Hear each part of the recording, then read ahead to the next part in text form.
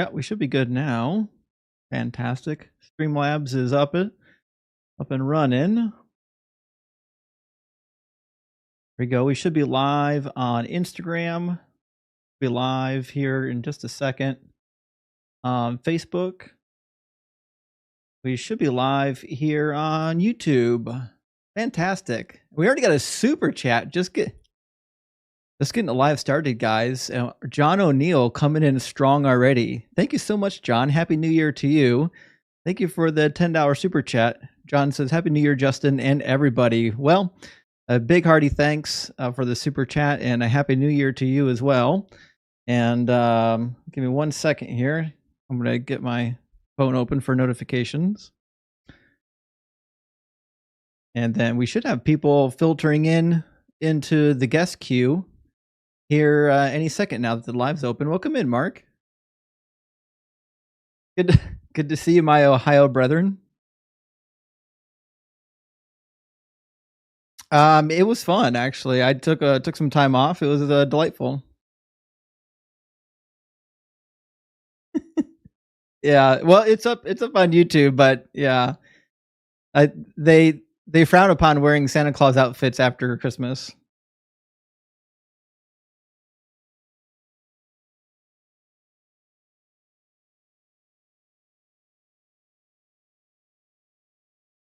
Oh, I'm sure.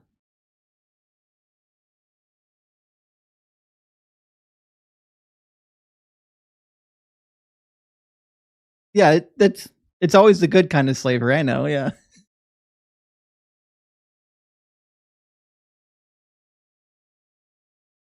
It's always the same thing.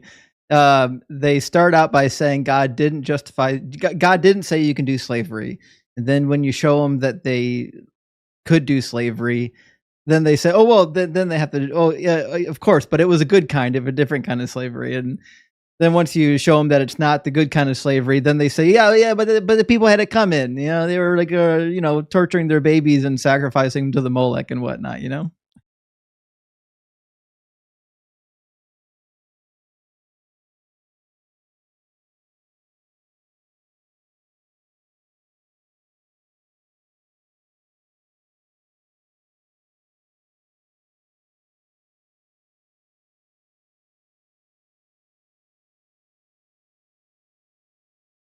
Of course. Right. They weren't.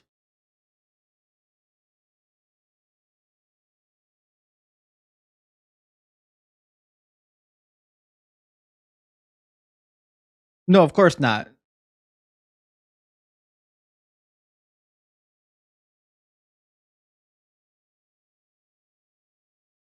Yeah, you can chill out with us. But yet, not a problem. You just got to make sure that your baby is not on the microphone, because that'll get the live taken down.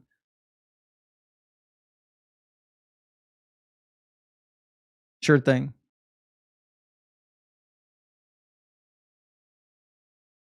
You mean you're not just getting out of Sunday night church?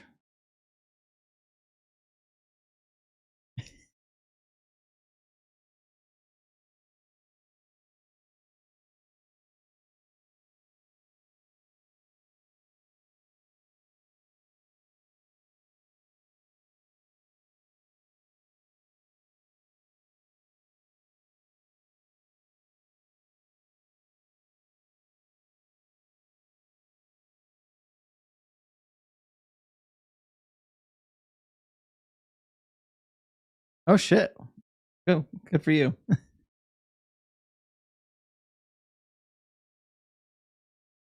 Obvious. Right. I get that. Yeah. I would go to church for the fellowship, sure. But I get that.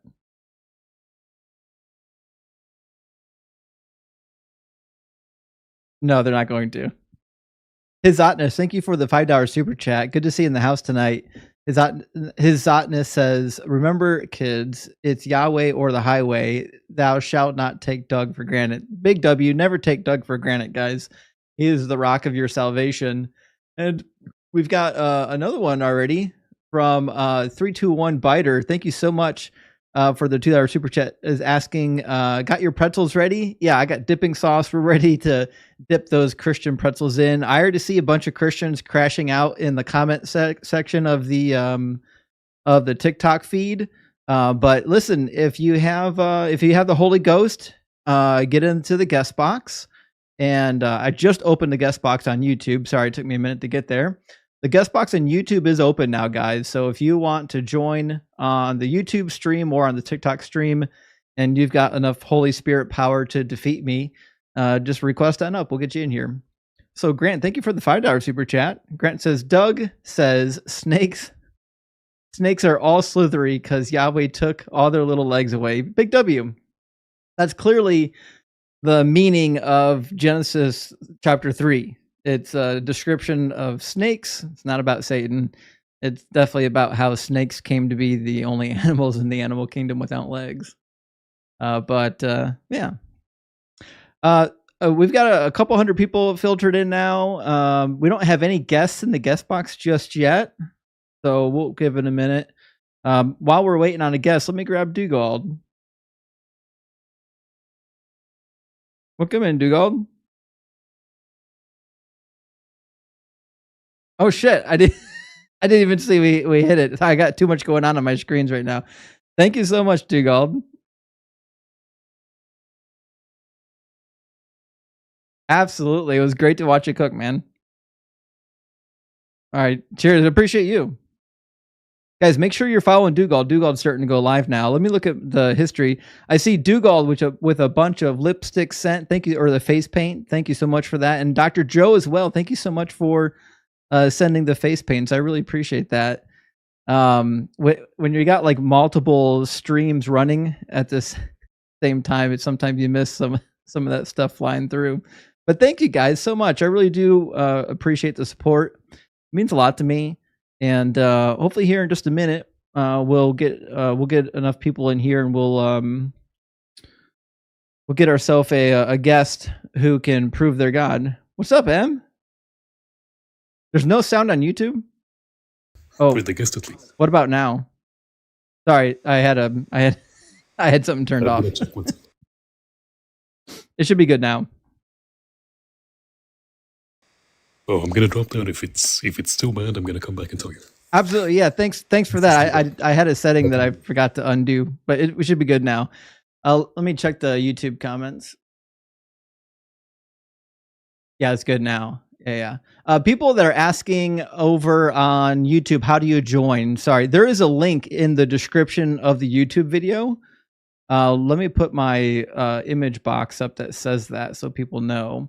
But if you go to the description of the YouTube video, the YouTube stream that you're watching right now, what you'll find is a link to join the discussion, and you'll be able to join in just like the callers on TikTok are joining in.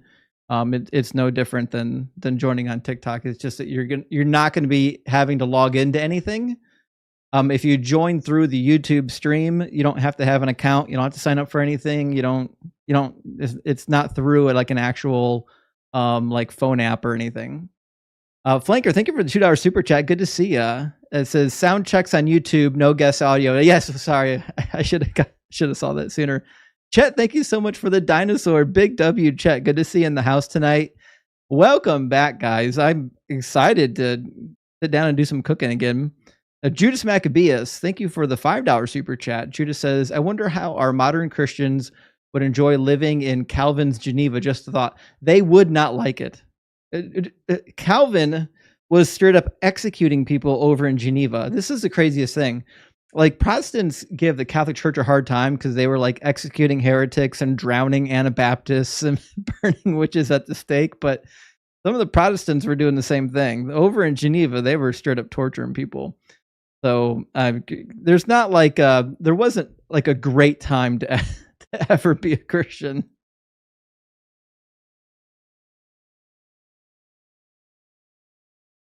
All right, we'll get our guest in here. Welcome in, one Heavenly Father. You sound like you're having a good time up here with the information you received thus far. I don't know what information you're referring to, but I am having a good time. So, are you a Christian? I assume. Now, God never made those things. That was a yes or no question. It was an obvious no. Oh, because you're not a Christian. All right. Well, thanks for being here. Cheers. All right, and we're on to the next. I don't know why he got him to say that, but thanks for being on the right side of reality. And Gunther, thank you for the $10 super chat. Gunther says the word exist specifically means within space and time. So outside of space and time means not exist. That is actually that is true. That's my particular belief system. I don't believe that there are things that exist outside of space and time. Because you can't exist nowhere and you can't exist for zero amount of time. It's just an absurd claim to make. And I think we can logically deduce that as well. So, but yeah, Gunther, I agree with you. And big W for the $10 super chat. And One Heavenly Father is back in the guest box again. You just told me you're not a Christian. I don't know what you're doing up here. Pronethus, welcome in. You want to try again? Pronethus? You want to try again? No. Reading is hard. It's all good, brother. Okay, prostate.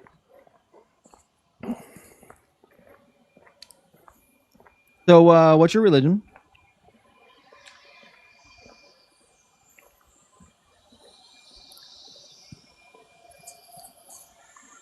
You got, Sorry, I was just wondering. you got Jesus I was blood just in your wondering if you ears, or are you okay over there? I was just wondering if you were done being illiterate. That's all.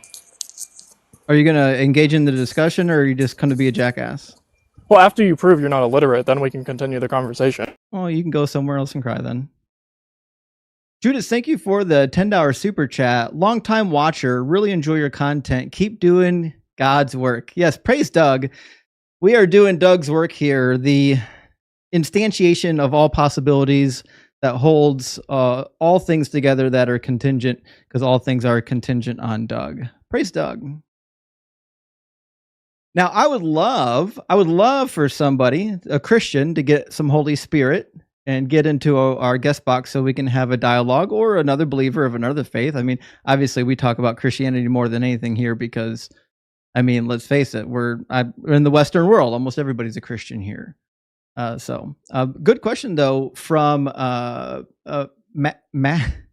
Master Machit here. I'm not going to pronounce that right, but he says, what is your favorite study Bible again? Great question. We've got a couple favorite study Bibles. The two that I like the most is a rebinded or a homemade binded New Oxford Annotated Study Bible, and this is the third augmented edition. The New Oxford Annotated Study Bible. It's a good one. And then another really good Bible that's a little bit newer now. This is referred to as the Catholic Note-Taking Bible, which is weird because it's more of a study Bible than a note-taking Bible. But you can get this on Amazon for like $35, the Catholic Note-Taking Bible. It's got a lot of great, really scholarly notes in the book itself. Very similar. It's like the Catholic edition of the New Oxford Annotated Bible because it's done by all Catholic scholars. But it's really good stuff. All right, we got Grim in the box. How you doing, Grim? Hey, how's it going? Good. How you doing? I just want to say, look at the trees. Oh boy. Yeah. I already looked at the rocks though. Yep, the beauty of the rocks is proof. Proof that God. Doug exists. I know. Yeah. Yes. Praise Doug. All right, thanks. That's all I wanted to say. All right, cheers. Praise Doug. Yes, Doug is the one true God. All right, we'll get the next guest in here, and while we're doing that, thank you, Master, for becoming a member of the Kraken Crew Elite. You have access to the Deconstruction Zone cheat sheet now. We appreciate that. And Ben, thank you for the $5 super chat. Thoughts on nihilism, Justin? I'm a cosmic nihilist. Don't think most things are important. When we look at a trillion years time frame, it's freeing. I actually agree with you. Everything that we know is going to be completely annihilated one day. But I think that things do matter. Like there are things that I know matter to me. And because I know that things matter to me, I know that other people have things that matter to them. And because I'm a human being with empathy, I choose to not really live a life that is completely devoid of hope or meaning. But Bleesky, did I say that right? Yeah, that's correct, man. How's it going? Good, how you doing? I'm doing good. Good night to you if you're on the East Coast. I'm over here in Tennessee, so. Yeah, well, I'm East Coasting it. Okay, so are you at least 18? Oh, of course. Yeah, I'm 29. Fantastic. Much love. And are Yeah, you a so- believer in some kind of a god? That's a really rough and tough question to answer, right? I do believe in a creator, but I think it's a lot more complicated than how the Bible interprets it. I do have a Christian background, and a lot of the stuff that I've come to learn is from the Bible, but not the Bible that you see today. The Bible that you see today has been just so falsely interpreted and just reworded. There's been so much shit that's been redacted. Excuse my language, but a lot of people also read it so literally, and I don't know. I feel like a lot of them are full of shit, but I do want to at least bring to your attention just how first off, how do you think that we were created? Just super monkeys, basically? That theory, the ape theory? We're apes. We still are apes. We're part of the ape family. Okay, so why are there still apes if evolution has happened? Because we didn't evolve from apes, we are apes. So what is it? How is there just help me understand the distinction between the two?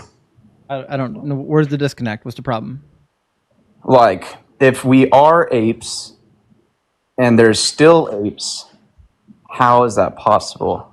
The same way that dogs and wolves both exist at the same time. Oh, that's pretty good. Yeah, I see that. Dogs and wolves come from a common ancestor, but Right. that common ancestor is not with us anymore. But the various additions, the various branches from that common ancestor all exist simultaneously. So I'll draw on a typical tree, you've got multiple branches, right? Well, Sure. It might be that, this node here might not exist anymore. That common ancestor might not exist, but this guy and this guy, those guys exist. And they're very similar, even though they're not the same, and they had a common ancestor. What would that common ancestor be? Well, if you ask a biologist, they can tell you the name of it. I don't know the name of it. Oh, okay. So I went to school for engineering and biblical studies. Nice. And my next thing that I want to bring to your attention too is syncretism. So, and I'm going to pull a couple verses here from the Bible and also interpret it with the Bhagavad Gita, and then pull in some Buddhism as well. And it kind of comes, yeah, I know, right? It's kind of crazy, but bear with me here. So in the book of Revelations, it talks about being crowned with the 144,000. And if you look at your chakras are aligned and they're interpreted by petals, right? Do you believe in your chakra energy? No, I don't think chakras exist. What would be the evidence that chakras exist? Just the fact that there's light that exists within the body, and that has been scientifically proven. I don't think that has. I don't think we have our body producing light. Yeah, so there's been a study where they took this person into a pitch black room, and they're able to detect emanating light that was coming from them. Yeah, let me check. Okay, it says according to a study, there is an ultra weak spontaneous photon emission from the human body. Well, that's interesting. That's something new I learned today. Okay, so what about it? So those lights come from an energy that exists within you. Some call it the Holy Spirit. Some call it chakra, your chakra energy, Kundalini photons. energy. Photons. The body is emanating photons. Light. Yes, photons. Yes. Okay. Yeah, so light doesn't come without energy. You know what I mean? What is energy in your mind? What do you think energy is? I think that's a good question. Plasma, I guess, would be one way to interpret it. Plasma is a state of matter. Yes, yeah, it's the fourth state of matter that Right. exists here. A lot of people But get energy is just like a measured rate of change, like within any given system or particle, right? So like energy itself is not a thing that exists. It's not like a stuff. It's a description of the property of matter. Yeah, so like atomic energy, right? Like how there's a 10 to the 23rd quadrillionth power that your hand can pass through that microphone. It probably won't, but if you were to pass your hand through the microphone, there's a chance it will because of the distance between atoms, right? I don't think that chance is good. No, I think it's almost impossible unless unless I heat the microphone up and I melt it. No, but I'm just saying, like, there is a chance, there is that possibility, and that's also proven. I don't think there's a atomic possibility. theory. No, the possibility that I can pass my hand through a microphone at its current temperature is 0. No, look it up. Look it up. Look it up. It's true. It's like a very. I'm telling you, bro. I'm telling you. But what I'm getting to say, man, is that Israel is like the lost tribe of Israel isn't what people think. It's not like The 10 lost tribes? Whatever it is, 12 tribes, 13 tribes, 10 lost tribes, whatever it is. The lost tribe of Israel is all of us, right? Like, if you look at Egyptian. That's not accurate. The lost tribes of Israel refers to the 10 tribes that were exiled during the Assyrian conquest and never returned. Biblically speaking, sure, but when you look at it in the gist of it, Israel comes from the the Holy Trinity, the three creator goddesses and gods, What? quote unquote. No, yeah, Israel came from Abraham. Abraham, Isaac, and Jacob. Jacob was Israel. So, hear me out. Isis, the creator goddess, Ra, the sun god, and El, which was known as like the Most High back in the day. You just listed 2 Egyptian deities. Yes, so Isis and Ra, and then El. Everything comes from Egypt, right? Like, well, El's not an Egyptian deity; that's an Ugaritic deity. correct, but also known like El was known as the Most High across many lands, not just Ugaritic. It was also in the Levant. Just hear me out. Not in Egypt. In Egypt, the high god was typically Ra. So you have Isis, Ra, and then their father, El. El was not their father. How is that not their father? El doesn't appear in Egyptian mythology. But where Ra came from, right? Yeah. the Most High. Yeah. Commonly known as El, like No. El, like Elohim. Nope. You know what I'm like? Elohim, Elohim. El does not show up in the Egyptian pantheon. What about the Elohim? The Elohim is a reference to El. Okay. So you take those 3. Why would I take those 3? I'm telling you how like Israel comes to life. But Israel has nothing to do with Egyptian gods. It kind of does when it comes to the creation of us. It doesn't. How does it not? Because the Bible tells you what the Jewish people believed about their creator God, and it has nothing to do with Egypt.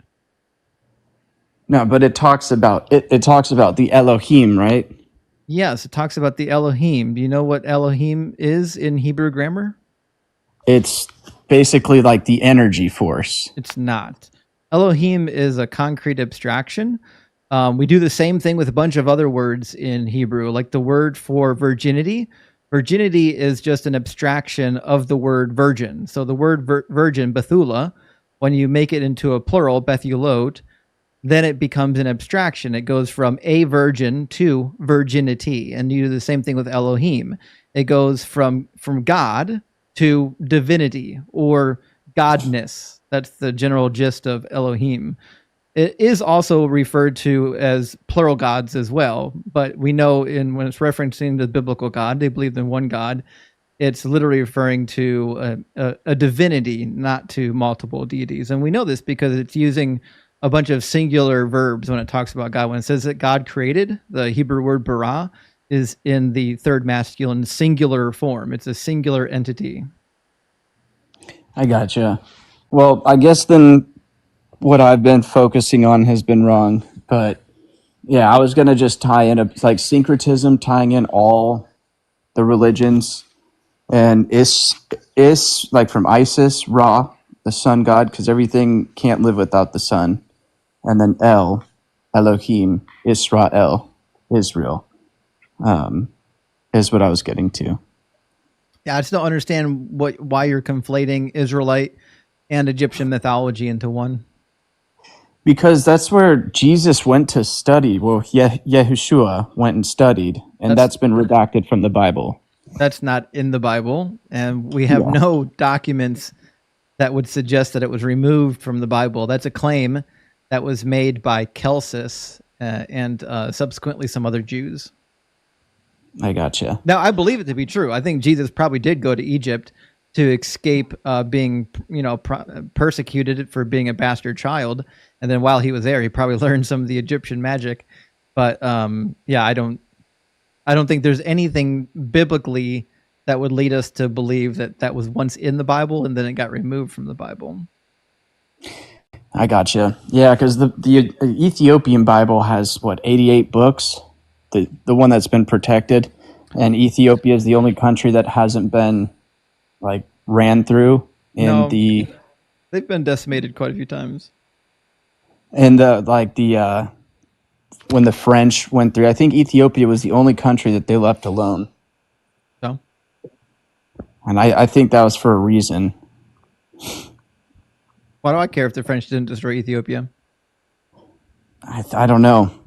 It's not for you to care about, I guess. Oh. Yeah.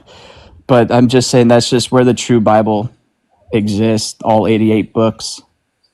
Yeah. And there's a lot of really clever stories that are in there. The Ethiopians too. The Ethiopians fell in battle to the Italians in 1936. Did they? Yeah. Damn, that sucks. Fuck. I don't think the Ethiopian Bible saved them. No, I guess not. But all right. Well, it was great thank to hear you for from your time, man. Yeah. Take care, brother. Right, cheers. Peace. Well, that was fun. Let's move on to our next guest. I think JJ was waiting to get up, and then we're going to grab somebody from the YouTube queue after that. Welcome in, JJ. Hey. So you said that you think that we evolved from chimps? No, I didn't say that. I said that we are part of the ape family, and we evolved from a common ancestor with all great apes. Do you have any documentation of that? Any way you can verify that? Is that still going on today? Is what still going on today? Evolution, where evolution is still going on today. Where apes evolve into humans. Apes don't evolve into humans. Humans are apes. We're the same classification. Okay, but where can we see that? You can just open up a biology book. Did you actually attend school or not? No, I want to be able to actually see it. It should be still occurring, right? We should see a ape evolve into a human. No, you wouldn't. Again, apes are humans. Apes don't evolve into humans. Okay, I'm sorry. Humans are part of the ape family of animals. Do you understand that? I understand it because I'd like to be able to see how, when in history has evolved into human. It hasn't. We'll try this one more time. Apes are a classification in the animal kingdom of which human beings belong to. And of course, he has no reception, of course. Now I got better reception now. Okay, so then help me understand this. So we can't. Do you believe in the Big Bang? I believe in the Great Expansion. Well, that expansion had a beginning, correct? The expansion or the material? The expansion. An expansion is something that is expanding. So it had a beginning. Is that correct? The expansion or the material that's expanding. What are you referring to? buddy, you gotta be able We'll try to. this again. I need you to focus up. My question is very simple. When you say it had a beginning, when we talk about something have a beginning, are you saying that the material expanding had a beginning, or that the act of expanding had a beginning? Which one are you talking about? I'm talking to the starting point of the expansion. Yes, there was a time in which the expansion wasn't expanding. Okay, so there was nothing that evolved into an expansion? Incorrect. That's why I asked you a very easy question. Are you referring to material, or are you referring to the act of expansion? So now you just told me that you're talking about the act of expansion, but now you're switching it to material. So I'll switch over to address the point that I knew you were making, but you couldn't articulate because you're too slow. No, there's no evidence to suggest that there was once nothing. In neither one of our worldviews do we believe that there was ever nothing that gave rise to something. So can you make it simple for people who aren't as intelligent as you to understand? Yeah, I'll do it. Just listen very, very carefully. I want to say it slow. Let me address a question first. We'll just make it very slow. I don't believe, and I don't think there's any good science that would suggest that there was nothing prior to the expansion of our current universe. Okay, so then some material existed. Is that correct? Time, space, and matter, for all we know, is eternal. And what brought that into existence? It didn't. Things that are eternal exist forever. Okay, and that eternal existence somehow had an expansion that brought that created an environment in which all living things on this planet could survive and thrive. Well, I don't think thrive is the right word for it. 99% of all species that have ever been on the planet is extinct. Well, yeah, okay. Well, it is an environment where humans can survive at, correct? And animals. I mean, we can mammals. overcome it. It certainly wasn't designed for human life. It's executing at random like 150,000 people per year through natural disasters. Wasn't designed. How does seeds? Okay, so hear me out. We got plants. And Here comes the argument from incredulity. Hold on. But Can't listen, wait. why are you acting like this? Acting like what? We're having an intelligent conversation here. You're interrupting me while I'm talking. So we have seeds that have DNA code that then create vitamins and minerals for the environment that we live in, right? That's that, and it's that then those fruits that we eat, those plants that we eat, then affect our DNA. That's a pretty unique relationship, wouldn't you think? No, the entire planet is interrelated. That's why we know that we developed in unison with other species, because we share the same DNA codes. In fact, we've got over 200 endogenous retroviruses that we share with the great apes that don't show up anywhere else in any DNA in all of the animal and plant kingdom, because we share DNA with great apes.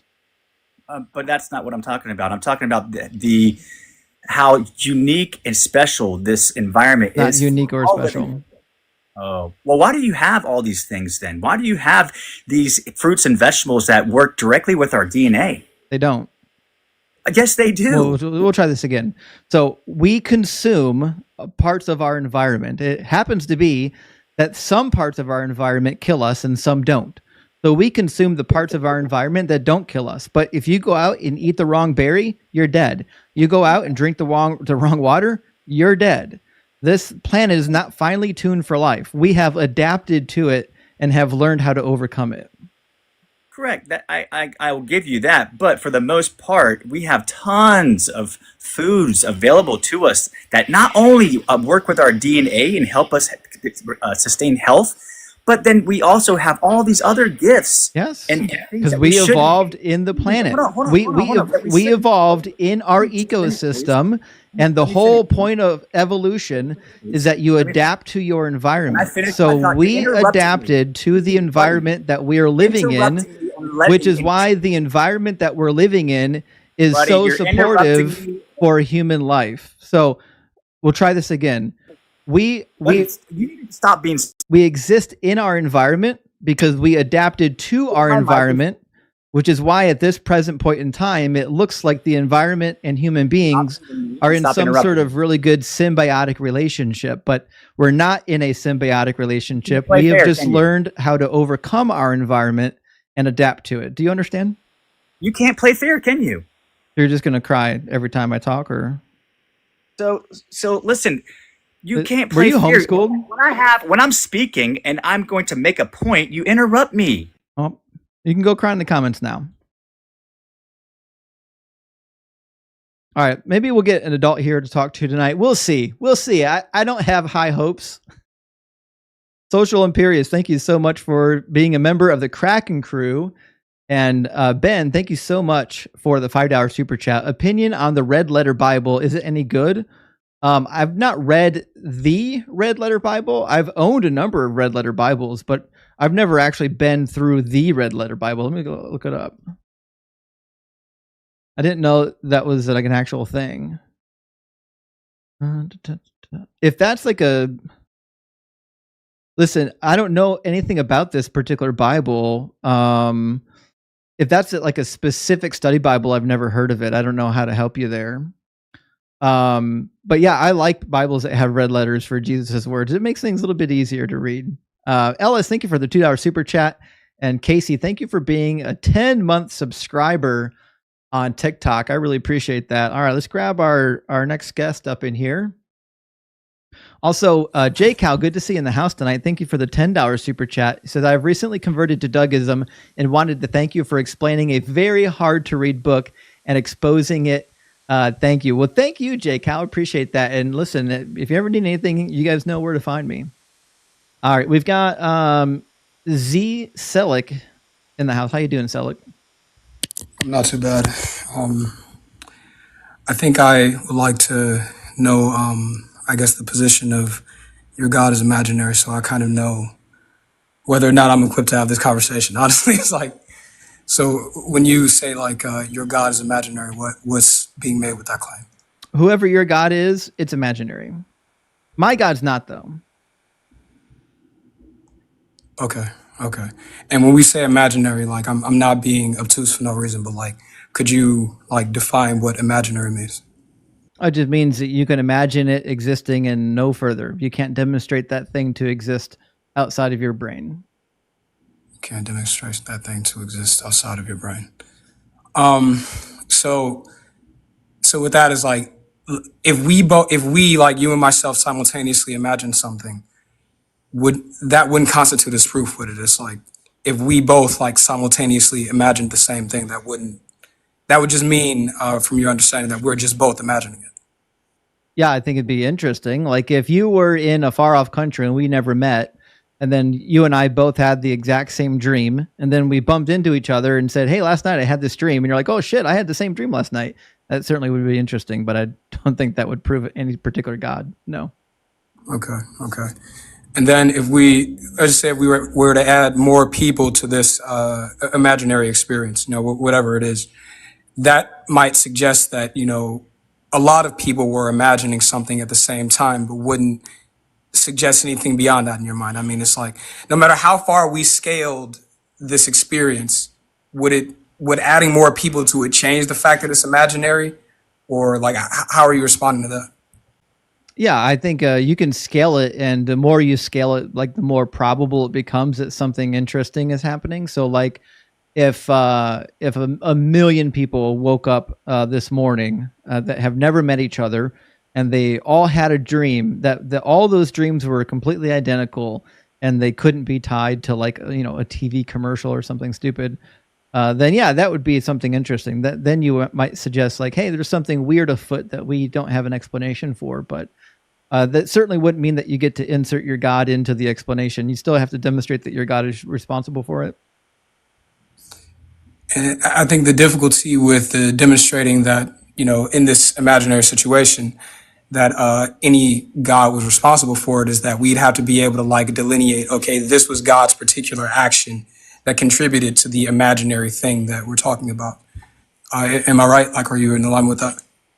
Yeah, that's what I'm saying. Like, for example, if you had a dream and somebody else had a dream, you'd still need to find a way to demonstrate that it came from your God, as opposed to any other God, or as opposed to you guys both ate the same food at the same time and just happened to have a dream about the same food. Like, it doesn't. There's lots of plausible answers for why somebody might have the same dream. So I guess the part of what I might get at with this is that, there are many people that have subjective claims of subjective experience that can be associated with insert any given religious text or religious phenomena. You know, and some of these experiences can be very, very descriptive in alignment with what's written within that, let's say, a given religious text. But there's still this ability to kind of dismiss it on this basis of the fact that we can't pin down, I won't say dismiss, but like it doesn't definitively prove that, you know, this deity or this phenomenon is responsible for the imaginary thing that we're talking about, because we just can't narrow it down. Now, I think that's your point being that you're trying to prove, is that despite the fact that there may be these phenomena or even subjective experiences that people are having, that we don't have a way beyond just like a certain degree of like, I don't know, just demonstrable power to say, okay, it was this particular God that did this, or it was this particular phenomenon that did this. You're basically saying that. I think that's a pretty good summarization of my point. But also, the reason why the background says your God is imaginary is because 99% of the people that come up here believe in a specific God. And it's usually like one of the Abrahamic gods. And that God definitely does not exist. I mean, so you want to say that the Abrahamic God does not exist? I guess I'm trying to be careful to not have you be like, oh, prove to me things, because I came here because, you know, you said that I, as the viewer, as a person in the audience, should prove to you. But I guess, like, if you made that claim, I mean, I could say that the Abrahamic God, for example, has certain characteristics and make a case biblically that it was just that the understanding of God evolved over time. And that we see that the Israelites were kind of reflecting their own laws in their own, I guess, cultural, what do you say, like expectations in what they wrote and preserved in the Bible. But that we can distinguish what God would have commanded as separate from, I think I went silent for a second, but Yeah, you did for just a second. Yeah, well, no, I'm just saying, basically, it's like you can distinguish what God, the intention of God, as opposed to what the Israelites were, you know, as a people, as a nation, were culturally dictating. Who wrote the book? I would make that claim. Who wrote the book? The Israelites did, yes. So how do we separate the intention of the Israelites from the intention of God if the Israelites are the one that wrote the book? So a good example in Scripture would be the idea of, let's say, what is it when people are afforded multiple marriages, multiple lives and stuff? Polygamy, yes. No, so hold on. Well, that doesn't address my question. My question is, if the Israelites wrote the book, how can you differentiate between the intentions of the Israelites and the intentions of the God?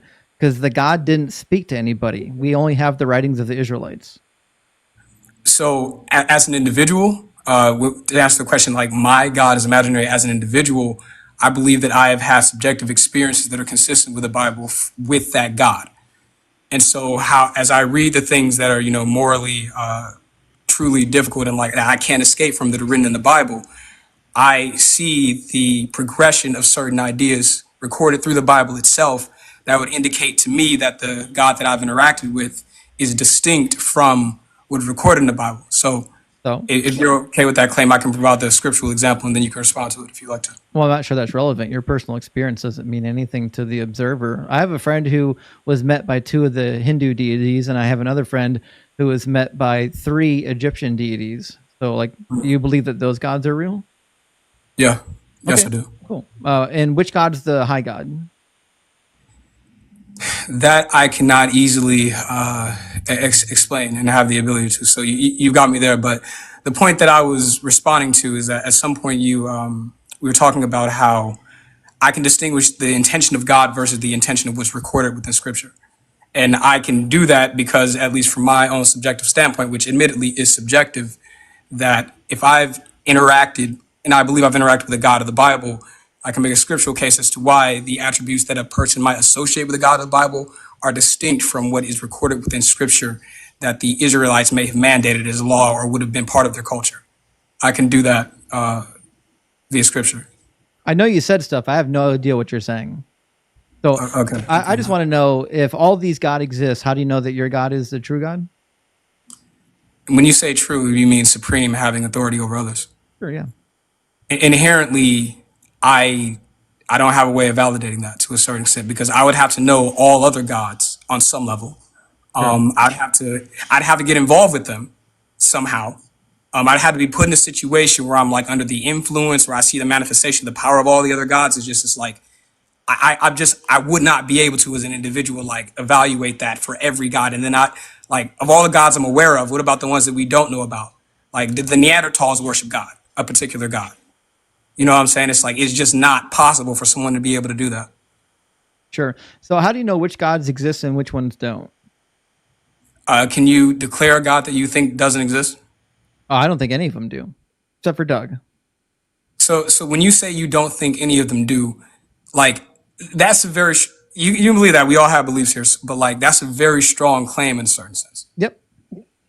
I mean, how do you feel that you're able to substantiate that claim? Is that on the basis of the fact that I guess proof can't be manifested directly to you?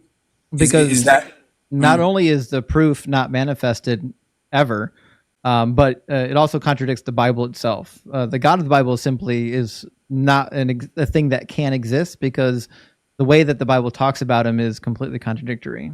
And there's no such thing as a 3-in-1 deity. You can't have three persons in one being. I mean, to be fair, it's like the structure of any given spiritual system can be what it declares to be to a certain extent. We don't have the ability to falsify it. I mean, no, and God still follows logic. I mean, he does, but like I would say logic only is based upon like mechanism. And if the mechanism behind a particular way that logic is being applied is not readily apparent, then we can't like easily evaluate that. I mean, it's almost like saying, well, an example is escaping me right now, but so to go back and to move this along, a point that I have for you to respond to, we have that Jesus says that marriage would be between one man and one woman, right? When he was speaking to the Pharisees. We're getting to why so. Rock with me. You have that Lamech, who was the son of Enoch, I believe. He's the first person within Scripture to take two wives for himself, Ada and Zillah. You see throughout the Bible, Solomon had a whole bunch of wives. David had a whole bunch of wives. He is the first one. Give me a second to think on that. He is the first one that we're told had multiple wives. I don't know if I don't know if it's safe to conclude that means he is the first one to have two wives, because the Bible does a lot of storytelling and doesn't often mention all the wives. It mentions the men because that's how you did your lineage typically, but there's a lot of wives that go unmentioned. I mean, sure. It's like I won't. The only claim that I'm making is like we have Ada and Zillah being mentioned with Lamech, so effectively that's the one that we're told about. But to get to the point of why it's even brought up, Jesus made the distinction of marriage being between one man and one woman. Whereas within Scripture, we see the practice of polygamy. I'm sorry? I don't think he did. You do not think he did? No, of course not. Okay. I mean, I would. So, would you happen to know the Scripture that I'm talking about specifically about when he was speaking to the Pharisees? Yeah, it says Moses gave you divorce, but that was not God's intention from the start, because it says in Malachi that God hates divorce. And so Jesus is saying that the original intention was in Genesis, that a man would leave his father and mother and cleave to his wife. But that doesn't mean that there's only going to be one wife. I suppose you could say inherently that would be the case, but even the God himself says you can have multiple wives. He says. Yeah. I think when you say he says, though, it's like I could be wrong, but the particular scripture where Jesus is referring to like divorce being permissible as being something that was given by Moses. If we go to that scripture, I do not know myself if it's written as though this is what Moses permits versus this is what the law records is permissible to do. Well, that's the thing is, in the law, you're referring to Deuteronomy 24. In Deuteronomy 24, it's the only law of divorce we really get is saying that if a woman is divorced and she marries somebody else, she can't go back to her prior husband, because then she'll be defiling her prior husband, because now she's entered into another man, which is really interesting because theoretically she's already defiled by the first man, so the second man would be defiled too, but whatever. But yeah, so that's really the only law of divorce in the Old Testament. So, I mean, the adapted practice that Jesus was responding to the Pharisees doing you mean to say that's different from what we would call, I guess, divorce today then, effectively? You're saying it's different? No. Divorce was a practice in the ancient world. People did it. That in Deuteronomy 24, it's written as though everybody's aware of what's happening. Divorce happens, and when you divorce somebody, this is what you do. This is how you do it. Right. So in Jesus saying that it was only because of Moses that permitted you to create a certificate of divorce, Well, is he then making a distinct? I mean, even the scripture that says God hate divorce, I hate divorce. Like, would that not suggest a distinction between what Moses, the leader, had instituted or permitted, as Jesus describes it, versus what the intention of God would be for man and woman to be married, ideally, without there being divorce involved, if he says, in fact, I hate divorce? Well, I think you just got a contradiction, because in Deuteronomy, all of the laws are from God. They're not by Moses. So Jesus gets that part wrong. Moses didn't make up this law. God did. And God said in Deuteronomy to follow the law all the days that you live on the earth. Follow these laws forever, which means when we get to Malachi and God says, I hate divorce, he's got kind of a problem. The problem is that he already told you a couple hundred years ago that it's chill. So once again, all you're doing is showing where the Bible is contradictory. Now, Jesus noticed this contradiction and tried to solve it for you. He tried to solve the riddle by saying that this wasn't really what God was thinking. This really wasn't what he planned. So I see from your perspective how that works. I mean, it's like, and we could briefly mention how the idea of whether Moses was even a real character at all, truly speaking, I mean, and some of the implications of that. But like, I guess from your perspective, when you say that my particular God or anyone else's God is imaginary, a lot of burden is placed upon you to like invalidate that person's subjective experiences whereby they form their worldview and their relationship with God. I don't need to subject your relationship with your God. I mean, but when you say your God is imaginary, 100 people a year are hospitalized in Jerusalem with Jerusalem syndrome. Do you know what that is? I have heard Jerusalem syndrome, yes. Yeah, 100 people a year literally believe that they are the reincarnated Jesus Christ when they go to Jerusalem, and they're so overwhelmed with their religious experience. It's not for me to invalidate your personal experience with your, imaginary friend. That's not my job. See, I guess the word use of imaginary would suggest that it doesn't have any impacts beyond the person's perception. And that, that's dismissive again of just almost like human cognition, because there are a variety of things for which we could, if we had enough insight into your own life, to be able to say, oh, this is imaginary for you. Or, whether the perceived feelings of someone that you care about is imaginary or something. My claim is very simple. You cannot demonstrate your God to exist. We know you can't do it, and you know you can't do it. Now you're just saying, well, he's real because my personal experience says so. But I don't think that personal experience is good. Like 500 people nearly died in a dancing plague in the middle of the 16th century in France because they felt that they were being compelled by a mystical force to dance. I mean, as you present examples of when people are either undergoing some sort of, I want to say cognition, just thinking is complex, and like what comes into people's mind is inherently complex. And there are things like extrasensory perception, remote viewing, and things that I don't have like the documentation to have a serious conversation about, admittedly. But if someone did, I imagine you would be really interested in that. But like, I guess what I would say in response to you just saying that, here are these negative examples of where people's perception and just like, I don't know, hysteria and various things are happening. There are also very positive, anecdotes of where people's perception of things, which, are quote unquote in their mind, in their, I guess, sensory perception, is like not negative. I mean, because Jerusalem syndrome, as you mentioned, is one. The people, I literally just forgot the other example, but like, man, it seems so very easy that you can simply say, oh, well, this is imaginary because you don't have the ability to reproduce the conditions exactly for me that would allow me to feel the same things. But nobody can do that. That seems very, very. I agree. You can't do it. And you can't do it. And I know you can't do it. But the conclusion behind that's not the whole part of the story. How do you know that your experience wasn't you hallucinating something or imagining something? Well, I mean, why can't I hallucinate something? Or even you, for example, why can't you hallucinate something that's arguably much more productive? That's what I'm saying. If you're experiencing your God, you have no way of knowing whether or not you really experienced something, or if your brain tricked you into believing that you experienced something. But if my brain tricked me, like, I should be able to trick my brain into thinking anything. And even if Why can't I? Because that's not how belief works. How does it? Well, you can't force yourself to believe in something. You can't force yourself to believe that the grass is going to be purple tomorrow when you walk outside. well, I mean, how does belief work? And I'm not trying to put this burden on you, but just because we're engaged in the conversation, like, how does belief work if you were making this claim that I can't make myself believe something? A belief works when you're convinced of a claim. I mean, do you, by go ahead, definition, belief is being convinced of something. That's what it means. how does one convince oneself then?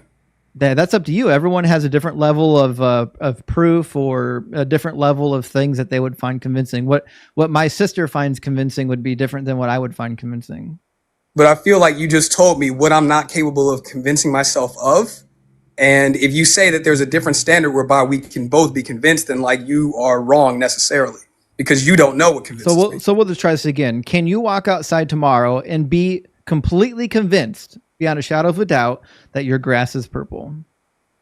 I don't think I can, but you actually there seem you to go. think that So you I agree can. with me. Well, no, I see, but So I think was your right. Thanks position. for I don't think you proving me understand right. that you're saying that you think that I can, because if you're saying my God is imaginary because I've convinced myself, but like, why can't I convince myself by the same mechanism of anything else being true? Let me try this again. I never claimed that you convinced yourself of this thing.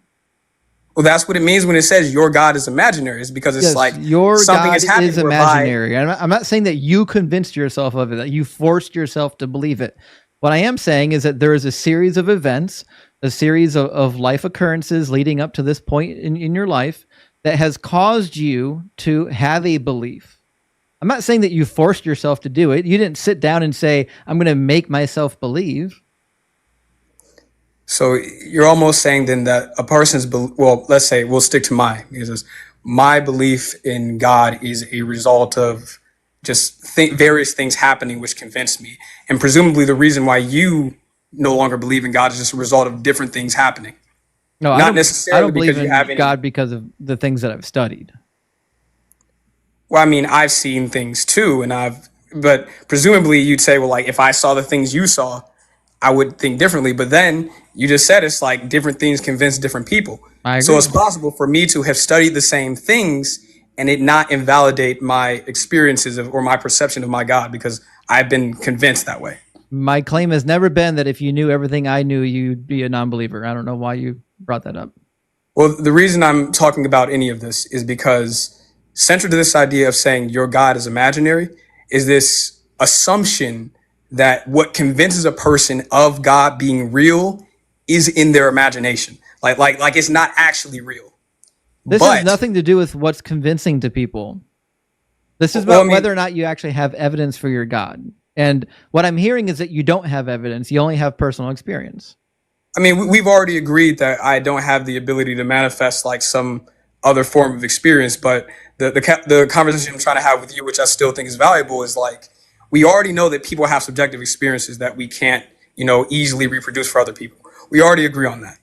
But what I'm saying is the reasons behind people's belief is not something that you can simply dismiss as concluding like a person's God is simply imaginary. I can. So I'll try this again. I never said that everybody's God that has ever been conceived is imaginary. What I said is that specifically the God that you believe in is imaginary. The Abrahamic God is imaginary because there's no evidence for its existence. The only thing you have is a book. And that book is hopelessly contradictory. It's full of bad prophecies, failed prophecies, bad hermeneutics, bad science, and bad history. So no, I have no reason to believe that anything in that book came from God. Now, the reason, and I agree with you that the book is a product of human beings, which are inherently flawed in time and all this other stuff. I agree with you. I'm sure you could elucidate me like just on how deep some of those contradictions are. But my thing is, it's like because of subjective experiences, I believe that the God behind the Bible, the Israelites actually interacted with, exists. Now you say it's like, well, that's because of my subjective experiences, and I agree with you. Yes, it's my God is quote unquote imaginary. Yes, but in your imagination. The reason why I'm coming against this idea of just saying your God is imaginary is because there are things that I experience and continue to experience, which I did not just convince myself of. Can I experience some? Absolutely, you can. No, I can't. I can't experience your experiences. I mean, you can't experience my direct experiences, no, but you Thank can you. Okay. experience. So your personal claims of personal experience are meaningless to me. If the only thing you have is I had a personal experience, that's meaningless to me, and I think it's time to move on if that's all you got. I mean, man, as you said, sir, maybe it's a different subject for a different time, but like, I think if you were to talk about just why it is like belief works and how like, because again, I already agree with you. Yeah, I agree with you on the subjectivity thing, but you know, people aren't just convincing themselves of these things. And you also agree. I never said that. people are I don't not- know why you keep putting that on me. You also agree that people It's like are you not don't convincing actually listen themselves to of anything this. I say. No, I You know hear how what frustrating you're saying. is to say something 10 times and have you repeat something back to me that I said that wasn't what I said? I really don't think I'm not in that much disagreement with you. I'm just highlighting the point of like, man, everyone has subjective experiences, and people who believe in God are not just pressing buttons to make themselves believe. I And never you agree said with that again for the 5th time. I just never said you said agree with that. I never Yeah, said I that know was you it. don't. So why are you bringing it up? Because I if- don't think you it's recognize the. It's not a claim that you're making, and it's not a claim that I'm making. So stop bringing it up. Actually, I had to mute him so I can get that out. All right, listen. I think our conversation has run its course. Thanks for coming up. All right, I'm going to grab someone from the YouTube queue. Jeff has been waiting. We'll get Jeff into the conversation here. And Dexter, thank you for becoming a Kraken Crew Elite member. You already are a Kraken Crew Elite member. Thank you. He says, this might be a good time for the puddle analogy. I know. I should have brought out the puddle analogy on that last guest. You're right. I should have done it. I don't know what I was thinking. Roger, good to see you in the house tonight. Thank you for the $14 Canadian super chat. Says, praise Doug, and I agree. Hail Doug, the rock of our foundation. Do not take Doug for granted. Never do it. And Esoteric Wisdom, good to see you. Thank you for the $2 super chat. It says, is there a Hebrew text that predates the Septuagint? Yes. The oldest Hebrew text we have is written from the book of Numbers. It's a small little inscription from Ketef Hinnom on 2 little silver amulets. They're called the Ketef Hinnom scrolls. Sorry, excuse me. There we go. The Ketef Hinnom scrolls, they date roughly to the 6th century. Could be 100 years later or newer, depending on how you date it. But we also have a couple Dead Sea Scrolls that are probably older than certain parts of the Septuagint, because remember, the first 5 books of the Septuagint were translated first, and then subsequently later books of the Septuagint were translated as time allowed. They weren't all translated at once, even though the letter of Aristeas would lead you to believe otherwise. Mister, thank you for the $2 super chat. It says, why did millions of boats fail during Noah's flood? Great question. Yes. If building a boat was all you needed to solve the flood, it's wild to me that the people who already owned boats somehow didn't think to get into them. Ridiculous.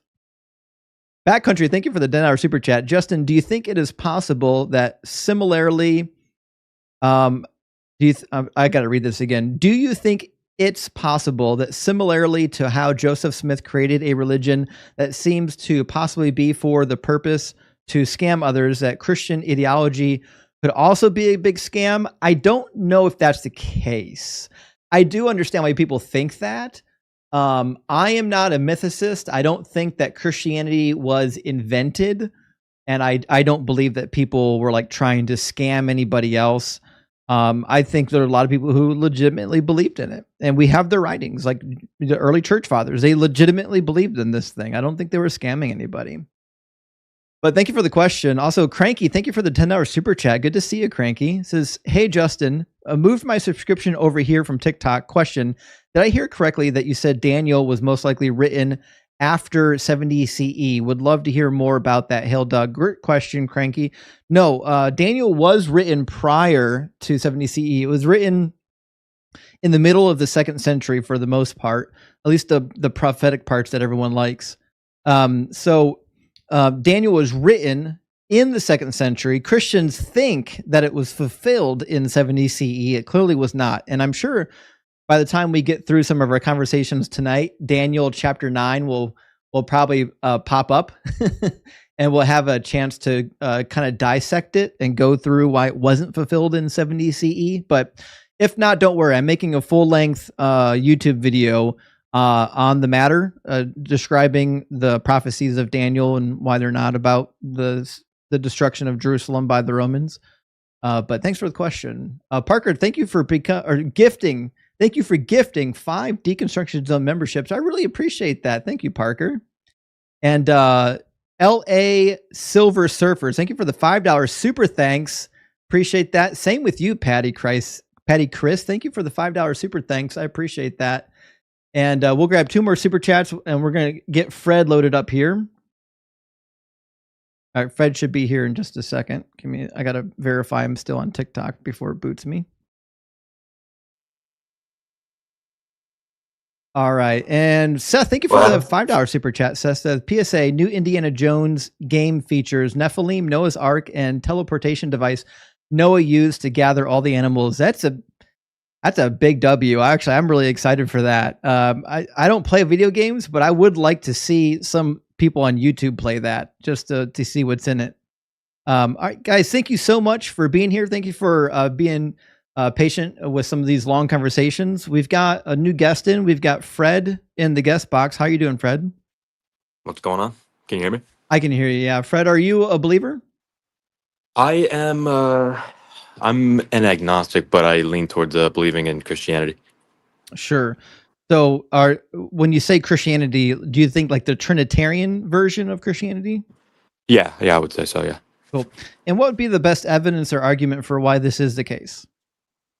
Well, I personally believe in the life and the teachings of Jesus, and I understand that you don't have to be a believer in Christianity to believe that those things can be accurate, and his teachings be accurate in terms of his moral teachings and the wisdom that he had. But I do also, I'm maybe an outlier in that I don't believe that the Bible is a divine document. I don't believe it's infallible. I believe it was written by a man, and I also believe in evolution. I believe in the Big Bang. I believe in a lot of those things. But I also believe that Jesus lived, as I'm sure you do. Sure. So how do you know Jesus said the things that the Bible says he said? I mean, I guess the same way that I believe that, the Gettysburg Address was spoken by Abraham Lincoln. Same type of... Right, but like, if the Bible's fallible, if it says things that are untrue, I guess I would apply that to speeches that people give. When people give speeches, like, how do we know they actually said that? Oh, no, you don't. You can't know for sure. That's why I think faith is important. Fair enough. When I was in high school, actually, I had the same question for my religion teacher. We had probably the same conversation we're about to have now. She was Catholic, went to a Catholic high school, and I asked her about, how we can evidentially, demonstrate the Bible to be true. And she said, you can't do it. This is a faith, not a fact. You just have to have faith. And I said, that's a fair answer. Yeah, and that's what I believe as well. I believe that faith is the most important part, and that's why I actually had a question for you. Are you a atheist or are you agnostic? I'm an atheist. I used to be a Christian, and then I became agnostic, and now I'm full-blown atheist. Okay, so you don't believe in the possibility of a higher power? I think there is like a logical higher power that could be possible that is more like a deistic, like something that just kicked everything into existence but isn't really participating in anything. I think that is a possible deity, but at that point, if that's all there is, what do I care? No, yeah, you shouldn't at that point. Right? Like, it doesn't affect me if I believe in this thing, right? Oh, sure, yeah, no, it wouldn't. So I guess, and I haven't seen your channel before, so I'm not sure like your perspective on some of these things. But is your perspective, like when your title is your God real, or sorry, your God isn't real? Are you referring to a specific God, or are you just referring to all gods in general? I'm like referring typically to all formalized gods. But I will debate any God. It's my personal belief that if your God is not like a deist God, then I think you can actually prove that God wrong pretty quick. Okay. So you think that you can disprove the existence of all gods, all conscious and like nameable gods, I guess. Yeah, like the God concepts that we have in current society, I think all of those God concepts are wrong. If there is a God that exists, I don't think anyone is accurately describing that God or could even fathom this God. And is your criticism and your argument against Christianity that there are contradictions in the Bible and incorrect historical accounts and things like that? I don't think that's the biggest thing. I think the biggest nail in the coffin for Christianity is that the Old Testament gives many, many predictions about the Messianic age. Not a single one of them ever came true. And when the Bible tries to pigeonhole Jesus into fulfilling prophecies, they're just lying. They're just randomly grabbing out of context quotations from the Old Testament and calling it prophecy when typically it's not even close to a prophecy. Yeah, no, yeah, and I agree with you, and that's why I don't necessarily believe that everything in the Bible is to be taken literally, or like I don't believe it was God breathed. I don't believe that God guided the hand of the author of each book and things like that. My perspective, and the reason that I'm agnostic, leaning towards Christianity, is because I don't. I don't believe that I know more than a lot of really, really intelligent people that do and don't believe in Christianity or, Islam and any other religion. And I'm sure a lot of those are just based off of, they were born into that. And there's many reasons that people choose to believe in.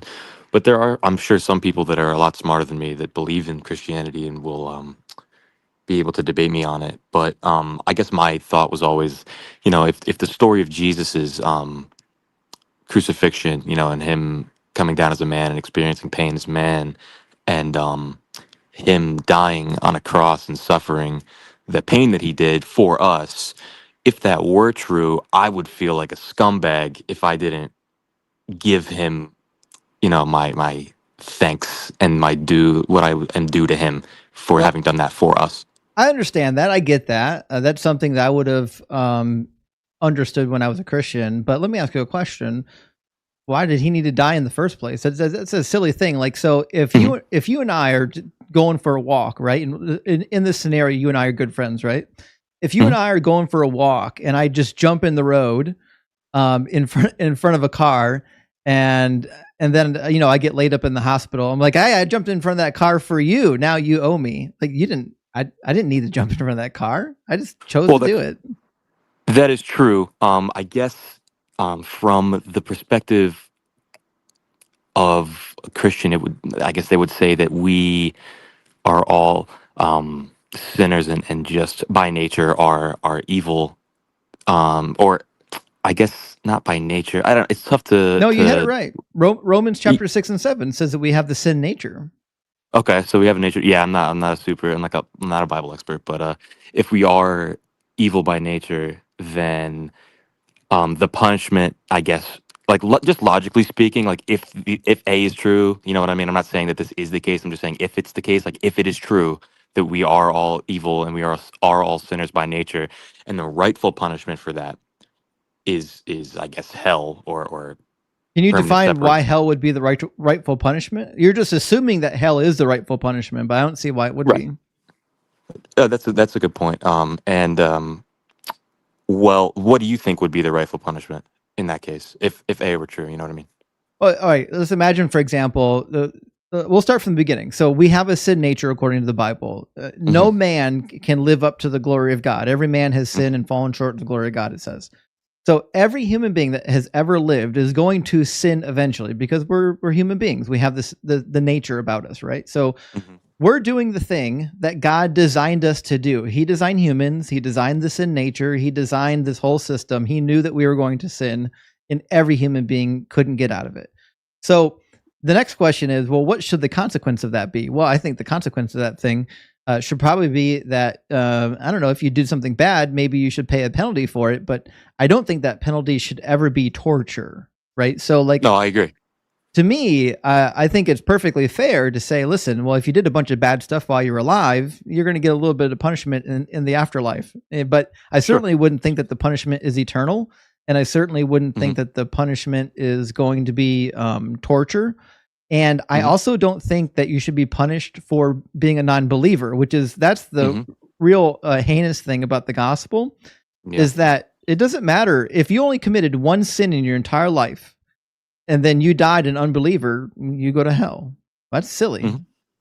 Yeah. No, I agree with that. And that's always been my biggest issue is that non-believers go to hell. And again, like, so I guess, not because I also don't like to create cop outs. You know what I mean? I don't want to create them. I'm trying to look at it from at least a somewhat reasonable perspective. And I guess my answer to that was always that I don't necessarily believe that non-believers go to hell if you don't believe in Christ, because I think that I think that God knows what's in your heart. You know what I mean? And I know that, like, for somebody, like, I know people who, like, and I don't mean to say this about Christians, because I might consider myself one, and I know many intelligent Christians, but a lot of Christians are, not, and this goes for atheists and every other religion too, but there are some unintelligent Christians, and it's easy for them to believe in God. It's easy for them to not be critical thinkers, and it's easy for them to just accept it. You know what I mean? So maybe if they were more in tune with things like science and physics and quantum mechanics and things like that, maybe they would say, "Huh, well, I couldn't have comprehended that before I had this knowledge, but now that I do, now I don't believe in God." And I think that God is would be aware if he existed, would be aware of what's truly in people's hearts, and given certain information, what they would what they would choose in the long run. You know what I mean? Like, given if everybody was given the same amount of information, who would believe and who wouldn't? I don't know. That's just my kind of like way of seeing it.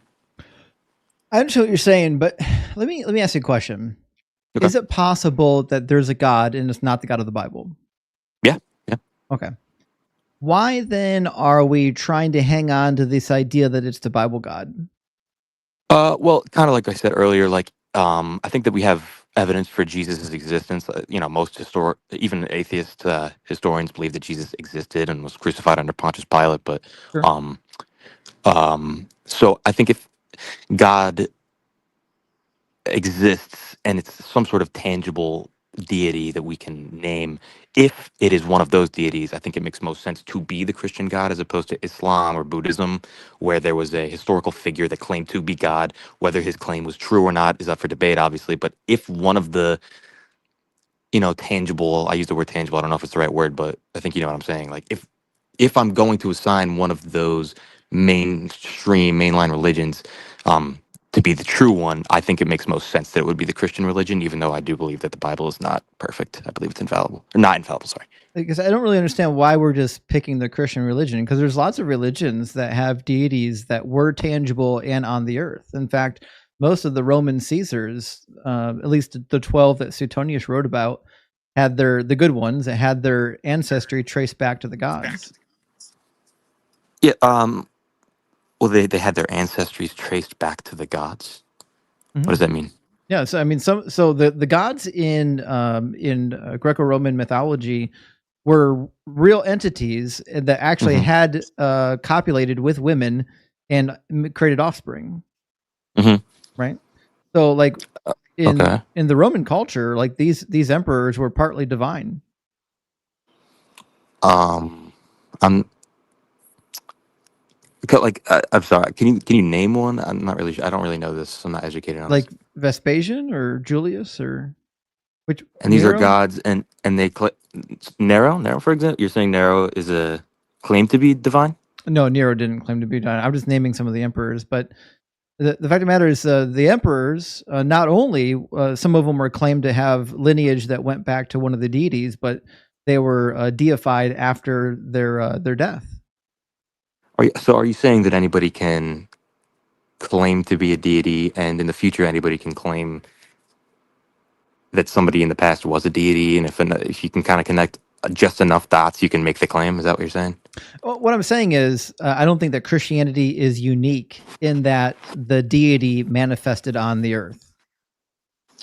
No. Well, that's not my main point. I think that, because, like, what you said, right? So your point, well, not your point, but what you said earlier is that we can't know for sure that what Jesus did and said are true, because just like we have to be critical of all things that are written from history. But my point is that I think that if those things, and I'm not, it's kind of sounds like circular reasoning, I guess, but my point kind of is like, Jesus's life in particular strikes me as unique in its wisdom and in what it taught and how he lived. And if those words are true, I think it speaks to me more than if anything else, any of these, Roman emperors were true. Also, not to mention the, other people from those times believed he was God as well. Well, I don't So think it's not. we have any evidence of that. But I do know that everything Jesus taught was found elsewhere. Like we can find almost all of his teachings, like in the Talmud. Like the writings in the Talmud are bar for bar a lot of what Jesus taught, and he quotes from Didn't the Talmud come after Jesus? The Talmud spanned about 700 years worth of time. Some of the Talmud came prior to Jesus, and some of it came after. And are you referring to parts that are the same as Jesus, as those parts came before or after Jesus? Like what parts specifically are you referring to? Both. No. What I'm I'm saying, like, suggesting what is does that the teachings of Jesus show up in the Talmud both before he existed and contemporaneous to his existence. So people living at the same time as Jesus were saying the same things Jesus was saying. Like I don't think he didn't live in a vacuum, No, I don't think that he did. right? So like even when he says it is easier for a camel to go through the eye of the needle than for a rich man to go into heaven, well, that quote is contemporaneous. So other people had said that before Jesus. Yeah, sure. I mean, I think a lot of like, I don't know, like, for example, render unto Caesar what is Caesar's and render unto God what is God's. I find that to be particularly wise and interesting. I don't find Jesus to be all that wise. Like when I Really? read the rest of the writings from the ancient Near East and from the Jewish people and the Romans and whatnot, like there's a lot of good proverbs even from Egypt that I think are every bit as good as anything Jesus ever said. Jesus advocated for stoning rebellious children in Mark chapter 7. Did he? Yeah. He What did he chastised say? he chastised the Pharisees because they created a law that invalidated the law of Moses, saying that you need to execute the child that curses their father and mother. Oh, okay, interesting. I didn't know about that. I'll have to, what was that? Mark chapter 7? Yeah, Mark chapter 7, he does that. And then in Mark look into chapter that. 16 and Mark chapter 24, he predicts his second coming and then never does. He predicts his second coming to be within a certain time frame? Yeah. In what time frame? When did he say it would come? Before all of his disciples died. I can read you the passage real quick. Yeah, no, actually, I'm curious. Sure. Yeah. It says, the Son of Man is to come with his angels in the glory of his Father, and then he will repay everybody for what has been done. Truly I tell you, there are some standing here who will not taste death before they see the Son of Man coming in his kingdom. Before they see the Son of Man coming in his kingdom. That references the second coming? Yep. He's coming in his kingdom? Yeah, when he comes with the angels and the glory of the Father, that's the second coming. Okay. That's Matthew 25. He describes it as well. Go to 31. It says, when the Son of Man comes in his glory with all the angels with him, then he will sit on the throne of his glory, and all the nations will be gathered before him, and he will separate people one from another as a shepherd separates the sheep from the goats. And then you know what he does. Some go to paradise and some go to hell. Mm-hmm. So this is his second coming. Yeah, no, that's a fair criticism. But to answer your and yeah, I can't argue against that. I don't have the, and maybe there's no argument against that. I don't know. There's not a good one. I've heard them all. Okay, fair enough. But to answer your previous question more, I guess, about your about why, because we were talking about, well, why do you think that Jesus is more, like, why do I think Jesus is valid? And you asked me that, and I gave my reason, my opinion on why I think it is valid, and you were kind of saying that you don't think he's as wise, but I guess that doesn't necessarily to me mean anything. That I think he was wise. You might not. I guess none of that necessarily points to his existence as having been divine. So I guess if I was going to give a more tangible reason why he is more valid than like some of the other deities that you were saying, that you were mentioning that came down in human form, I guess like just the main things are people like whoever, well, like Peter. I don't even know, some of these guys who were like crucified for his sake and died for the belief of Christ and were persecuted for belief in Christ. Peter being crucified upside down? Yeah. Why do you believe that happened? Kind of like I said before, the same reason I believe that the Gettysburg Address was written by Abraham Lincoln, all that stuff. The book that we have, the Apocryphal Acts of Peter, is where we learn that he was crucified upside down. That's a 2nd century text. It also says that a dog was given the power to speak, and the dog gives a speech, and then a nursing child at her mother's hoo-ha gives a speech in that same narrative. I'm not inclined to believe anything in that narrative is true when it includes talking babies and dogs. Yeah, and not that you should, but would you? It's a weird question, but could you be wrong? Like, is it fathomable that you're wrong? I could be wrong about anything. All I'm saying is that when I'm like looking at claims, I'm just examining which claims are likely to be true, and I certainly don't think Absolutely. that the claims of the Bible are true, because the ones that we can test, they keep failing over and over again. Which ones can we test? Like all the prophecies. Prophecies are Oh, I testable see. according to Deuteronomy 18. And according to Deuteronomy 18, you only need to make one false prophecy before you're a false prophet Yeah, and you that's get executed. yeah, that's true. That is true. But the reason I ask that, like, can you be wrong, is just because it kind of like circles back to what we said earlier about, faith being the main driver and why I choose to, or why anybody chooses to believe or not to believe in something. And so I would almost be inclined to flip it around and say, is it not, the words of the Bible are a lot easier. And I'm not going to say like the Quran and the Bible, like those things you can have a lot more to say about. But between atheism and theism in general, why do you think atheism is more valid than theism?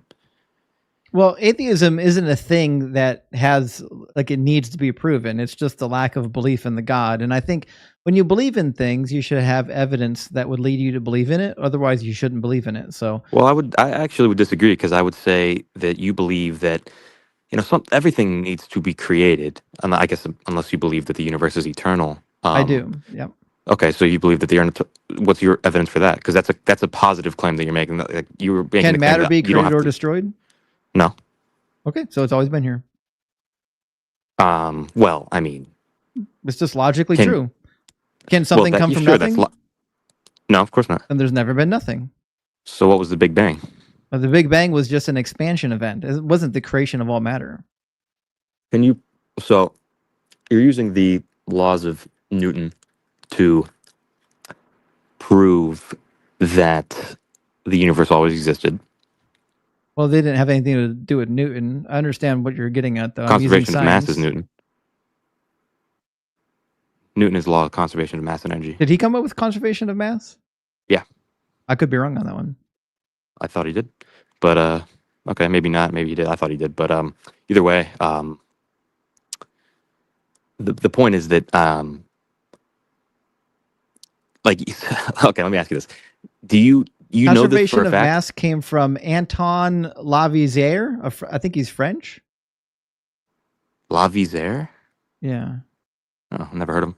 Interesting. I always thought Newton was maybe he's aerodynamics, thermodynamics. I don't know. No. Newton came up with the idea that an object in motion will remain in that's what it motion is. until acted upon by an outside force. And that's laws of aerodynamics, right? I don't Something know like what they call that. I forget the name of it. I think it's conservation of something, but it's not the conversation. It's not the Energy, maybe. It could be. Yeah, it sounds like energy, I guess. Well, either way. Momentum. There we go. Thank you, Space Monkey. There it is, Conservation yes. of momentum. There we go. We'll get there eventually. Yeah, but so you think that the universe is eternal? Yeah. Why would I think anything else? Well, is there not a large debate over whether or not the Big Bang was the beginning of the universe? No, there was like 100 years ago. So it's you think it's 100% proven that the universe is eternal? No, I never made that claim. I'm saying that the evidence suggests that it is, though. Like, what would be the evidence that there was once nothing? I mean, I don't know. I wasn't there. Right, exactly. The evidence that we know is that matter cannot be created nor destroyed, and that we can't get something from nothing, and therefore it's logical to conclude that the something that exists has always existed. I mean, you already believe that to be the case. You believe that your God always existed, but your God doesn't have a cause. True, but I also believe that God exists outside the confines of space and time. You can't exist outside of space. Outside I denotes can't. no. Outside is a space connotation. I know what you're saying. Outside is a location. So then the universe has to be infinite. I agree. Yeah, the universe is infinite. Or, well, according to the logic. So, in other words, there's no edge of the universe. And what if there I don't was? think there is. No. But what if there was? I don't know. Well, we'll never find it. We're not at no, the of course edge. we won't find it. No, we can't travel the speed of Right. light. Anything with mass can't. But the point is that these are the whole point that I guess I'm trying to make is that it's a claiming, I guess, saying that you believe that the universe is infinite, although logical. I don't think it's any necessarily more logical to say that that there is a deity or just an entity responsible for its existence. I think it's much more probable because what I'm saying is the stuff that you can see with your eyeballs, the stuff that you can touch, the stuff that you can measure, that stuff has always existed in some form or another. That's a very logical conclusion. Then there's this imaginary being that it's a mind, but it doesn't have a brain. It doesn't take up any space, but it still exists. It exists outside of time, which means it never existed for any amount of time. And then somehow it created all things, but also it can like hear us pray, according to the Bible, even though sound waves can't travel through space. Well, I mean that. I guess you can chalk that last part up to just God, but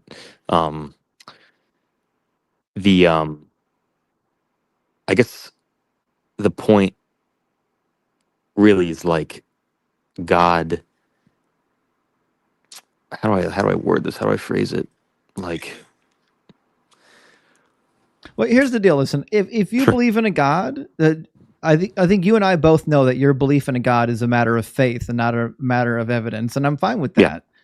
Yeah. What I'm not fine with is I think you should dump the Bible. I think you should continue believing in your God because you sound like a good guy, but the God of the Bible is a vicious monster. He says that you are going to marry your rapist. He says that you can kidnap women and children in war. He says that you can own slaves permanently. He says that women are lesser than men. This is not a good God. I think the God that you're thinking of in your head is better than the God in this book. Yeah, that's likely. That sounds a lot of Old Testament stuff, though. Is Jesus God? Yeah. Then he's the God of the Old Testament. Yeah. I've had that thought. Yeah, a lot of that. Again, like I'm not a Bible scholar, and what you're saying, I do take to heart, and I do want to understand it, and I want to research that kind of thing because obviously, like I consider myself to be somebody who just wants to know the truth rather than to just believe in something. I get that. I think you are. And so I'd like to really dive into those things because I don't want to be critical of something that I don't know anything about. And like I said, like faith is important in these types of things. So it's easier to have faith without knowledge, unfortunately, and that's what creates a lot of these people who aren't really critically thinking on the subject. Yeah, I think the more knowledge you gain, the harder it is to have faith in these deity concepts. But anyways, listen, we've talked for a while. I appreciate you giving me a lot of your time. I'm going to move on to the next guest, but listen, your God is probably as delightful as you are. Just dump the book. You don't need the book. Okay, I appreciate it. All right, have a good one. You too. Bye. Thanks. Famous line from Joel: just dump the book. You don't need this book. This book isn't doing anything for anyone.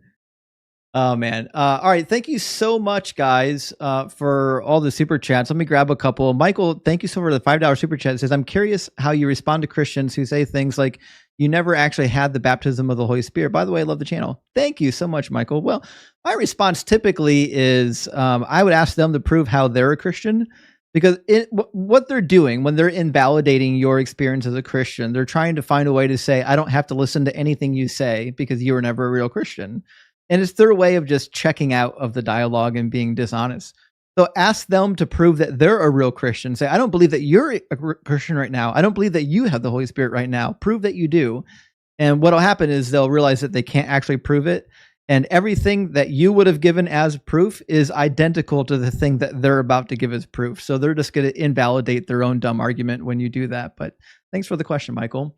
And Flanker, good to see you tonight. Flanker with the $5 super chat says, in the 90s, 90% of adults identified as Christian. The internet happened, and it plummets to 63% today. There is hope. Daylight is the best disinfectant. I agree wholeheartedly. Social media, the internet, these types of debate spaces are enabling us to reach the masses with logic.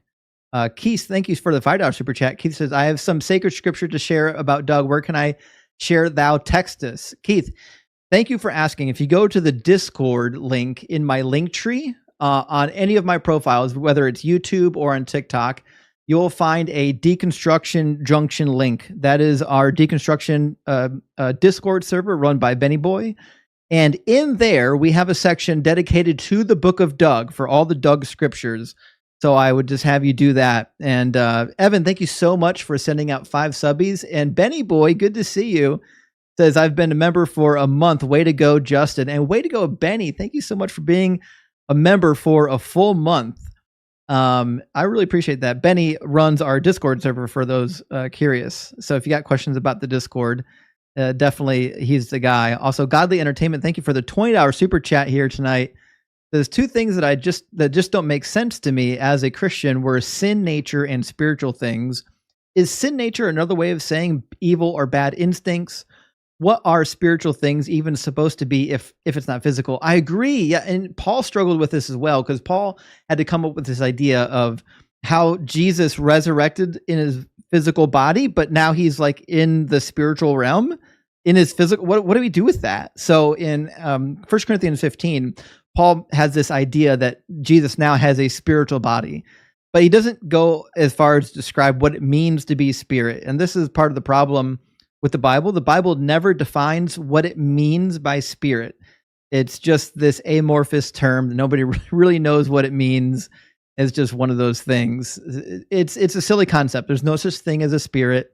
No one's ever seen one, and no one's ever going to see one. Also, Cyber Deconstruction, thank you for the $5 Venmo. It says, we are both members of the Fake Messiah Made Video About Us Club. I think I know what you're referring to there, but I don't know if anyone else knows what you're referring to there. And Johnny, thank you for the 666 over Cash App. Johnny Barrios Tattoos. Big W. I appreciate that, Johnny. Good to see you in the house tonight. All right, I've got some people waiting to get in. And let me grab the next one from the queue. Jeff was waiting the longest, so we'll grab Jeff and get him in here. All right, we should have Jeff on the screen now. Welcome in, Jeff. Hello? Jeff, welcome in. Can you hear us? Yeah, can you hear me? Yeah, I can hear you. Jeff, are you at least 18 and are you a believer? Yeah. Fantastic. And which God do you believe in? The God of the Bible. Cool. And what would be the best evidence or argument for why this God is real?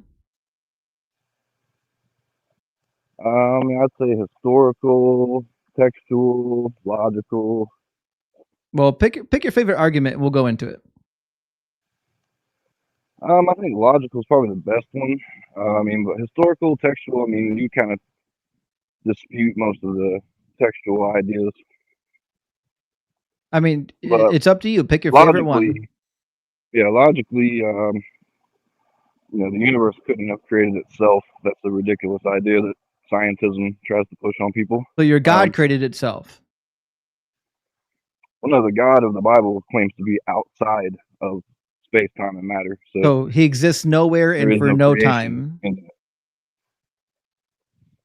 Correct. So your God existed for no amount of time? You just described something that doesn't exist. No, he's outside of our concept of time. That's how you can know the beginning from the end from the beginning. So for what amount of time does he exist? It's outside of time. Like when you die, it's like you just go poof. Okay, so there's no such thing as outside of time. Well, what do you think happens when you die? you think you'll still be stuck in time? All the fundamental particles that make up your body go back to the earth. Correct, but your consciousness, who you are, what do you think happens to that? It's a part of your body. It goes back to the earth. So you think it just stops existing? Yeah. So it goes to a place where there's no time. Doesn't go anywhere. It's a property of your brain. Okay, even so, it would still be in a place with no time if it stops existing. It wouldn't.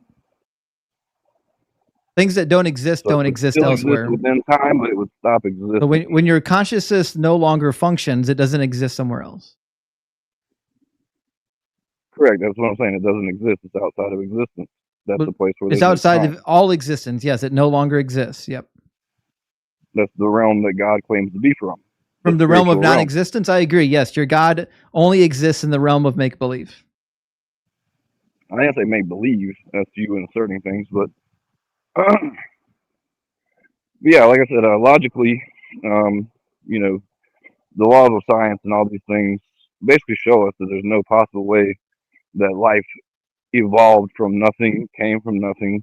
There's Which the law which of law abiogenesis. dictate that? I think it was Pasteur who came up with the law that Louis all Pasteur living said that cells life can't derive- self-assemble. Yeah, he stated the law that all living cells emerge from other living cells. But that's not true. Yeah, the law of biogenesis. That's what I called it. You quoted Louis Pasteur. Do you know when he Correct, yeah, lived? he established this. Do you know when he lived? He's the grandfather of vaccines and all that kind of. He lived in the 1800s. Do you think biology has advanced since the 1800s? It's still held firm in science that this is true. There's It's been not. no other. Not held firm in There's been nothing science else ever at all. demonstrated. Not even close. What else has been demonstrated? They've cloned cells. They've never created cells. Yes, they have. No, they have. Yes, they have. If you want to believe that, you have far more faith than I do. But no, No, they it haven't. happened. Are you aware that synthetic living cells have been created? Correct. You said synthetic. That means they owned a cell and they put new information into it. They did not create a cell. Yeah. Are you aware that like the building blocks of cellular what's the word? Cellular evolution? Like we know that most of these building blocks self-assemble. Like we have amino acids forming on meteorites. I mean, that's getting into the physics of everything. All I'm saying is just that scientifically, it's never been proved these things to be able to happen. It's just a belief people have. People believe that life self-assembled. So life can't It's no different than self-assemble. belief in Life the can't Bible. self-assemble because there's no proof for it. So you want to believe in a make-believe entity that lives outside of space or time that has no proof for it. I would definitely lean more heavily towards the idea that abiogenesis is true than like your magic space friend. So you're saying that abiogenesis is more likely true than something that was documented for thousands of years by an entire people group. No, he wasn't documented. I mean, those books in the Bible aren't just one book. Those are throughout time. Yep. There are multiple different authors. I know. And multiple different cultures, even involved in languages. Well, no, they're not multiple cultures, no. The Bible is written by people within the Israelite culture.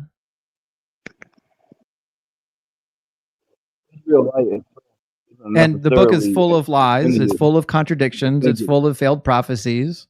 So, no, when it says that God told them something and then the thing doesn't come true or it's clearly a lie, then yeah, those are not people that are hearing from God. There's no instance of that in the Bible. I've heard you twist a lot of things. There's a but bunch. no real instance. There's a bunch of lies in the Bible. No. Want to go over one right You're now? not understanding. Want to go over one right now? I mean, I heard you the other day talking about how... It was an easy yes or no question. Would you like to go over one right now? Sure, if you want to go ahead and try to school me, go ahead. All right. This is an easy one, too.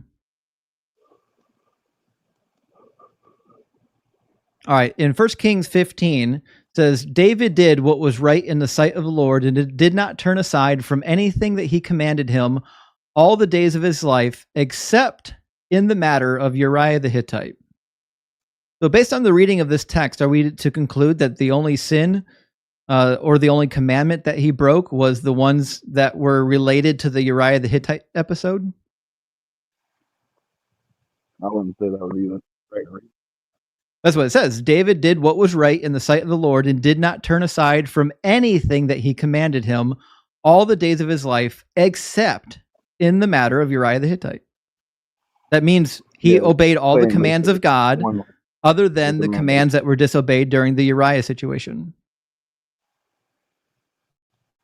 Right? I'm sure you're going to pull up something that's going to be like, oh, but he broke this commandment. Listen, I'm reading a passage with you, and the plain meaning of the passage is obvious, and you're trying to avoid saying that it says what it says. So if it doesn't say what it says, what does it say? Well, it's saying that David was upright and a righteous man who followed the law. And there was one major thing he did that was against the law. Doesn't mean that's the only thing he ever did against the law. And which laws did he obey? Christ himself is saying David was. How many of the laws did he obey? He obeyed the law. How many of them? All of them? I mean, there's this idea that there's like 613 laws. Do you know what the word anything means? Yeah, I get what you're saying. Go ahead and tell me what else. It says he did not turn aside from anything that he commanded him all the days of his life, except for the matter of Uriah the Hittite. We all know when the Uriah the Hittite situation happened, he broke a bunch of laws. We're not talking about that. He says that outside of the Uriah episode, he didn't turn away from any of God's commandments. So, okay, and what is the example of? So do we understand this passage to mean what it says, that he did follow all the laws except for the ones concerning Uriah the Hittite? Yeah, for this example, I'll say yes. Cool.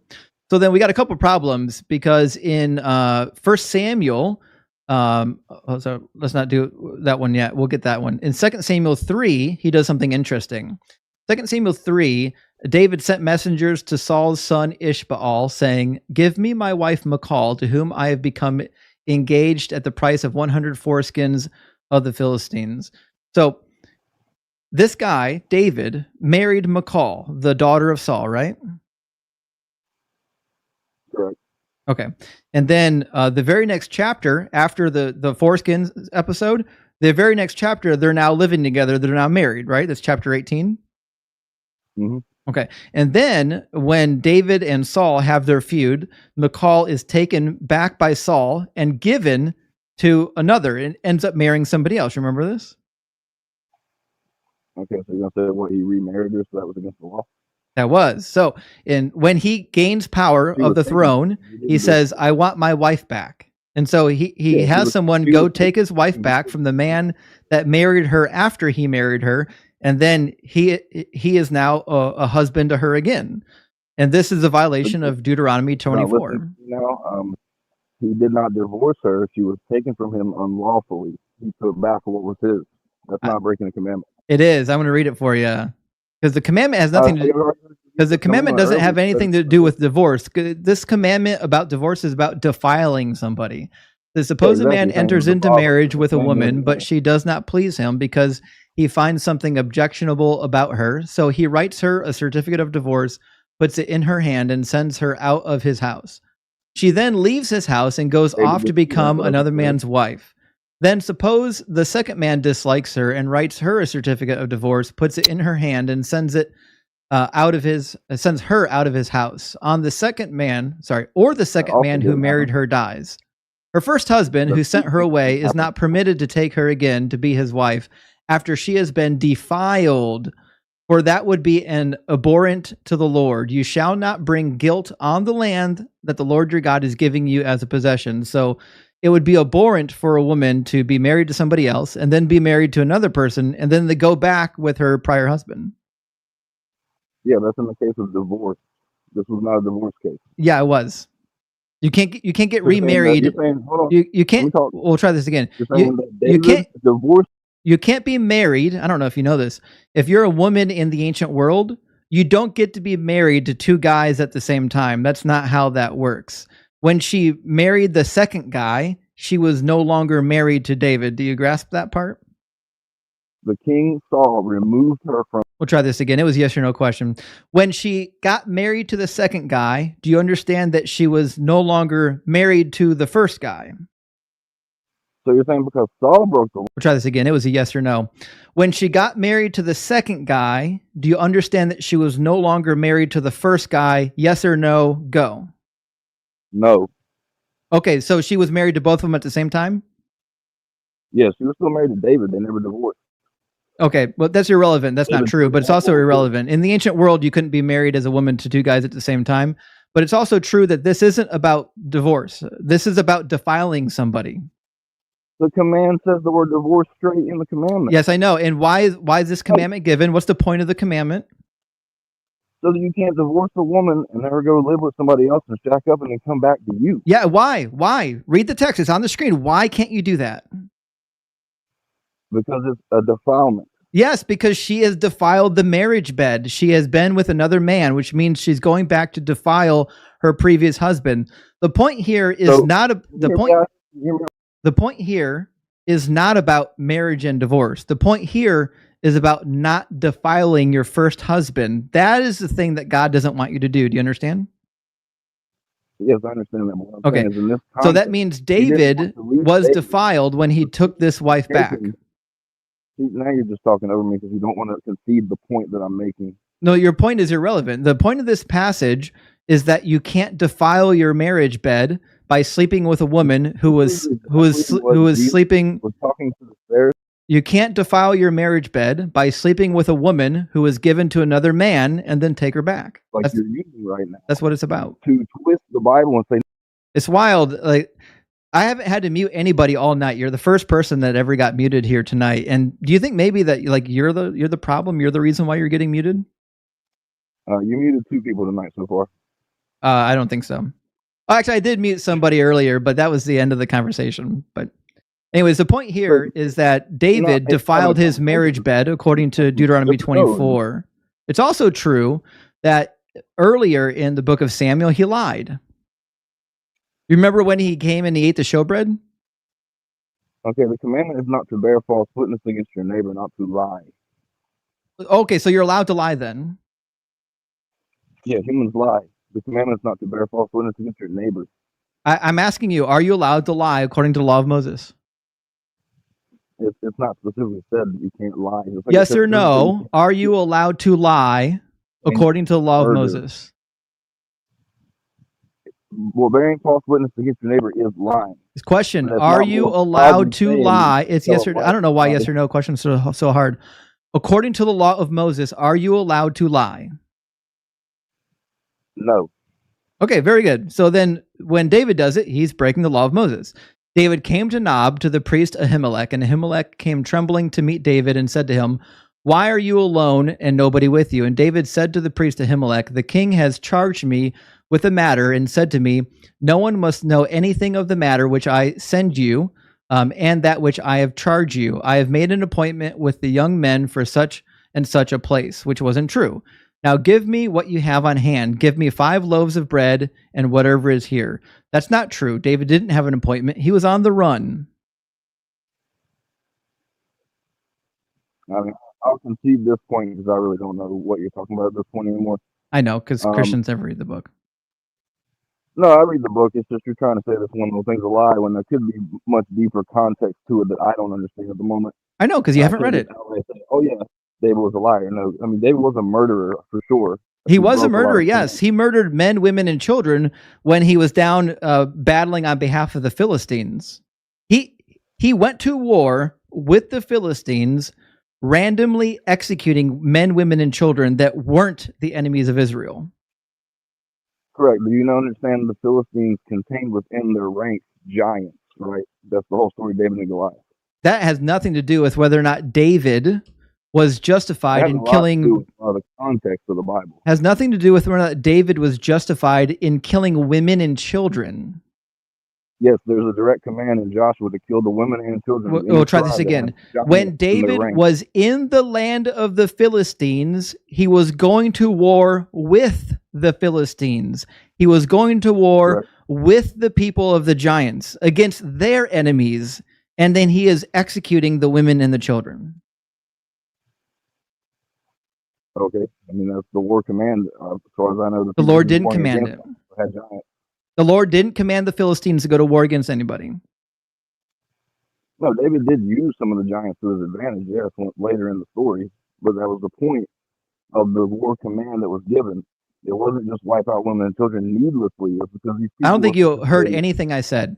David was on the run and he hid in Ziklag down in the Philistine territory.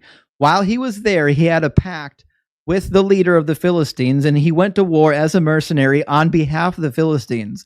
And when he went to war on behalf of the Philistines, he executed both women and children on behalf of the Philistines. These are not God's people. Correct. I didn't say they were God's people. I said that there were giants within the ranks of the Philistines and likely giants in the ranks of the other armies. It's irrelevant. We don't know who they're going to war with. Now you're just making stuff up. No, that's just what I'm saying is likely happening here. But also, it's not happening there. You have no idea who they're going to war against. Who do you think the Philistines are going to war against? Like I said, I personally don't know out of this one specific story. Right. Fantastic. Okay, so you're just adding stuff to the Bible to make the bloodshed more palatable. It's also true that your God can't be all-knowing because your God changes his mind.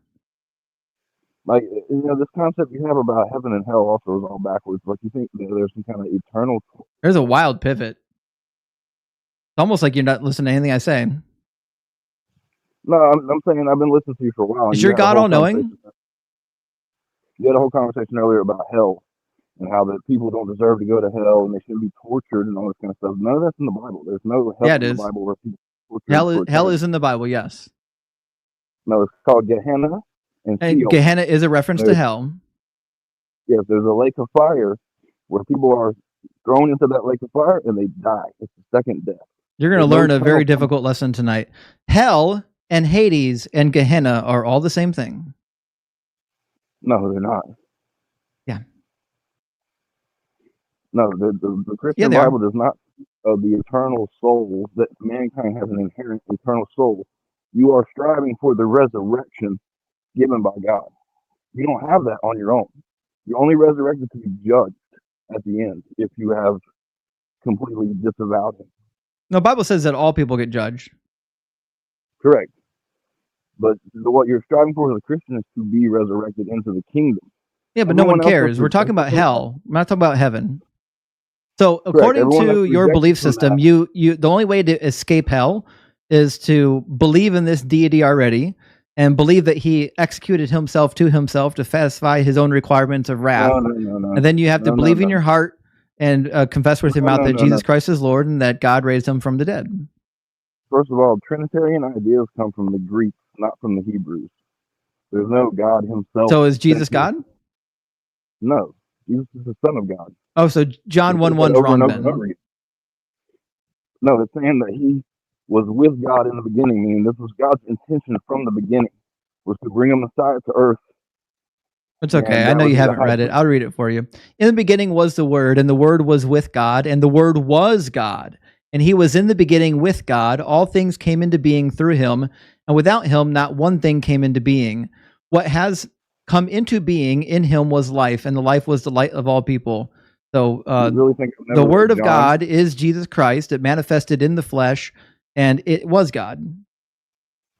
It doesn't say it was God there either. We'll try this again. In the beginning was the Word, and the Word was God. I'm sorry, the Word was with God, and the Word was God. Yeah, well, I'll read it for you a third time. In the beginning was the Word, and the Word was with God, and the Word was God. Is Jesus the Word? Those words all have meaning.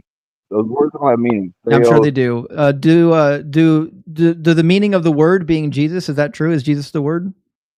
So when Jesus was in the Garden of Gethsemane praying, wild is a yes or no question. Is Jesus the Word of God? Yes, he's the Word of God. Okay, yes. Was Jesus the Word of God according to John 1:1? Yes. Does John 1:1 say that the Word of God was God? The Word was with God, and the Word was God, yes. Okay, so if Jesus is the Word and the Word is God, then Jesus is God.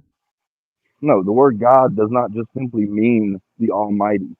The word God means ruler, authority, leader. Even the judges were called gods. Oh, so the translator got this wrong then.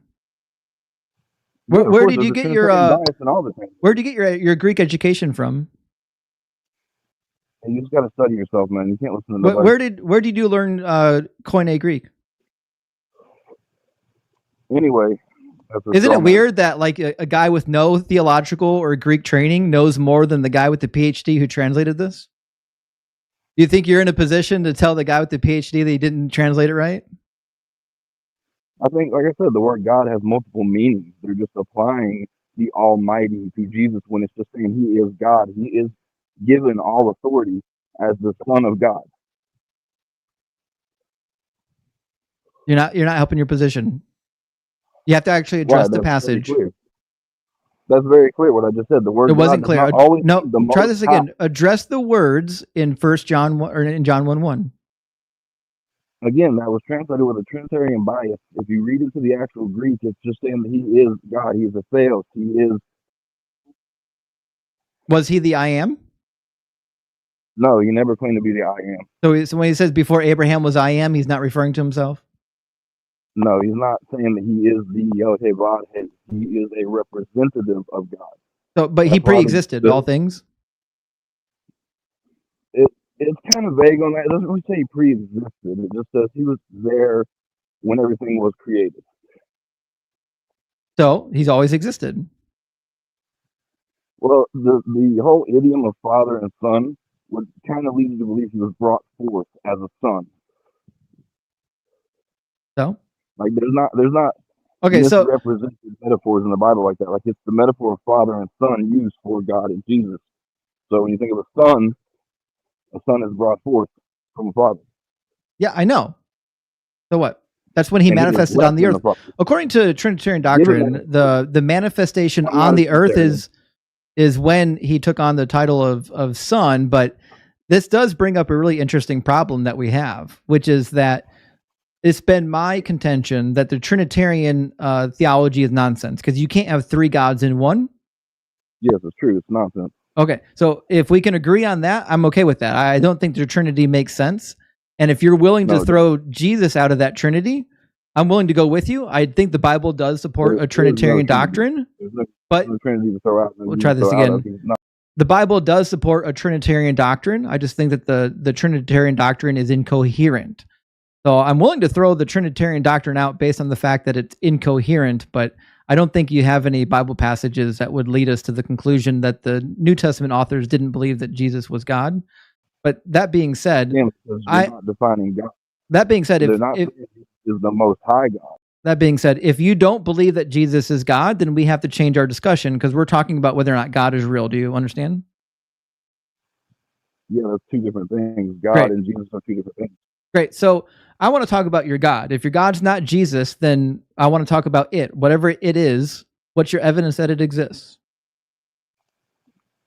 Like I said, we have tons of different books all throughout the culture of the Hebrews and the Israelites, where they claim at least that this deity spoke to them directly, gave them laws, and then Jesus walked the earth as a man in the flesh, who then basically stated all that was true and reinstated those laws exactly the same. I don't think I understand. Can you say that again? Because none of that stuck. I'm saying that we have all this testimony throughout history. What testimony? The Hebrews, the Israelites, the books of the Bible. The Bible's not good testimony. We already went over this. It's full of failed predictions, contradictions, bad history. It says that the Exodus happened 400 years prior to the building of Solomon's temple, which is about 970, during the reign of Ramses II. But Ramses II didn't live for another 200 years. It says that if you take poplar sticks and make stripes on them and make animals in front of the striped sticks, that they'll produce striped offspring. Yeah, I'm not sure about that. I heard you make that claim before. I've never looked into that one. It's in the Bible. Anyway, it's in Genesis. Yeah, like I said, I'm not sure what you're talking about with that one, but that's probably some kind of a metaphor because the Hebrews did use idiomatic language. Definitely not a metaphor. It's a narrative. Correct. There's metaphors within the narrative. This is not a metaphor. So you get to decide when it's a metaphor and when it's not. It's not a metaphor. It's a story. It's a narrative. Correct. Just like the snake getting his head crushed and it'll bruise the heel. That's not a metaphor. That's literal, right? I don't think it's a metaphor at all. No, but we're talking about Jacob. So in the Jacob narrative, are you aware of the story when he tries to trick Laban out of his flocks? I'm vaguely aware of that story. Not really too much. Okay. In the narrative, he tricks Laban out of his flocks by saying that as my pay, I'm going to take the flocks of yours that are striped, speckled, and spotted. So basically like the imperfected ones, right? And then what he does is he takes these poplar sticks and he strips them so that they have stripes in them, and he plants them by the feeding trough. And then when the animals come to mate by the feeding trough, they produce striped and speckled offspring. Somebody on here needs to mute. Oh yeah, sorry. For those that are waiting in the YouTube queue, just so you know, while if you're talking and your microphone's not muted, everybody in the YouTube queue can hear you, which means the guest that's talking to me right now can hear you guys yapping. So if you're in the YouTube queue, then you want to turn your microphones off until you get up on the stage, so you're not being a distraction for the person talking. Right. So if we go to Genesis chapter 30, it says Jacob took. What's that? I'm still following the story. Yeah. Jacob took fresh rods of poplar and almond and plain and peeled white streaks in them, exposing the white of the rods. He set the rods that he had peeled in front of the flocks in the troughs, that is the watering places where the flocks came to drink. And since they bred when they came to drink, the flocks bred in front of the rods. And so the flocks produced young that were striped, speckled, and spotted. Okay, but isn't this supposed to be conveyed as a miracle? Nah. Because he's doing this as an agent of God. He's one of the Abrahamic, and this is something that he can do through this miraculous means. The text doesn't say that. General, hey guys, plant your things here and you can make strike. That's not what it says. It says he did this thing to make this happen. Yep. Therefore, he's doing it with intention, and that would make it a miracle because it's something that doesn't normally happen. No, it would make it bad science. Because or a miracle. Wrong again. So the narrative is trying to explain away the fact that Jacob was able to trick Laban, and the way that he was able to trick Laban is through a mating trick. Not a miracle here. Well, as I said, I'm not super familiar with the passage, so that's fine. If there's some kind of weird thing there that I'm not understanding, that's my understanding of it would be that Jacob being the direct lineage of Abraham, this is some kind of a demonstration of that covenant. Why would he have to make striped poplar branches if it was just going to be a miracle? Because that's the point, is the same way like Moses had a stick and he made it into a snake. He didn't even have to have the stick, but he had the stick to turn it into a snake. No, the stick was used in all of his miracles. In fact, the stick was so special that they put it into the Ark of the Covenant eventually. Correct. That's what I'm saying. It's just a means to get to the miracle. So the stick itself in the story, him making the stripes in it, is just a means to get to the miracle. Yes, the stick is a magic stick from God. The poplar rods are not. The poplar rods are devices that are whittled into a particular pattern, and then they believe that if you mate in front of the pattern, you'll produce offspring with these patterns. Again, you're taking something out of one reference and saying this now applies to the whole Bible. There's nowhere else in the Bible that's ever stated. I never said it applied to the whole Bible. I'm saying this is a story that isn't real. In their understanding, like they think this is true and you can just do this, but there's never any other instance where somebody says this happens or can happen. So I don't care. You think the Bible needs to repeat every story? One-time miracle. Not a miracle. I'm sorry, sir. I'm saying that if this was something that was like stated in Deuteronomy or something, it's like, hey, do this in your flock, yada yada. That's what different than the Bible does not say that this is a miracle. I don't know how many times they can say it. I think it would be implied. It's not implied. Okay, the Bible gets science wrong over and over again. In Leviticus, it says that rock badgers and rabbits chew cud. They do not. Like the classification system in Leviticus is probably going into something far more deeper than just the simplicity that we have labeled on the animals of the earth. Do we know what a rock badger and a rabbit is?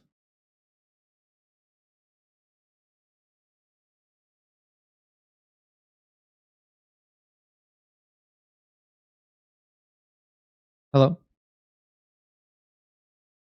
Still with us? Jeff? Did the Lord take him? We lost Jeff. God took him.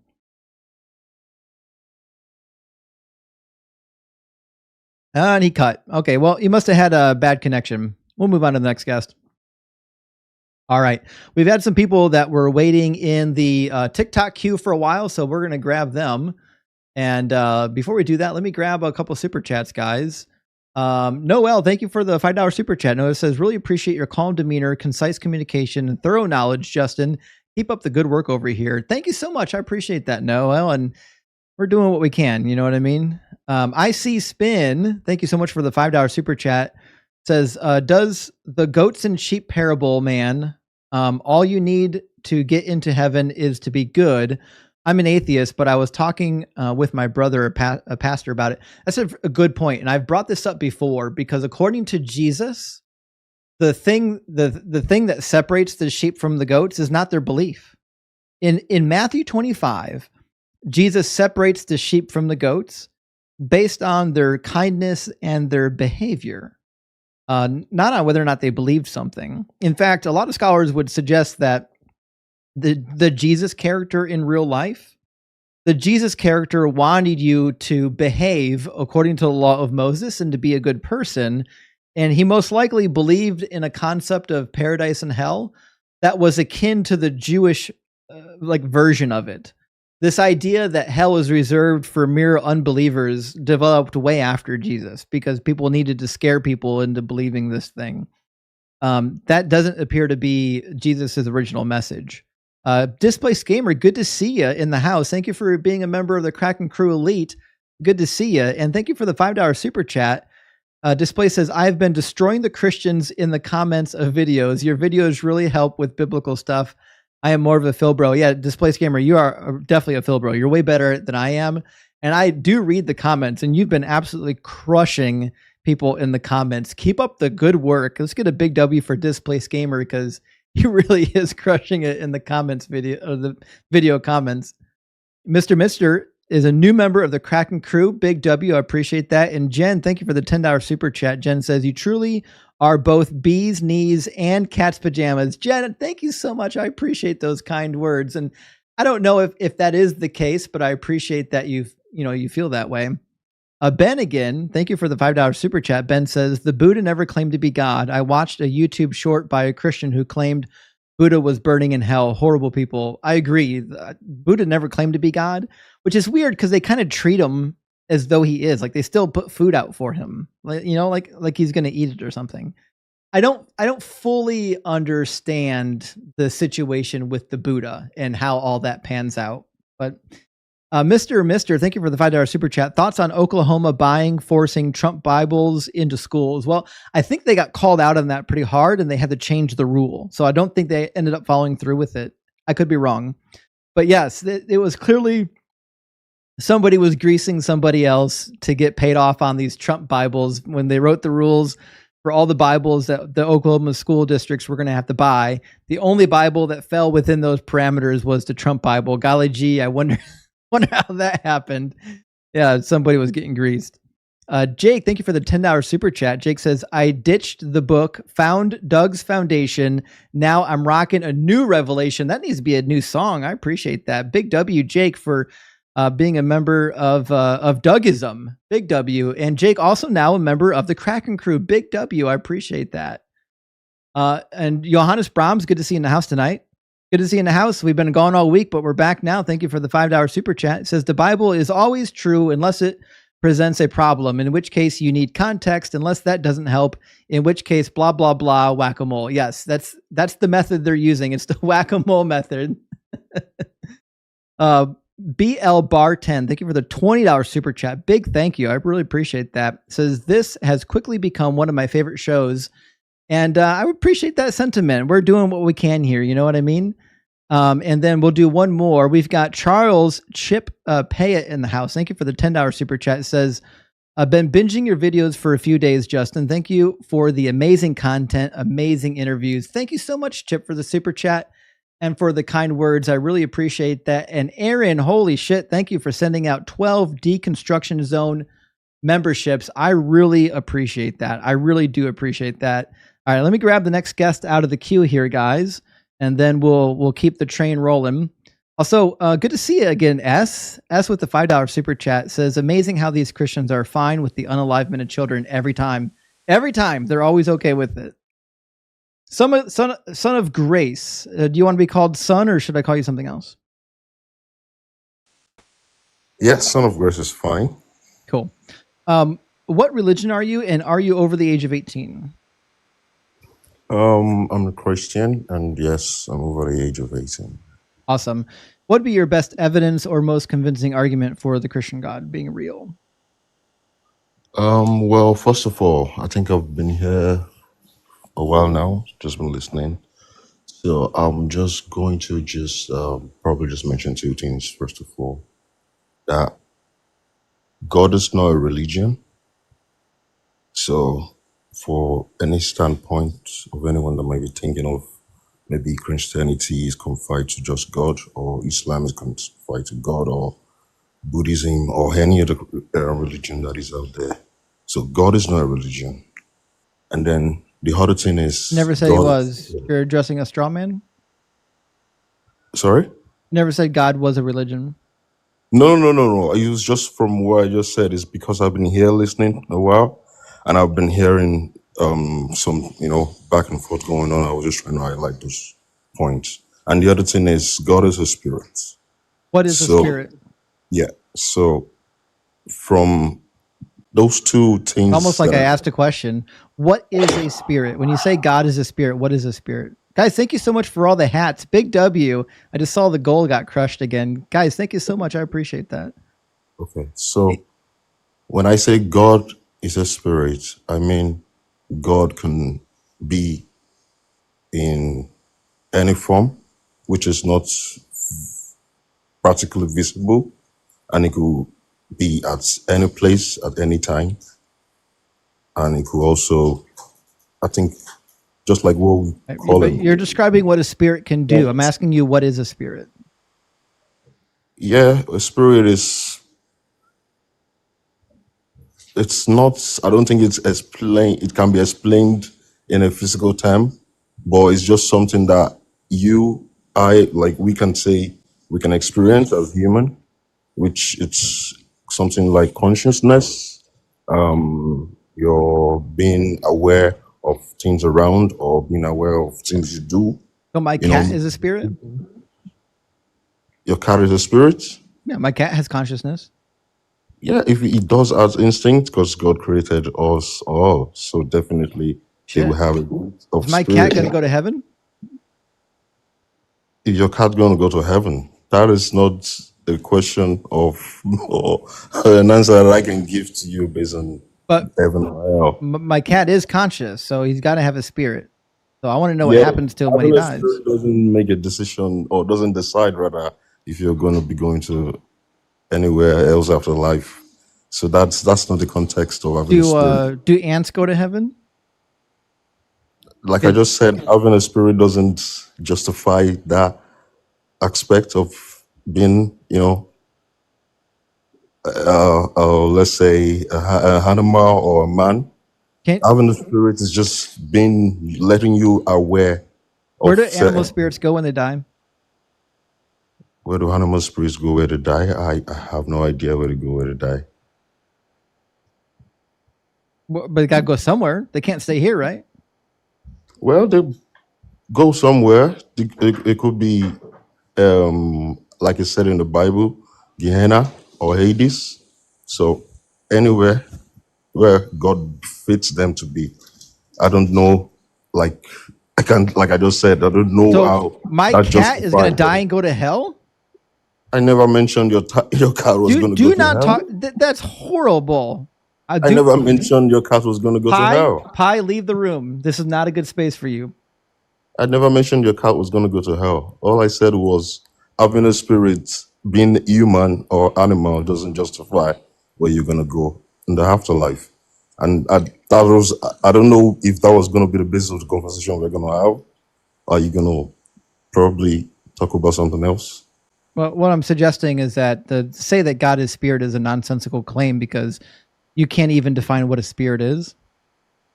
Well, I'm just giving you a human term of what a spirit mean and what a spirit can do, which means you being human form, having the consciousness of good and evil or good or bad as it is.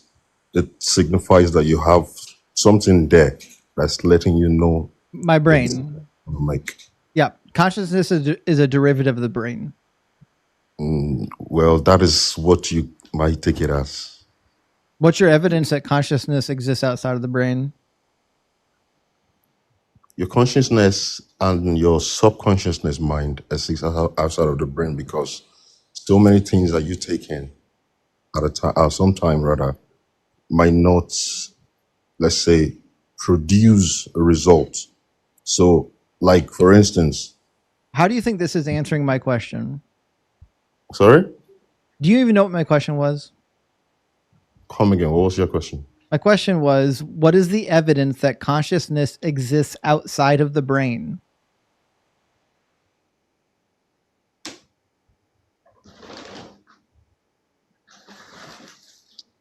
Because you have a spirit that... Prove it. How do you expect me to prove a spirit to you? Exactly. Yes, you're just making stuff up. I'm not making it up. Yes, you're just saying silly things. Yes. The Bible. That is what I'm saying to you. That God is a spirit, and Jesus also. But you don't even know what a spirit is. Well, I'm just giving you an overview of my understanding of what a spirit is and how a spirit works. God is an inside-out marshmallow. It's true because I said it. That's your opinion about God. And that's all I'm going to say. Okay. Was that your only proof? Well, like I said when I came on, I just wanted to point out those two things. And if you want us to probably talk about proofs as to if God exists, then we can start about talking on that as well. That's literally what I've been here the whole time. You brought up the non-essential stuff. I want to know what is the evidence that your God exists? Well, the evidence that God exists, as I've just laid out to you, is... You didn't lay out any evidence. As I just mentioned rather to you, is that when there's a creator that has so much, like I say, expectations for his creations, and then the love he has, because to me, I see God as a father, because the Bible also refers to him as Abba. So the love he has... Literally, no one cares. I'm asking you for the evidence. Yeah, and that's what I'm trying to get to. I don't think you're going to get to it. And I don't think you came prepared for this discussion, okay? I'm going to move on to the next guest, all right? I'm explaining that to you. You're not explaining anything. You have no idea what we're even talking about right now. But Marduk, I did see your message. Marduk, thank you for the 1999. Marduk says, can you please bring Amir up from the chat? He's talking mad junk. And he said, yes, you are scared and he will cook you. Amir, I don't know why I would be scared of a guy I've never met or seen in my entire life. These apologists are wild. Their head is so gigantic that they think I'm running from them. I have like over a dozen people waiting to get in, and I don't know a single one of them. But yes, I'm scared of you in particular, every one of you. People are ridiculous. The lies you have to tell yourself to be an apologist in these debate spaces are wild. Mr. Morpheus with the $5 super chat. I appreciate that. It says you need to unpack logos, the word, and Hereticus. There is, so Mr. Morpheus, there is a little bit of discussion. I'm not going to say you're wrong. There is a little bit of discussion on the best way to deal with the translation of either logos or theos in John 1:1, and whether or not it's saying that Jesus was divine, or whether or not he was in fact God himself, or whether in fact he was some sort of combination of the in between. That certainly is a conversation that could be had, but typically I don't get too deep into breaking down the Greek because I studied the Old Testament. I could probably point people to a Greek scholar who could give you a really good explanation for the various interpretations of John 1:1 that don't include my bad explanation of it. Amir, you cannot smoke on screen.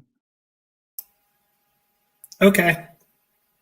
All right, so you're in here now, and I'm terrified already. I'm literally shaking in my boots. So, what is your God, and are you at least 18? Yeah, I'm at least 18. So I'm not advocating for any religious God. I just want to clarify that in the first instance. Are you advocating for a God? Yeah, I'm advocating for a God, yeah. Does it just have before we properties? delve into this, I caught this whole thing off the back of a YouTube thumbnail. So I don't even know your name, so I'd like to refer to you by your name. Yeah, my name's Justin. Does your God have properties? Sure, it has properties in the sense that, it's an uncreated creator of the universe that has acted with intentionality, I guess we could say. I mean, my question to you is this a God that's all good? Possibly. I'm not going to be necessarily debating attributes of God. I mean, we can touch on that later on. I mean, in the first instance, Justin, I just wanted to ask you the question. So I understand that you're an atheist, but would you also fall under the denomination of, let's say, an a-naturalist, as in someone who is not convinced that everything that exists is as a result of natural processes? Are you equally on the fence on that as well? No, I think everything is a result of natural processes. And if we discovered something really interesting that we never knew before, it would be natural. In fact, if we discovered God, God would fall into natural. Okay.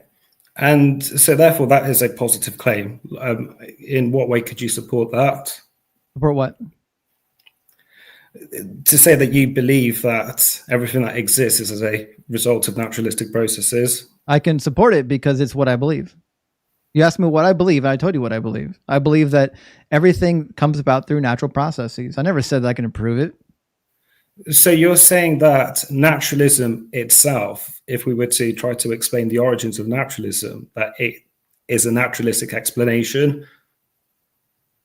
I'm saying everything we've ever been able to observe falls into the definition of natural. Including the origins of naturalism? Naturalism is naturalism. It doesn't have an origin. It's a definition. So you therefore... Naturalism isn't a thing. You can't touch it. So you therefore can see that naturalism doesn't have an origin. It just exists eternally. No, you're confusing the map for the place. Naturalism isn't a thing that exists. It's a description of something. Yeah, absolutely. Okay. Sure. So it's like I'm just trying to understand here. Are you assuming that naturalistic processes have an origin, or it's just existed indefinitely, like an eternal past, let's just call it? Processes don't have origins. They're things that we observe. Processes may have origins. Well, they have causes, but every cause has a cause, and so on and so forth.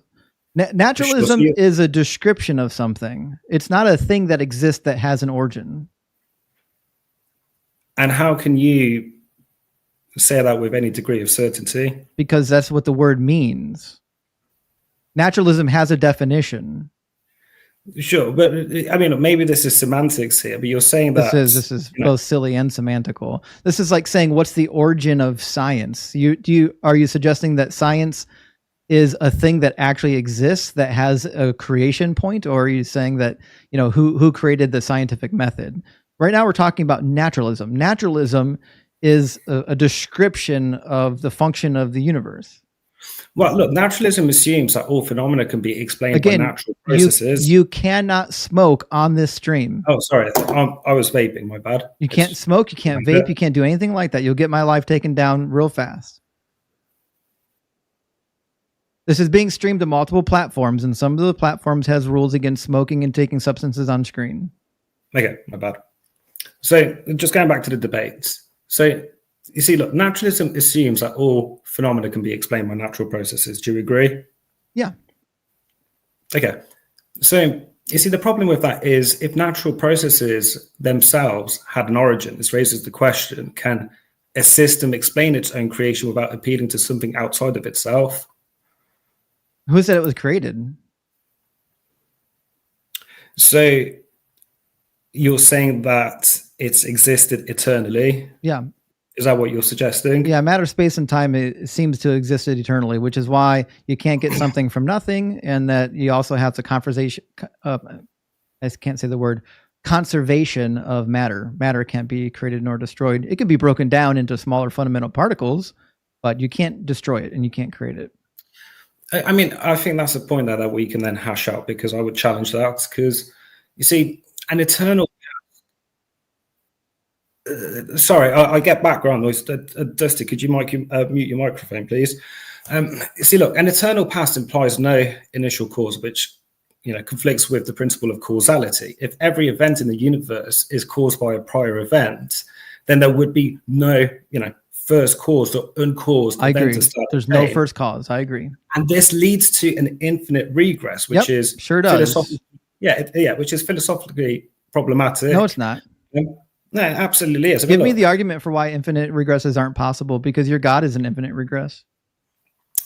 No, I'll first tell you the problem with an infinite regress, and I'll tell you why God doesn't fall under that definition as well. You see, look, if the past is infinite, it would require crossing an infinite sequence of moments to reach the present. No, and since infinity has no end, no, when that's a lie. Stop. You're wrong.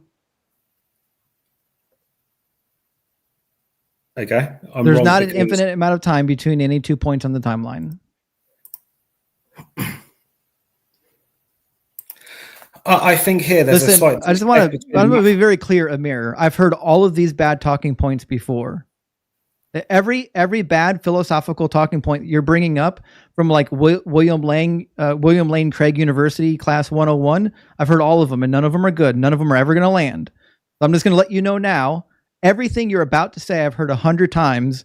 So I'm going to give you a warning. Do you want to continue this conversation with these talking points, or do you want to try better talking points? I absolutely want to continue, because I think you're also making a huge grave error here, because I think you're making a fundamental disconnect between mathematical possibilities and empirical realities. You see, look, mathematics operates on the abstract. It's idealized concepts that may ignore real world constraints, for example, perfect circles or infinite sets, right? And empirical phenomena are bound by physical laws, finite resources, and measurable quantities. Can you count negative? Mathematical models. Can you count negative, like -1, -2, -3? Sorry? Can you count negative? Are you able to do that? Yes, we can count negative. How far? We can count infinitely. Oh, shit. Okay, infinites are fine. Cool. Again, I need to just clarify the point. Maybe something has been lost in translation. That's a disconnection between a mathematical possibility and an empirical reality. You see, look. What's the disconnect? Mathematics deals with idealized constructs. So when you ask me the question, can you count infinitely, negatively, or positively? Yeah, we can do that. That's mathematics. But these constructs assume conditions that rarely, if ever, occur in real world. For instance, so I'm making the point here that because you can conceptualize something mathematically, it doesn't mean it applies in the real world. And that's a grave error on your part. Have you seen the Mandelbrot set? Have you seen the circle? Have you seen the torus? I mean, look, concepts like perfect circles, lines, or spheres assumes infinite smoothness or precision, which physical objects cannot achieve due to atomic structure or irregularities or mathematical. What is this thing that prevents the infinite past? What prevents that from being true? I mean, I've discussed this already. You cannot have an infinite past. You can. Insisting that you can't isn't an argument. Look, let me paraphrase it. Look, and I'll give you maybe a couple of analogies to go off here. Let's consider a domino chain with an infinite past dominoes. Think of a line of dominoes stretching infinitely into the past, where each domino represents a moment in time. For the last domino to fall, which represents now, then every prior domino must have fallen first. But if the chain is infinite, there is no first domino to start the sequence, meaning the last domino could never fall. Does that make sense? There's no last domino. That's the point that I'm making. The now could not exist. Yes, the now certainly does exist. The now is a point on the timeline. Which we cannot experience if we quite literally can. Suddenly. Time is relative to the observer. No, let's try this another way. Would you agree that there are a lot of mathematicians? It's wild how I already told him I've already heard all these arguments, and he just keeps thinking that he's gonna say something that like that's like fundamentally gonna like shake us all to our core here. No, look, I'm giving practical analogies here that make it very evident of the problems with infinity existing in the real world. Let me give you another example. Let's imagine trying to count, quite similar to the question that you asked me. Let's imagine trying to count all integers starting from negative infinity to 0. You would never finish counting, no matter how much time you had, because there are always infinitely more numbers to count before reaching 0. You got it. Yes, you can never count all of infinity. Exactly. You finally figured it out. Yeah, there you go. Let me finish my train of thought, please. Right. Similarly, if the past were infinite, we could never arrive at the present because there would always be an infinite number of moments still left to traverse. Wrong. There's not an infinite number of points on the timeline between any 2 points. So you keep assuming that the infinite has an origin point and that there's an infinite number of moments between the origin point and our current point, but there is no origin point. No, I'm definitely not saying that. That's a gross misrepresentation of what I'm trying to communicate. I'm trying to demonstrate to you and to the people that are engaging in this debate that there cannot be a starting point. I agree. There's not a starting point. I've said it 5 times. There's no starting point. Rather, the problems would be if there was no starting. Sorry, I've muddled my train of thought here. I'm trying to just explain why you cannot traverse an infinite amount of steps in the past to get to the present and the paradoxes that leads to.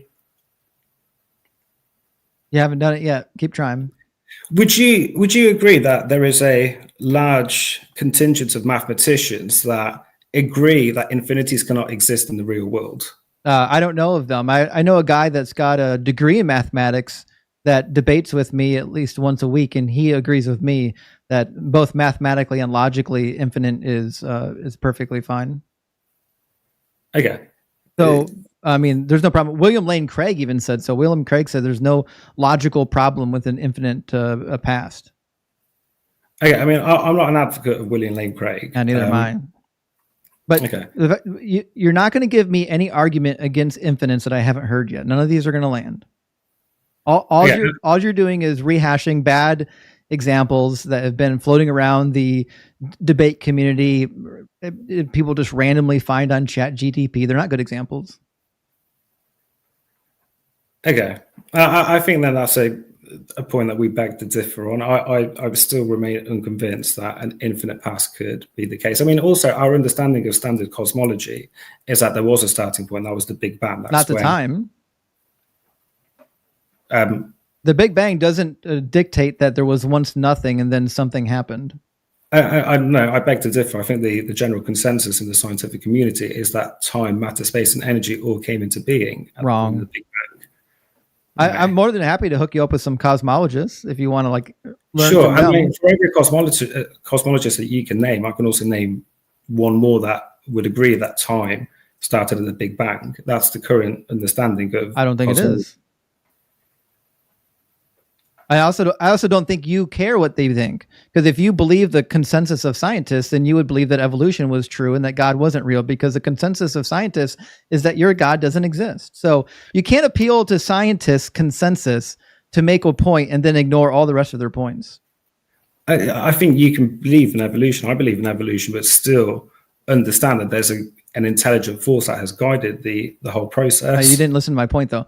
The vast majority of scientists and philosophers agree that there's no God, there's no need for a God. So appealing to a consensus of scientists for what you think they think about the Big Bang is useless, because now you're saying, well, if they say something I like, then I'm going to appeal to it. If they say something I don't like, then I'm going to ignore it. Yeah, I think in this case, it comes down to a question of epistemology. I don't think it does. No, it does, because you see, look. Let me ask you a question. What does your God have a name? I'm not religious. I don't fall under any religious denomination. Why do you give a fuck if we believe in your God, if this God doesn't have any attributes, he doesn't have any properties, he doesn't have any name, and there's no consequences for me believing in it? I mean, equally, I could ask you as an atheist, why do you care? Because people who believe in deities, specifically like the Abrahamic deities or the Hindu deities or all the formal religions, I share space with these people. They vote. Sure, but the fact that they vote doesn't have any bearing on anything. That's it's completely different. It does, because they use the religion to vote with. That's why we have the Southern Baptist Convention, who actively tried to keep slavery. But then we should be having a debate about whether religion is useful or harmful to society, as to whether or not religion is true. Religion is rooted in a deity figure. Sure, but let me ask you another question then, Justin. Let's say there was let's take a you still didn't answer my question. Why? Let's take a religion like Jainism. You still didn't answer my question yet. Why do you care if anyone believes in your God? I think for all of us collectively to be able to address the most pressing questions as to who we are and what we're doing here, it's good to have these dialogues. I'm interested in the truth, and I like to have these discussions to have a better understanding of the truth. What's the benefit of believing in your God?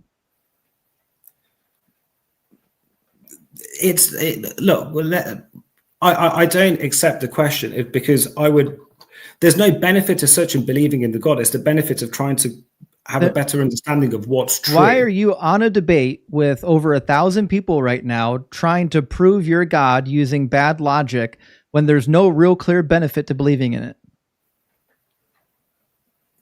Sorry, say that again. Why are you on a debate right now with over 1,000 people watching, giving silly, like, philosophy 101 arguments for a God that has no benefit if you believe in it?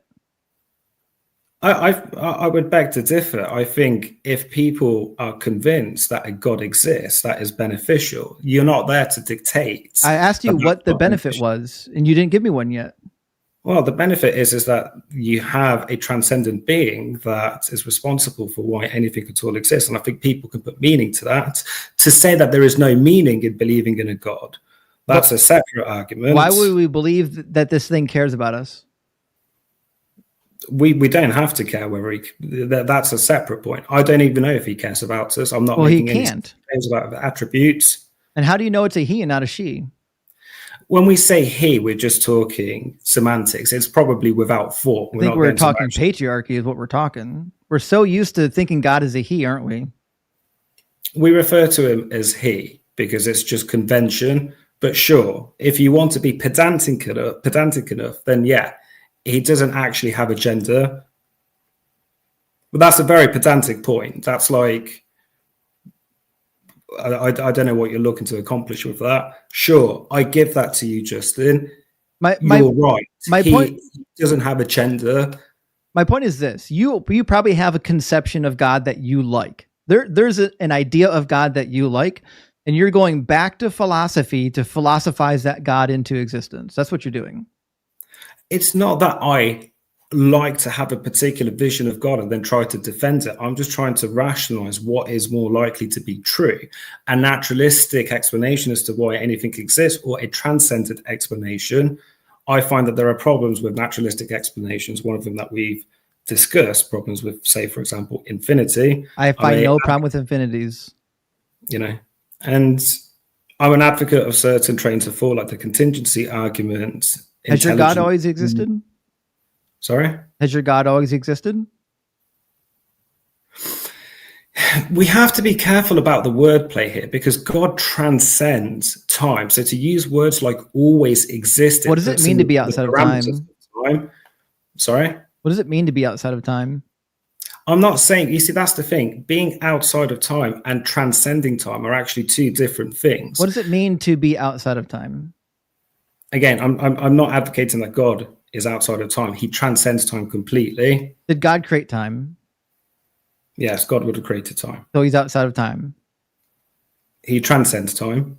He's outside. But yeah, but sure, yeah, we can just say, for the sake of semantics, he's outside of time. Correct. Right. Yeah. What does it mean to be outside of time?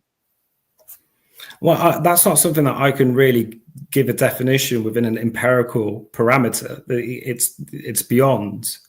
Yeah, it's illogical. I know. It's not illogical. No, just because you can't have cause and effect outside of time, can you? Just because it's beyond our means of articulating doesn't necessarily mean it's illogical. That's the whole thing. He transcends time. Listen to what you're saying. You're saying, I don't see how God, is not necessary because for some reason, infinite regress gives me problem, but I'm okay believing in something that exists completely outside of time, even though I have no way of conceiving how that actually works. So you think it's better to believe in a deity in which you can't even conceive of how it actually works, rather than saying, hey, the shit that's already here, it's probably always been here.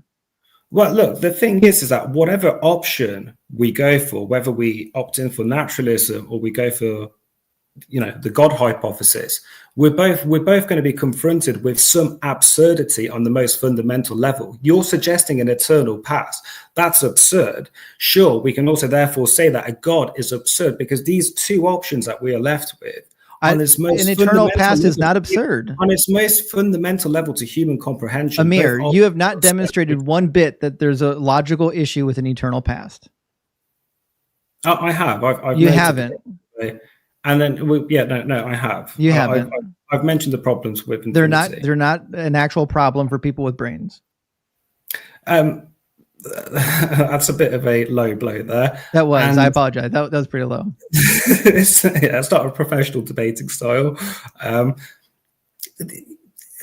Inevitably, you see, look, in all of this as well, right?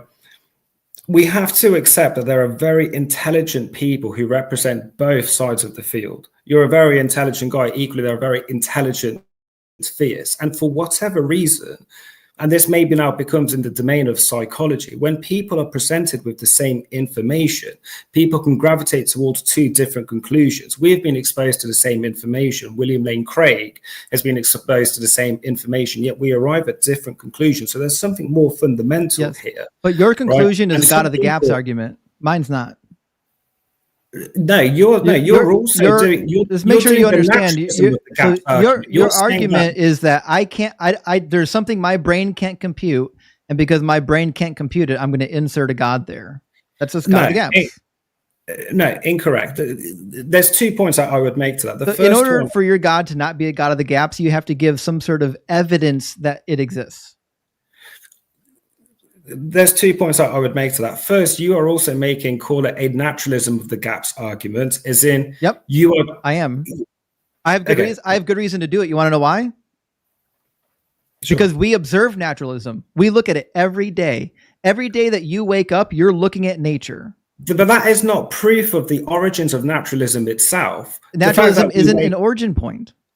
The fact that I can touch a chair doesn't therefore mean I can conclude that the past has existed eternally. That's two very different points. You're not listening to what I'm saying. What I'm saying is that the stuff that's all around us, the stuff that we can see, the stuff that we know exists, it's much more logical to conclude that there is a naturalistic explanation for it, that it's always existed, than to make up a magic man in the sky. Again, the point, the issue with that is that it still doesn't explain how naturalism itself exists. It does. Just because we can engage with with what a byproduct of naturalism is, doesn't explain the root of naturalism. Every scientific discovery we've ever made demonstrates naturalism and disproves God. Every single one. We've never made a scientific discovery that wasn't naturalistic. So let me ask you a question. The fact that we can both touch the table that our computer is on, how does that therefore add any credence to the fact that the past has existed eternally? How can you get from touching a chair to... Because matter cannot be created nor destroyed. So we have two really easy fundamental principles. We have a logical principle, something can't come from nothing, which means there was never nothing. And then in science, we have a very easy principle, the conservation of matter. You can't get something from nothing. We already know that. And also matter cannot be created nor destroyed. You can break it down into fundamental particles, but you can't make it go away. You can't poof it into non-existence. So you're therefore saying that prior to the Big Bang, all of the matter, time, space, and energy existed prior to the Big Bang. Is that what you're saying? Yes. And a lot of cosmologists agree with this. Okay. Would you say that there are cosmologists that also disagree with it? Yeah, 100 years ago. The last guy who was popular that disagreed with this, or disagreed with me, changed his mind before he died. Stephen Hawking, who wrote like the treatise on time, shortly before he passed away, changed his mind and said, yes, it could be possible that there's an infinite regress of time. So there's nobody in modern cosmology that I can point to that would say, yes, this guy represents the mainstream consensus of whether or not there was once nothing that gave rise to something. All the ones I know don't agree with that. The only way that that could be possible is if we subscribe to a theory like the multiverse. Is that something that you believe in? I disagree. I don't think you need the multiverse to make that a reality. So prior to the Big Bang, all of that space, time, matter, and energy existed. How? How is that even possible? The same way it existed now. Why would it not exist? Like what? You're saying, look, all this stuff exists. How is that possible? Because it's always existed. The same way your magic man in the sky always existed, matter, space, and time always existed. In fact, it's just logically true that time can't be created. You need a sequencing of events for the act of creation to even happen, and you can't have a sequencing of events without time. Correct. Yeah, there needs to be time in order for something to happen. So time couldn't have even been created by your sky god.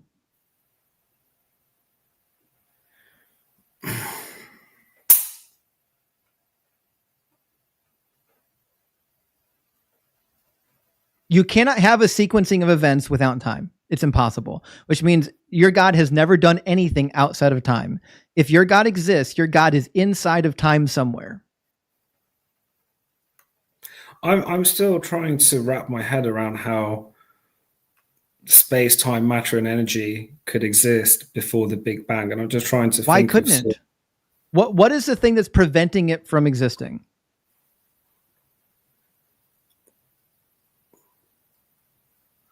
It's our understanding of cosmology that the Big Bang was the starting point. No, it's not.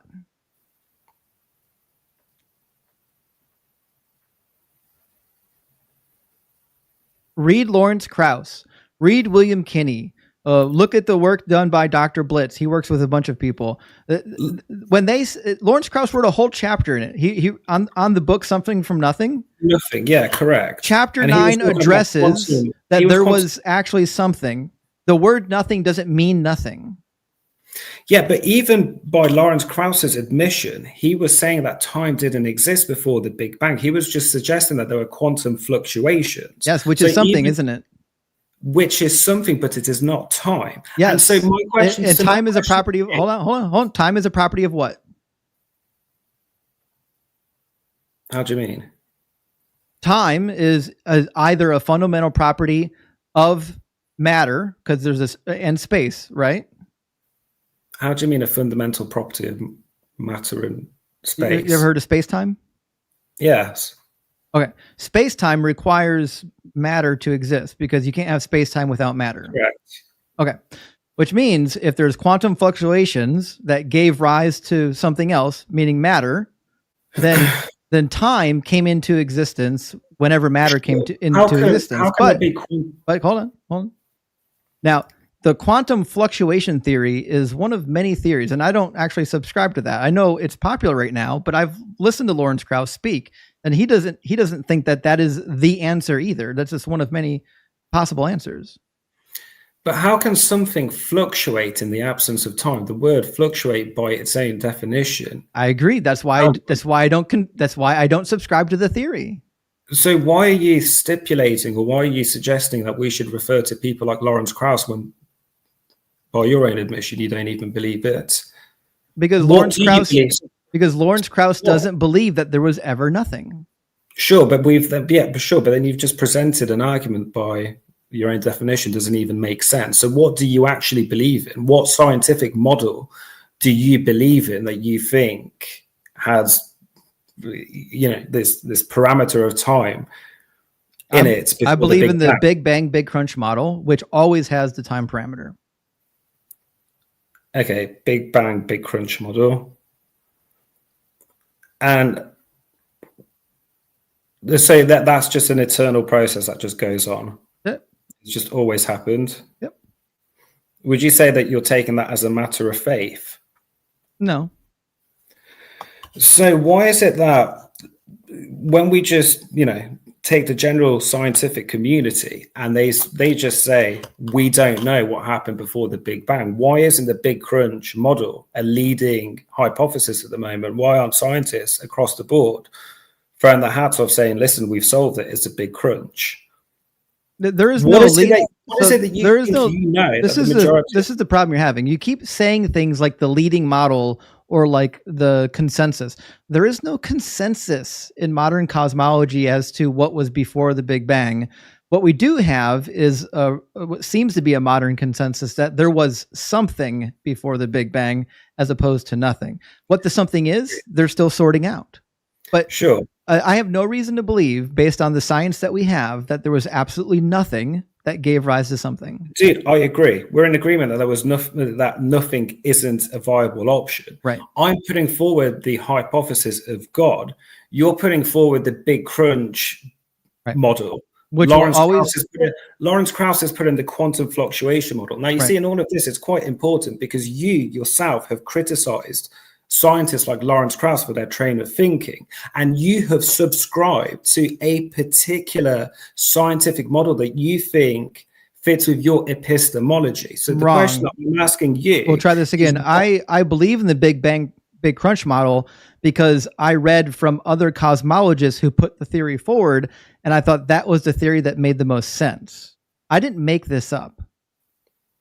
Why does it make the most sense to you? Because there's no reason why there had to be nothing that gave rise to something. The fact that the universe could be in an infinite cycle of expansion and contraction is not only observable, but is perfectly logical. So if the universe is infinitely, banging and crunching, etc., does that therefore entail that every single possibility that we could fathom will happen at some point because it's an infinite cycle? I would say only the things that are possible given the physics of our universe. We don't know. Right. So you're saying that, okay. So we don't really know what the physics of our universe will allow. We only know what the physics of our current model allows. Sure. So are you therefore saying that it is possible in one of these sequences, call it a cycle, that we're both, transgendered hippies and we're having this debate in another cycle? That is more likely than that. Are you saying that is a necessary sequence of steps to take in your train of thought to say that we would have to be transgendered hippies at some point in this cycle because that's what infinity entails, and that is within the parameters of what our laws allow? Do you agree? Yeah, if we're talking about infinites, then yes, it is possible that in a future infinite universe, that we're all living on some sort of a floating rock, and everyone is asexual or transgendered. And so, do you really, in your heart, believe that that is more likely than, let's just say, a God hypothesis? That in your notion, because we already know asexual people and transgender people exist. So yeah, obviously that's more plausible than a magic man floating around in space. But do you see how that may not appeal to a lot of people? Because your own why are you transphobic? Look, dude, I can give do trans you a people lot exist? Sure, they exist, dude. I'm do giving asexual animals exist? I'm giving a far-fetched example to illustrate the both absurdity of your both point. asexual animals and trans animals exist. I have no reason to believe that it would be impossible for them to exist in another universe. Sure. Do you see there how a lot of people could find that argument to be absurd, to suggest that there is a cycle To of suggest that universe something that where- already exists could exist in the future? to suggest that a clone, a replica version of us will exist in a future cycle where whatever absurdity you want to attach that, I just put transgendered hippies there as a far-fetched example, that is more likely than, let's say, a God hypothesis. That becomes, you see, and that's Cyber, where thank you for the galaxy. Yes, for the same reason I've explained 5 times. Because suggesting that something we already know exists and already is in the realm of plausibility is always going to be more likely than positing something that is completely untestable, that we've never observed and hasn't taken any time to make itself known. Okay, I think that's where we differ, and that's, I think, where we can also draw the line. But I do want to just say though, Justin, thank you not only for having me on, but also for having a show like this where people can actually come on and have these dialogues. It's really important, and for that, I really respect you. Yeah, thanks for coming up. I appreciate it. And I gave you some good jabs, and you took it pretty well. So thanks for putting up with me. Yeah, no, you've won my respect. Yeah, you're a good guy. Thank you so much. I appreciate it. Thanks for coming up, Amir. Cheers. Bye-bye. I never understand why philosophy people are so confident in their talking points. It's wild to me. I think it's because they try their talking points on people who have never heard the talking points, and they work well if you've never heard them. And so, they just assume it was going to work on everybody. But it was nice enough. Brandon, thank you for the $10 super chat. Brandon says the countries that signed the Geneva Convention would be compelled to step in on behalf of the Midianite people and drone strike Moses and his amassing army if they tried God's commands today, right? 100%, Brandon. Yes. If people on the earth chose to behave the way that the Israelites were commanded to behave, oh my God, we'd lock them up. We'd have to drop a nuke on them. Holy shit. Frank, thank you for continuing to be a member of the Kraken Crew Elite. Frank says, the community missed you last week. Welcome back. Thank you so much. I appreciate the kind words. And I'm really happy to be back, guys. I really missed being with y'all. Wild Willie Tex, thank you for the $10 super chat. Wild Willie says, but doesn't God have a womb to birth the ice in Job? Yeah, listen. The cosmology of the book of Job is out of pocket. It really is. Job 38 says that the earth is flat. It says that there's edges on it and it can be shaken out. It's crazy to me that people read the book of Job and take it seriously. Hyver Prime, thank you for the $5 super chat. It says, found out about you from the Atheist Experience episode, and I've been binging your stuff for weeks. Thanks for what you do. Praise Doug. Hey, thanks, Hyver Prime. I appreciate that. And I'm going to be hosting the Atheist Experience again on the 12th. So coming up here in a little under 2 weeks, we're going to be back on the Atheist Experience, doing the thing. All right, we'll get the next guest in here from the TikTok queue. We've got Half Empty Paradise trying to connect. How you doing, Half Empty?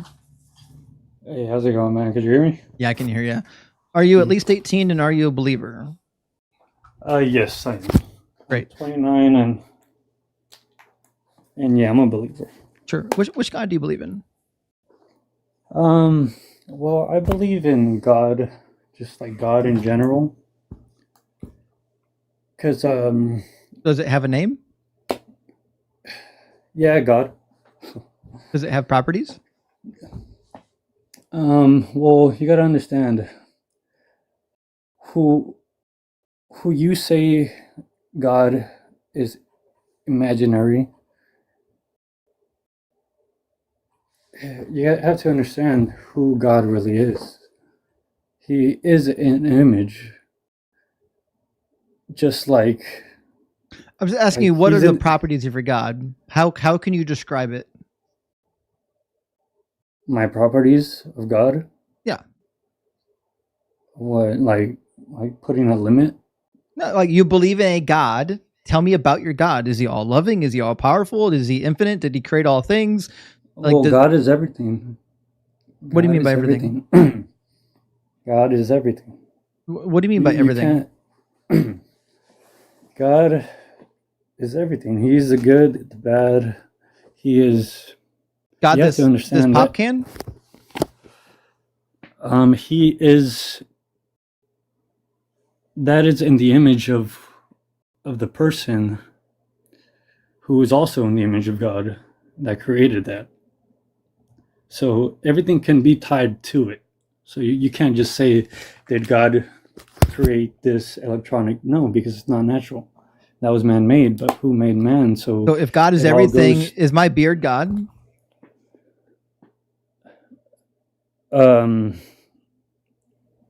It was from, you could say it was from, because you're in the image of God. But is my beard literally God? That's just, come on. You said God is everything. I'm trying to figure out what you mean by everything. Yeah. This is your definition, not mine. I'm saying he's everything, but you're trying to. You know what everything means? As one thing. Yeah. Do you? Because you're trying to. Is my beard part of the Godhead? If God is everything, then obviously your beard is part of everything. Okay. Just like you are. How do you know that this God exists? Because if your God is indistinguishable from anything else, then I'm not likely to believe that the thing exists. I would just say, yeah, it looks like a beard, not a God. No. Okay, you keep going to the beard. Well, you have to understand who this God is, you have to look at all the religions and who they all speak of God. There's many gods. Speak of the same. They all speak of the same God. No, they don't. They speak of very different gods, and quite a bit of them like contradict each other. And a number of the religions believe in like hundreds of deities. I mean, they believe, yeah, some of them do, but with the image of God that you're trying to break away from people, you have to understand that image, it can't be justified as one thing. I didn't say it was one thing. Well, you said it was a beard. How did you come to realize that this God exists? What is the evidence? Well, you have to look at life. To see the extraordinary, you have to look at the ordinary things around you. I'm asking you, how did you come to realize that this God existed? I'm getting to that point. And like I was explaining, like, to see the extraordinary, you have to look at the ordinary things around you. So therefore, when you look at the ordinary things around you that you take for granted, you start to understand the true system of God, the true. But you're saying nothing right now. I'm explaining everything. You're just saying when you look outside your window, you just know that there's God. That means nothing to me. I'm asking you for the actual evidence that would lead me to believe that this God exists. I'm trying to get there, but I can't get there. If your evidence is look outside and be struck with awe, then it's not an argument. No, my evidence is look at the ordinary things around you that you take for granted. Like what? Look at how those, like your body, like your vision, like. What about it? Like oxygen, like. What about it? The sun rays that. Yes. That come. I'm aware that these things exist. Onto Earth that help grow the plants. And therefore, the plant grows. Without the sun, we can't have precipitation, and without precipitation in the ocean, we can't have rain, and without rain, we can't not have water. But how does any of that lead to God? That is who God is. How do you know that to be the case? How do you? Because if we try to put it into a category. This is the only category that God can be. Because people try to say that, oh, God is bad. Look at the Bible, speaking about like children being killed. Okay, that's life. Look at nature. Buddy, you're not saying anything yet. I'm I'm not asking saying you for everything, the but you're not evidence that listening. your God exists. I'm hearing an endless train of words that have no coherent meaning.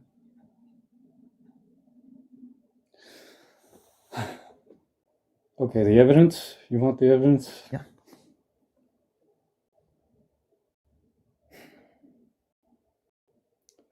The evidence that God exists. This can only be my own evidence because it's subjective to my own beliefs and understanding, just how your own beliefs and understanding make you believe that the opposite of what I believe. Did the God visit you? Did he visit me? No. Okay. That's not who God is, because God is everywhere and everything. Again, God you haven't is- substantiated that claim. That's just another claim. That's the only claim. I can't help you. And if you try to complicate it, it's simple. Okay. So you can't complicate this. it sounds to me like you haven't thought about this very much. You just said, look outside and poof, there's God, but that's not an actual argument. And if I had That's to not what I guess, said. I don't think you have an argument. So I'm going to move on to the next guest. Okay. Thanks for coming up. Well, all right. He wasn't prepared. He did not come prepared. I understand that. Listen, you look outside and you see nature and you're like, you have this feeling of awe. You're like, oh man, how majestic is all this nature, right? But then you take the leap to nature is God. And yeah, you lost me on that one. It's so pretty though. I know. Welcome in, Joyful. Good to see you, man. Good to see you, man. I missed you last week. I missed you. I was watching you. You weren't watching me, obviously, but I was enjoying watching everyone cook while I was on vacation last week. Yeah, we had a good week on my channel. It was a great week.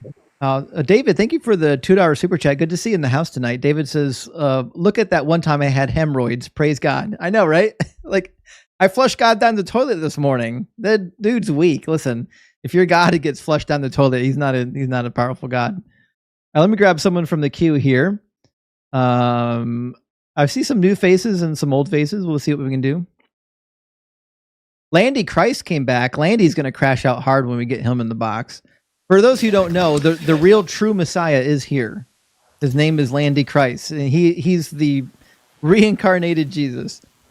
Anyways, welcome in. Is it Michael? Yeah. Welcome. Are you at least 18, and are you a believer? 18? Wow, that was a while ago.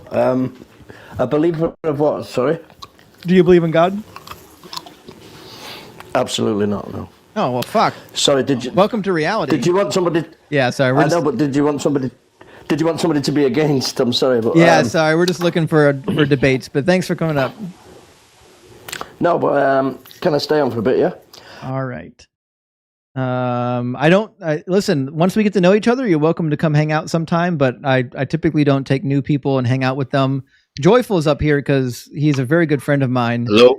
But I usually don't let strangers hang out up here. Welcome in, Quant Bro. You really into maths? Hello? Really? Just got up here teacupped already? Me? Can you hear me? I can hear you now. Oh, okay. No, I'm not into math. I am a pseudo-intellectual, and I'm here to cook you, and I like your content. Yeah, I believe that. Pseudo-intellectual. Sounds like you're already an atheist. Yeah, I watch a lot of YouTube. I watch a lot. No, I am. This guy's I trolling. am a believer. I'm a believer. No, you're I'm not. a believer. This guy's playing with me. I am. I'm serious. I am a believer. Listen, I'm just, the people we get up here are pseudo-intellectuals. They're not real intellectuals. But listen, you gotta turn that Britney Spears off. We can't have music on the live. It'll get taken down on YouTube for DMR. Oh, okay. 1 sec. Yeah, we can't have any copyrighted music on the stream, guys. In fact, I'm not so. Oh, go ahead, Joyful. I said I'm not so sure he's still not trolling. I think he is trolling. I was waiting to see if what kind of troll he was going to bring though. I'm not. I'm not trolling. I don't know. Like, I honestly get this when I go on Blitz's live as well, and he automatically goes, "You're trolling," and I'm like, "I am not trolling. I am actually trying to, like, you know, But I you watch a said lot of YouTube. That's what I get my information. you Like, said you're a I'm like pseudo trying to, intellectual. yeah, because you know, some things some things you learn, some things you're just, you know, shooting the shit, and you know. But do you know what That's that but means? yeah, you just have a fake intellect, which might be true. Right. Was considered, which is why I was gonna talk about logos. Not this fucking guy. And no, I'm not. We didn't talk about. All right. I know why Blitz cuts you all the time. Yep. I seen him. That was. Yeah. I've seen him on Blitz. That haven't was you? horrible. Yeah, I've seen him. Yeah. Welcome in. Is it Nana or Nana? Nana. Nana, welcome in. Are you at least 18, and are you a believer in some kind of a god? Yes, I'm at least 18. I'm not a believer anymore. Oh. Excuse me, since I was a teenager. Big But I have a W. question of the yes, I feel it's nonsense to me. But I have a question. Um, me and my boyfriend, we think the same way, and I was having this conversation with him earlier, and he said to me, the reason why a lot of people, like specifically speaking about Christian, because I was a Christian before, and he was a Christian, like we both grew up in a church, like whatever. He said that because the Bible, in a way, how can you say personified? I hope I'm saying this correctly. Personified God, so you really can't put logic into it. And so then I asked him, I said, so what is actually God? And he says God is not a person. He doesn't have I mean, it doesn't have a gender. It's basically energy. Um, so my question is, how can I ask this? My question is because when I think about it, I'm like, okay, who created, like the ocean, like the world, the land, the stars, all these things, whatever. And he was basically telling me it's energy. And he basically said energy cannot be created or destroyed. It just transformed. And basically that's how life is. So do you think that way too? No, I don't. In fact, energy is a really sticky term because, like, when we're talking about the sciences, energy doesn't actually exist. Like, it's not like a stuff. You know what I mean? Yeah, it's not a stuff. Yeah, I know. Yeah. So energy is just like a measured rate of change of any given thing. So if it has momentum, then we would say that it has energy. Or if it's changing either direction or speed, we would say that it has energy. But like, you can't, like, it's not a thing that exists like transcendently or something, right? Like, even electricity, we call it an energy source, but really electricity is basically, for lack of better words, is a chemical reaction. So, like, what do you think created the world? Like, Well, I think it's always been here, right? So the only question in my worldview that can't really be answered is, why is there something rather than nothing? And I think the obvious conclusion is that there was never nothing. okay. Because if there was ever nothing, then there would never be something. Like, you can't get something from nothing. Yeah, that's true. Right. Okay. All right. Thank you. Cheers. Good to hear from you, Nana. I am perplexed by the amount of people who will say, well, the universe can't have existed forever, but my God existed forever. Grief. It doesn't ever fail. It never does. All right, let's watch Landy Christ crash out. While he's loading, Jay Corling, good to see you again in the house tonight. Good to see you, Jay. I appreciate the $10 super chat. Jay says, complaints to the infinite regress problem should be met by asking creationists what was God doing prior to the creation of the universe while avoiding an infinite regress problem themselves. I agree. I did this a couple weeks ago with somebody, detailed the silliness of God trying to do anything outside of time. Like, he couldn't even have a thought outside of time. And it was It was tough on him. Landy Christ, welcome back. Do you have evidence this time? Hey, well, last time you wanted me to present actually in regards to evidence as to why I'm the actual Mashiach. Yes. But you actually, buddy, contradicted your own definition earlier in the live. You should have asked me what history I fulfilled. But I was actually calling in to address your actual banner today, if you don't mind. Well, are you God? Oh, no, I never said that at all. Of course So not. you don't believe in the Trinity? No, I don't, Justin. Okay, so And you're the Messiah, but you're not the Trinity Messiah. No, not at all. That's Roman doctrine. If you look into the Ebionites, buddy, it'll give you a better view on history. And I have to say, Justin, But that was you about are the Messiah, right? that is correct. Okay, and how long are you going to be on the earth? How long am I going to be on the earth? Yeah. Well, just like David lived a certain amount of time, just like Solomon lived a certain amount of time, however many years God blesses me with. And what are you going to do while you're here? Well, first and foremost, I was going to address your topic today, buddy, if you don't mind. You can get to it eventually. I want to ask you a couple questions. How long? Sorry, what are your goals here while you're here? Well, if you remember that in Jeremiah 33, there's of course scripture speaking of a new covenant, unlike that which was, of course, out of Egypt, and ultimately the name Adam stands as a calendar, a clock.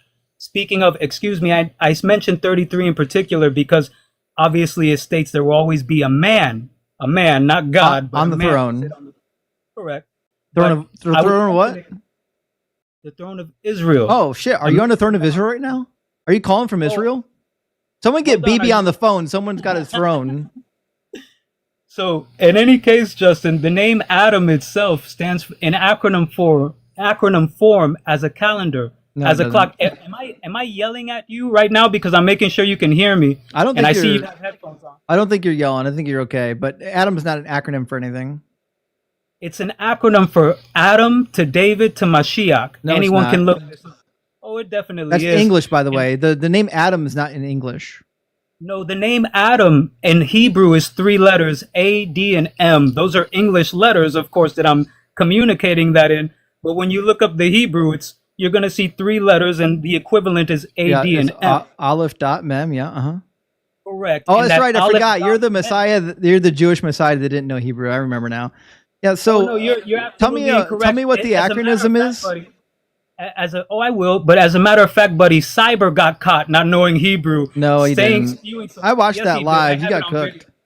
You're wrong. I have it on video. You're lying. But you need to seek professional help for your delusions.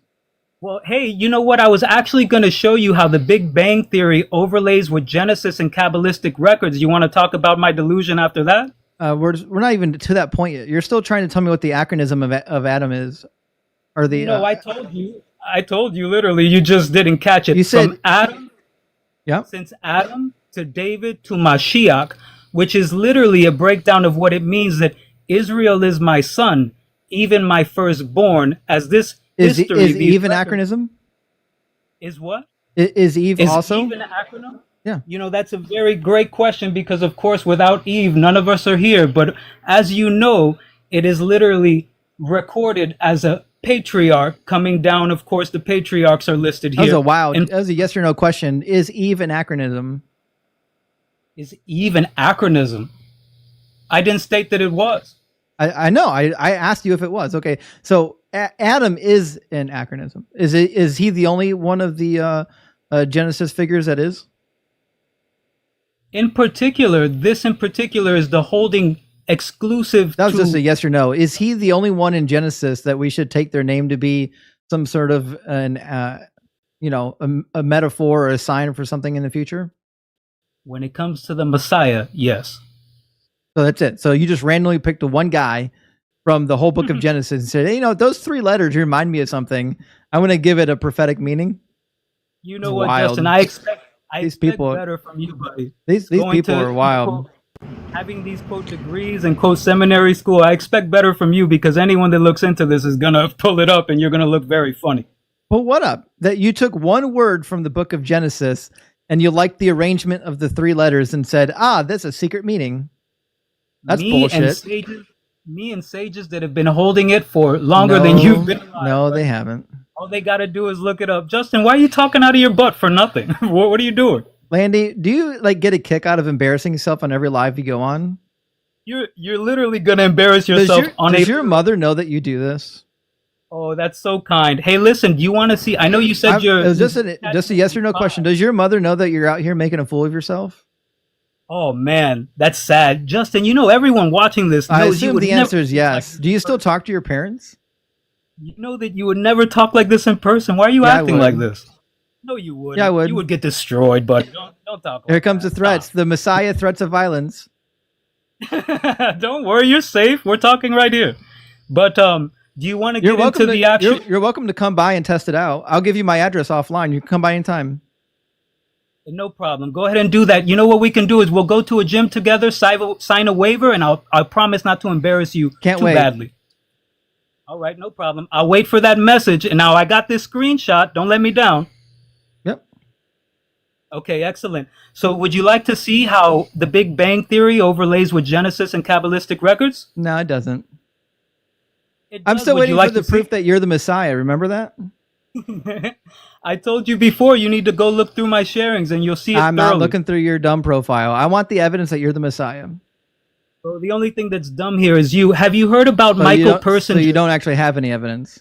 I'm about to tell you. Have you heard about Michael Persinger proving quantum entanglement? I already know that quantum entanglement's a thing.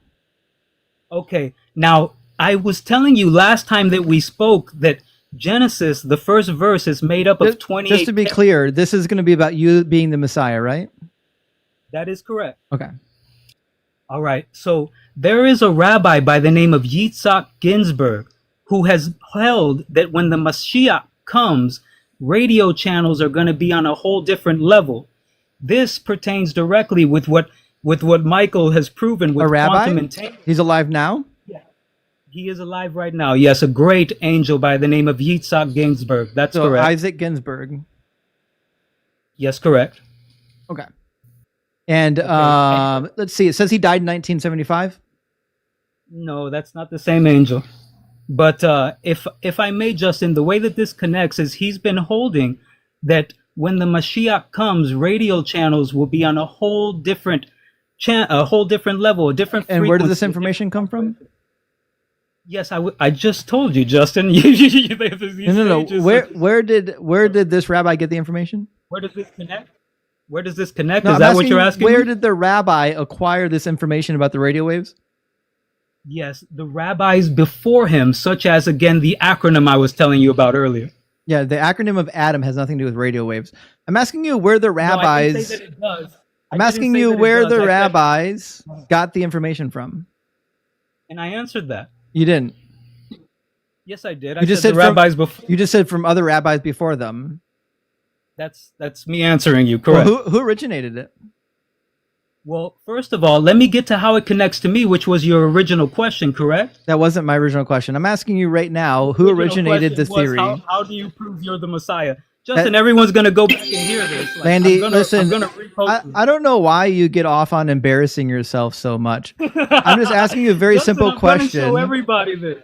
Your community isn't that big, buddy, and it's my going community extinct. is big. That's why you've got 50 followers. It's not big. Imagine. Hey, you remember to send me that message. Imagine being the Messiah in 2025 and having like 50 followers and getting cooked on every atheist live you go to. It's wild to me. This guy needs psychological help.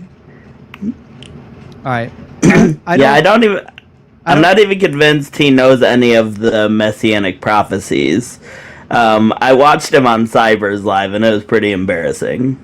Yeah, the guy's crazy. I mean, he needs to seek medical attention. Anyways, we'll get the next guest in here. Johannes, thank you for the $2 super chat. Johannes Brahms says, what a Prince of Peace threatening Justin. I know. He does that before. He's done that to other people. I've seen him threaten people. And that's all they have. When their talking points fall flat, they always turn to violence because it's all they have. But listen, if he wants to come over to my state and meet me in a gym, I'm more than happy to throw him against a wall a few times. Let's see. We've got Grace and Peace. How you doing, Grace and Peace?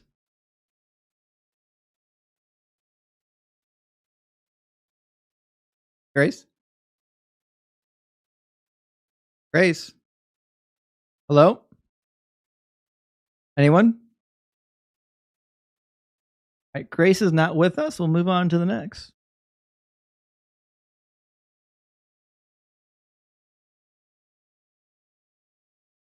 Try to get Jesse in the box.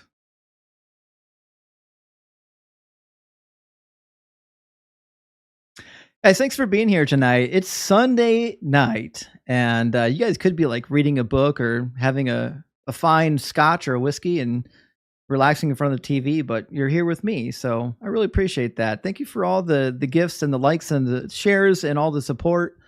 It's been a hell of a time having a week off last week, but we're back and we're going to be hitting it hard. So I don't think Jesse is with us anymore. Jesse was in the queue for a little while, but they don't seem to be in the queue anymore. So we'll move on to the next one. Then we've got some people waiting on the YouTube queue as well. I was waiting to bring the YouTube people in after I got through some of the TikTok people, because the TikTok people have been waiting for a little while. So wanted to make sure they get an opportunity. Welcome, Bradley. Bradley? Bradley was up here by accident. Okay. All right. Well, let me grab the next guy from the YouTube queue. Unfortunately, Joyful, when I bring in the guy from the YouTube queue, I don't think that you'll be able to hear him because now that you're in the box. Yeah, I'll go ahead and drop, Justin. It's not a big deal. Thanks for having me up, man. It's always a pleasure to be here, to see you, and just everything, man. Thank you for what you do. I love you, brother. Guys, make sure you're following Joyful. He's another creator here on TikTok, and he's streaming over to YouTube now as well. So if you don't want to miss any good debates, make sure you're following Joyful. He's amazing. We've got now, it looks like Mike in the guest box from YouTube. How you doing, Mike? Oh, hello. I was just about to step away. Is it okay if Dusty goes before me? Yeah, it's not a problem. Okay, thank you. All right, cheers. All right, we'll grab, I think Dusty, Jake, and Jeff. I actually don't know who's coming first, but it looks like Dusty's ready. We'll grab Dusty in here. How you doing, Dusty?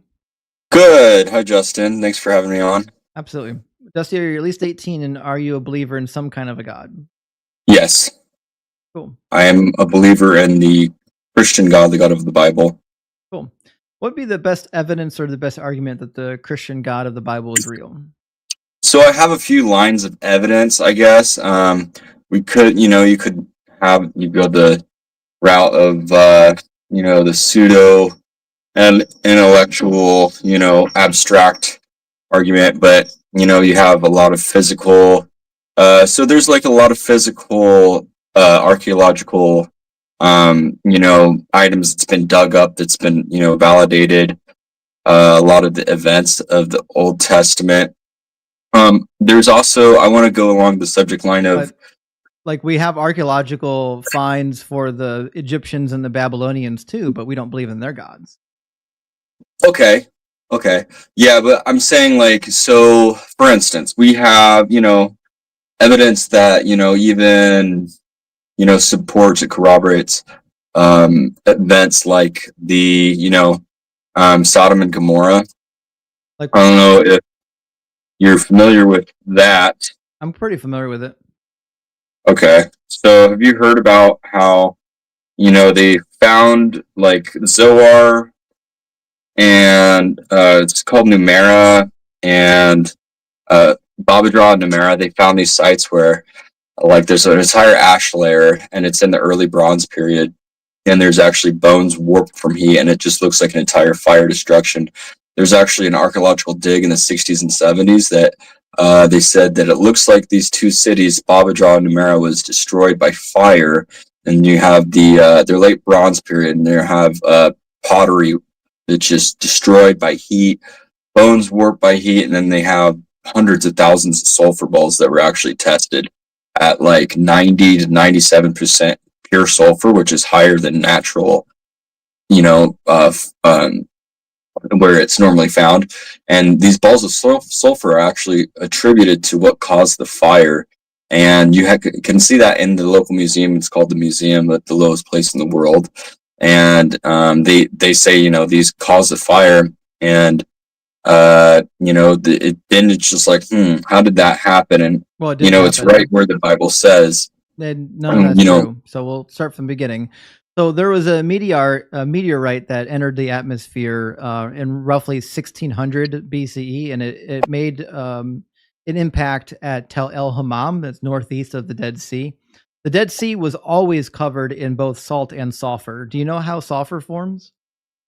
Yeah, but the north, it couldn't be the We'll try northeast this again. one. Hold on. Tel Hammam. That wasn't my So question. that's where they think. Okay, so my question. sulfur's So my question was, do you know how sulfur is naturally formed? Yes. Okay, and how is it formed? Naturally, it's normally through metamorphic rock and through volcanic activity, I think. There's a couple ways, but the way that sulfur forms primarily in the region we're referring to is that bacteria feeds on the salt crystal, and the natural byproduct of feeding on that salt is sulfur. The same way when we put yeast in, sugar water, it produces alcohol. So that's why we have sulfur all over the place. The entire region is covered in salt and sulfur because of the Dead Sea. Right, but there's no mineralogical So when the meteorite entered the atmosphere and it made landfall, or at least almost made landfall before it burned up in the atmosphere, it melted a lot of stuff in the vicinity, including some of the sulfur. That's why we have sulfur balls. Sulfur balls happen when things melt. Okay, but there's no evidence. So the excavators at Tel El Hammam claimed that a meteor struck there, but the experts studied that claim and they wrote an article rebuking that claim, saying that there's no mineralogic or geochemical evidence of an impact at Tel El Hammam. But that's actually northeast of the Dead Sea. The actual site of Sodom and Gomorrah is southeast of the Dead Sea. That's not given in the Bible. Well, it does say that. It does tell you exactly where it is, because Bible doesn't tell you where it is. It says it's not north of the Dead Sea at Tel El Hammam because it's the southern border. The Bible does not tell you where Sodom is. I know, but it through process of like elimination, you can, because it's not north of Jerusalem, and it has to be south of Jerusalem. The Bible gives a few clues. I could go into that, but so there's also I also have let me help you out here. Let me tell you how history happens, right? So there was a city northeast of the Dead Sea that was destroyed. It was small, maybe a village would be a better word. It was destroyed. Now, people made up reasons for why that city was destroyed, and their explanation included an explanation that explained why there's sulfur everywhere. Right, but it's not Tel El Hammam. Tel El Hammam is north. Okay, so Ezekiel 16:46 says Sodom is south of Jerusalem, but Tel El Hammam is northeast of Jerusalem. Deuteronomy 14:3 locates Zoar, which is right next to it, far to the south of Mount Nebo, but Hammam is way north. Genesis 13 says what Lot. I don't know if you heard me correctly. I never said Tel El Hammam is Sodom. I don't know why you're confusing that. Well, you're talking about the supposed meteor that struck there, but that's not the site of Sodom and Gomorrah. I'm talking about. I never said it was. I'm saying that's the only place where we have actual evidence where there was an impact, and it was in the 1600s. So, but it's also really interesting that Zoar is another city that didn't burn, and there's inscriptions, Lot's cave there. But I wanted to get into like inscriptions in what language? Ancient. Well, it was actually the first generation Christians inscribed there, and exactly, yeah. Thousands of years later, there's inscriptions of Lot that was there. They actually used it, that place as a memorial. I don't think it was Hebrew. I think it was. Well, it might have been Hebrew. Hebrew didn't exist yet.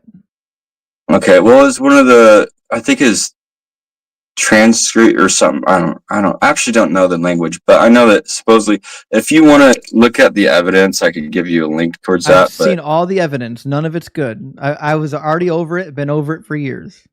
Okay, that's great. So, all right, and I just wanted to say, so you said that time has a beginning, right? No. Or it doesn't have a beginning. I have no reason to believe time has a beginning. That's actually not the general consensus and consensus. And you don't care what the general scientific consensus community. of the scientific community is because they agree that your God doesn't exist. So it's a Okay, useless argument. Okay, that, I just think that if there is a beginning, which they say, look at the first law of thermodynamics, entropy, matter wears out over time. You can't have an eternal state. That's the first law. Hear about that? Yeah. Okay, we're gonna look it up. Okay. So yeah, entropy is the first law of thermodynamics, and so matter wears out over time. They know that That's there not has what to be a entropy beginning. means. So you know. Okay. Well, judging, they know that the first law of thermodynamics states that energy can be converted from one form to the other, and interact with heat and so on and so forth. So it's right, but there's a conservation. loss. Yeah, conservation of energy, but there's a loss of And the time. second law of thermodynamics states that entropy Matter can neither be created the or second destroyed, law right? of thermodynamics states that the state of entropy in the entire universe as an isolated system will always increase over time. Okay. So like Einstein said that thinking we have a static universe is actually the biggest blunder of his scientific career when he saw the redshift data from Hubble's 100-inch telescope in 1931. Listen, quote mining scientists is never going to help your case because I can just quote mine the scientists that disagree with you. I want to know what the actual evidence is. Okay, so we don't have a static universe. You look at the reason why. Do you even know what a static universe is? Yeah, a static universe is a non-expanding universe. Our universe is expanding. Yeah, so there has to be a beginning point, and it can't just expand. Okay, well, look at there was radiation that they know that. I don't know if you heard about the radiation that the cosmic microwave background radiation. Yeah, I'm aware of it. Okay, so that's another line of evidence. So so you also said that they make cells. They know how to make cells. Like we've made synthetic living cells. Yep. Okay, well that's not true because it is. Okay, so we did can you cite 2021. So if you actually give all the abiogenesis researchers, you don't even listen to anything I say. We did it in 2021 on multiple occasions. Okay, well, I'm pretty up to date on abiogenesis. I must not have heard about that. But I do know that on the screen right here. 2021, scientists develop cell with synthetic genome that grows and divides normally. Okay, with what? Did they have the existing genetic material, the DNA material to start with? Because they can't make it from scratch. No one has made it from scratch. Because so abiogenesis, okay, so it has to have 4 of the. So what is life? It has to have. What bad apologetics book are you getting these talking points from? Okay, well, the 4. I'm asking. Do you know the 4? The 4 building blocks of a cell. Just slow down. Do you know that people that are in my position who debates this stuff regularly? I've heard all of these bad talking points 100 times, right? You know that, right? Okay, well, you can say that, but I mean, you're not going to be able to. Dusty, hold on. Are you aware that I've already heard all of these bad talking points before? Okay, so that's an ad hominem argument, but it's not an ad hominem. I'm letting you know that these are not good talking points. These talking points has never converted a single atheist ever. Well, they haven't been able to create cells in labs. I mean, Doctor. They have. I just showed you the article. I talked to Dr. Tour, like personally, and I don't care what Dr. Tour says. So he's challenged all the leading you're not letting me talk though. You're just quote mining. I don't care about quote mining. I don't quote mine. You want to know why I don't quote mine? Okay, why? Do you want to know why I don't quote mine? I don't necessarily do that with all my arguments, but I'm just trying to say that they don't know how cells form. Because it's a meaningless form of debate. You can go to any scientist, pick your time period, pick the field, and you can find somebody that's going to say something that agrees with you. Just quote mining random scientists is not an actual debate. I want to talk about the evidence. Okay, so what's the evidence for evolution? do you think there's transitional fossils? Do you think you could track all of them down to? Not only is there transitional fossils, but even if there wasn't, it wouldn't mean your God is real. Keep in mind, you're debating whether or not your God is real, not whether or not evolution is true. Well, I mean, if evolution isn't true, I mean, I think the atheists kind of cling on to that, like hoping that, it is, because No. they don't really have a. I know a guy that is an atheist that doesn't believe in evolution. I know two of them. Listen, evolution has nothing to do with whether or not your God is real. Disproving science will never mean that your God is real. You can disprove the Big Bang, you can disprove evolution, you can disprove abiogenesis. None of it actually means that your God is real. You still have to provide an actual defense for your God being real. And I have, and you just kind of sideswipe the subject. You haven't. Your evidence is that there was destruction near the Dead Sea.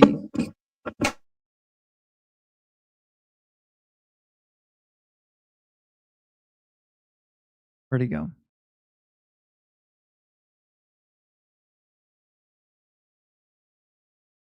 The Lord took him. He's frozen. He's no longer experiencing time. He's outside of time. He found a way to get outside of time finally.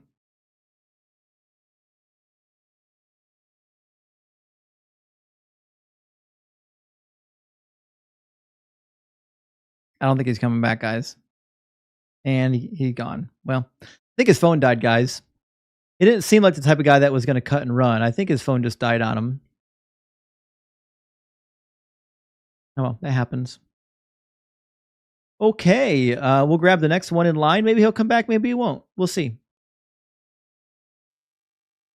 Welcome in, Jake. Hello.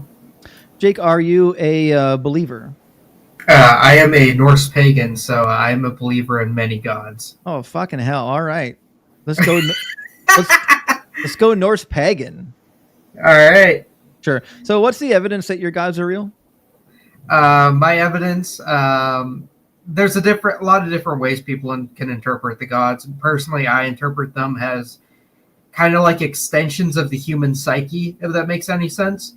I don't know if you ever heard of this guy named Carl Jung. I kind of think of him in the same way Carl Jung thought of the gods. He was a psychologist, wasn't he? Yes, he was a psychologist. He thought of the gods as more like universal archetypes that people. I'm aware of the archetypal theory. Yeah. Yeah, so that's essentially how I see the gods. But there's many other ways people see the gods. But I feel like the archetypal view is the most defensible position someone could have for the gods. And my primary evidence is a lot of what Carl Jung wrote about. He wrote about how these archetypes show up in different human cultures and different human places. And essentially, these archetypes are, I wouldn't say hardwired into the human psyche, but they are a part of the human psyche to the degree where they have a meaningful, how do I want to put it, a meaningful a meaningful foot inside the human psyche. I guess that's the best way I can put it.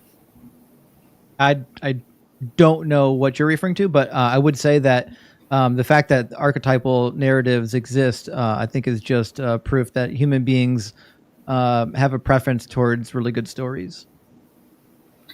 I mean, I guess you could say that, but there's also,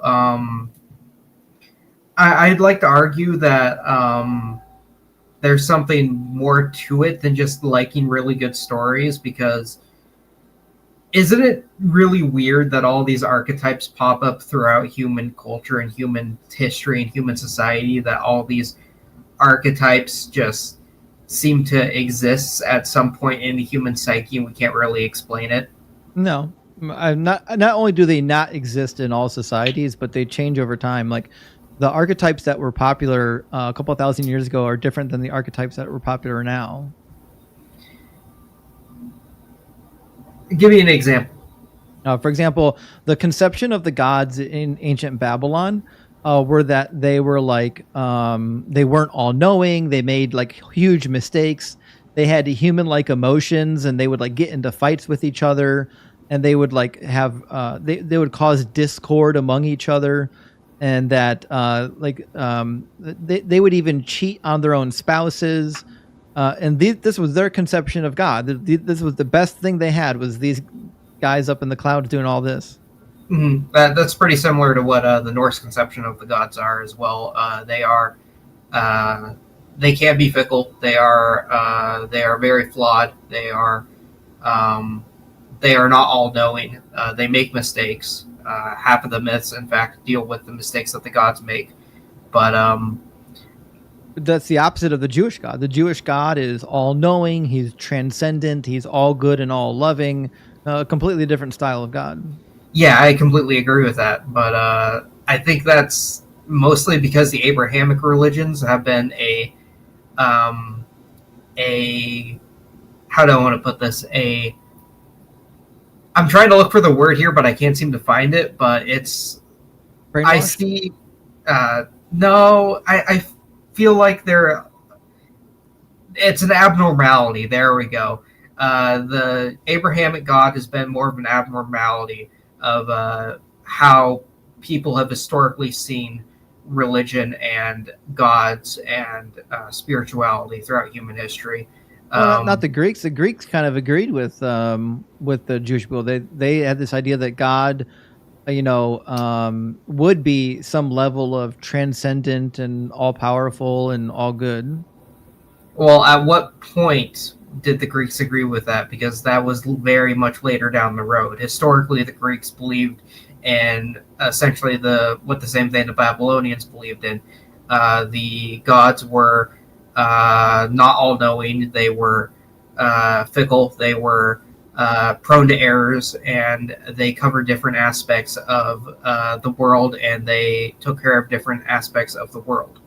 Yeah, I would say that the Greek gods of the Greek philosophers were different than the Greek gods of the normal people. So if you read the conception of God from the Greek philosophers, they give us this idea of this ethereal, transcendent deity. But in Greek mythology proper, you're right. The gods are a little bit more like the Babylonian gods. Mm. And I feel like that's why Christianity adopted it, right? Christianity adopted the Greek philosophy of God because it matched their conception of God. I guess that's true. I'm not a super big expert on Christianity or anything. I was a Christian for most of my life, but I deconverted due to some personal experiences with the church. But like I said, I'm not a big expert on Christianity or anything, so I can't really talk to that. I would. So is the archetypal situation the only thing that leads you to believe in the Norse gods, or do you have something better than that? I have personal experiences. I've always believed in the supernatural, and I know I'm dealing with an atheist here, so you're probably not going to agree with any of this at all. But I've had experiences before where I've had visions and I can't explain them. They might be due to mental illness because I do have a psychotic condition.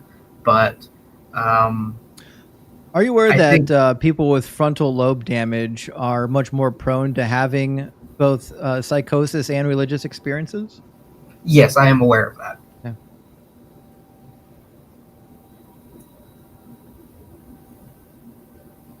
Thank you for the panda ice cream. I appreciate that. Yeah, so my point is this. It seems to be that your religious experiences are probably a result of a phenomenon that people with your condition tend to experience. Perhaps that might be true, but perhaps, like I was saying, there could be something deep within the human psyche that produces these archetypes and allows us to essentially connect to them in a way that just wouldn't normally otherwise be possible. And I think people with conditions like mine, they might be able to connect to these archetypes more because of our conditions and because of the nature of the mental illnesses that we have, if that makes any sense. I've got a rambling on right now, so I'm not used to this. This is the first debate I've ever done. Don't worry, I'll go easy on you. Okay, so my point is, though, I think that the archetypal conceptions exist because we're all sharing an experience together, and because we're all sharing a relatively similar experience, I think we're going to come up with similar narratives that we enjoy. Like everyone loves a good underdog narrative because everyone thinks of themselves as the underdog. Even people who aren't underdogs often think of themselves as the underdog. So like, because we just have this shared experience, we tend to develop these narratives that have reoccurring themes, you know? Doesn't that say something interesting about the human psyche, though? That we all have these shared experiences and that we're all able to connect over them and essentially bond over them. I think that's really interesting. I mean, it's interesting, but I wouldn't put like anything mystical or godlike on it. I think that's just the nature of reality. Because we have a shared experience, there are certain things that we're all going to be able to relate to. I suppose that's true.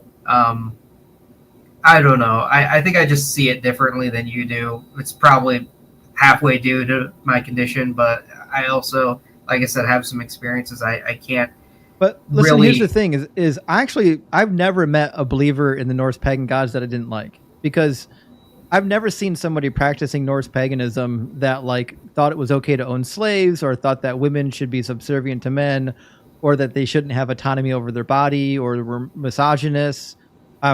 Listen, if your Norse pagan gods bring you some level of hope and joy and fulfillment, I love that for you.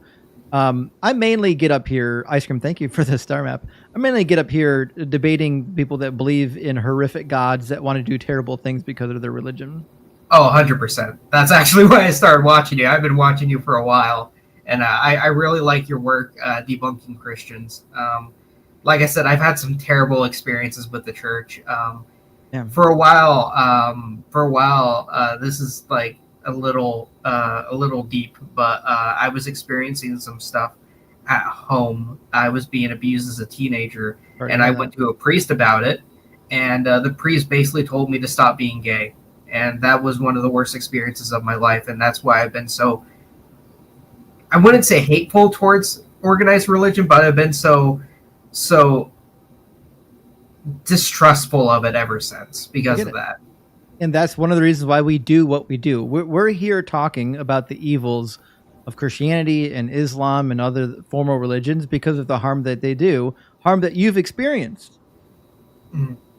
Yeah, we got your back on this one. Got your back too, then. Yeah, even if I don't believe in your gods, I've never found an issue with the Norse gods, so you can keep them. We love you for it. All right, sounds good, man. All right, cheers. Have a great one. All right, you too. Bye-bye. There's a couple conceptions of deity and God that really are fine. I don't care. You know, some of them though are not benign. Maximilian, thank you for the 2660 super chat. Says, good to have you back. We missed you. Looking forward to many more episodes. Looking at the subscriber count, the family is growing. Yes, it is. Yes, we're getting more and more subscribers on YouTube. And Evan, thank you for all the caps and corgis on TikTok. I appreciate that. For those who are subscribed on YouTube, you do have access to my deconstruction cheat sheet if you're at the Kraken Crew elite level. So hopefully you're enjoying that. And Phil Fun, thank you for the $5 super chat. It says, I don't dig his archaeological arguments, but I'm jealous of that hair. Listen, I don't know if you did this on purpose, but I love the fact that you just said you don't dig his archaeological arguments. You get it? Anyone get it? Huh? No one? I'm the only one who got that one? Listen, Phil, if you did that on purpose, that was fantastic. Ice Cream, thank you so much for the dragon. I appreciate that. I love a good pun, guys. Jessa, thank you for the $10 super chat. It says, so grateful for your channel. Binged your videos for 2 weeks straight. Being an atheist with a science degree in the Bible Belt is tough. Glad to have this space to escape and learn from. Carry on. Thank you so much. I appreciate that, Jessa. And yes, you're right. My family is from, half my family is from the Bible Belt. And trust me, it's a different world down there. Being an atheist in the Bible Belt is a wild experience. You're in the lion's den. Flanker420, thank you for the $5 super chat. Flanker says, skeptical of evolution, skeptical of government, skeptical of science in general, and believe any article that backs them up and stop reading. I agree. That's what they do. That's why they quote mine everything. They don't believe. We've got a huge consensus of scientists that evolution is true and that there's no need for a God and so on and so forth. But then they'll say, well, the consensus of scientists is that all time had a beginning. And I'm like, oh, now you care about scientific consensus when you like what it says? No, of course not. You gotta pick a lane and follow it. Dex, thank you for the $2 super chat. Dex says, guest is gish galloping from topic to topic. Yeah, that tends to happen. You guys have seen it. And Johannes Brahms, good to see you again with the $2 super chat. Says, take a drink each time the caller says archetype. You know what? It's about Kraken time, isn't it, guys? What time is it? It's almost 10 o'clock. It basically is Kraken time. I'm going to get some Kraken ready. Welcome in, April. How you doing? Hi, I'm good. How are you? Good. Thank you for asking. April, are you at least 18 and are you a believer? Yes. Wait, yes and yes. Cool. And which god or gods do you believe in? I'm still trying to determine that myself, as I used to be atheist and I'm new to spirituality, which you may or may not understand is not exactly religion. As an atheist, I stayed away from religion, learned a little bit about different religions such as Buddhism. I can't really name too many off the top of my head. I know not a whole lot, but I understand, Christianity well enough to stay away from it. Yeah, whatever you do, don't go towards the Abrahamic religions. They're vile.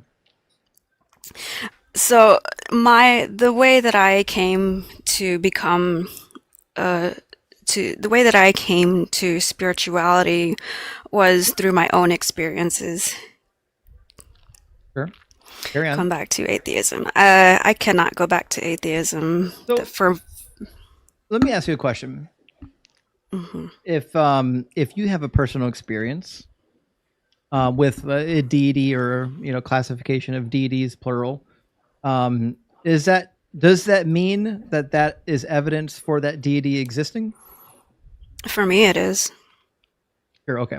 Now, if somebody else has an experience with their deity, for example, I worked with a guy who was Hindu who was visited by two of the Hindu gods.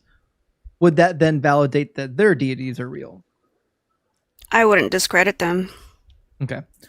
So in the ancient Roman and Greek writings, we've got stories of them meeting their deities, the Greek and Roman deities. Would that be enough to validate that they exist too? I wouldn't discredit them. I try to study all of these things. Sure. The only reason why I ask is because, from my point of view, right, if personal experience is evidence of a deity's existence, then I'm basically left with one option or two options, right? I have to believe in all of them or I have to believe in none of them. Well, I want to say also, as an atheist, I was strictly following science, and as a spiritualist now, I do still strictly follow science, and I combine my knowledge in science with my personal experiences, along with whatever information I can scour the internet for to make everything make sense. Sure. Right. So, but do you understand from my point of view why personal experience is not convincing? Because like if I took you for your word that your experience was real, I would have to give everybody that same level of merit, which means I would just have to believe in all of the gods. And I think to me, it makes more sense to believe in none of them. I understand that exactly because I used to think the same way, exactly the same way. Sure. Personal experience does make a really big difference. Right. So I'm going to do something that I never do. I absolutely never, ever do this. But because you're kind and you're being honest and you're admitting that personal experience is not necessarily evidence for me, it's only evidence for you, I'd actually like to hear your personal experience if you don't mind telling us. I have a lot. I don't even know if I should start from the first experiences that I had or the most recent. Oh, can I just say, by the way, because when I first scrolled onto your live, it says your God is imaginary, and then you have all these stars in the background, and I kind of find that funny, considering the concept of light. Can you elaborate on that? On the molecular scale, we are little orbs of light. We're photons? Photons, yes. Sure about that? Yes. I don't think so. Okay, so let's try to keep this science related because I do love science, and I it's like I know how it goes, when we're talking about science or not. I want to say, first of all, I think we all need to catch up with each other on the science that is or has come out to understand the universe itself, which you can be, you can use the words interchangeably, God or source. And I want to say also, I wasn't comfortable for a long time using the word God. Mm-hmm. I was more comfortable with using the word source or universe.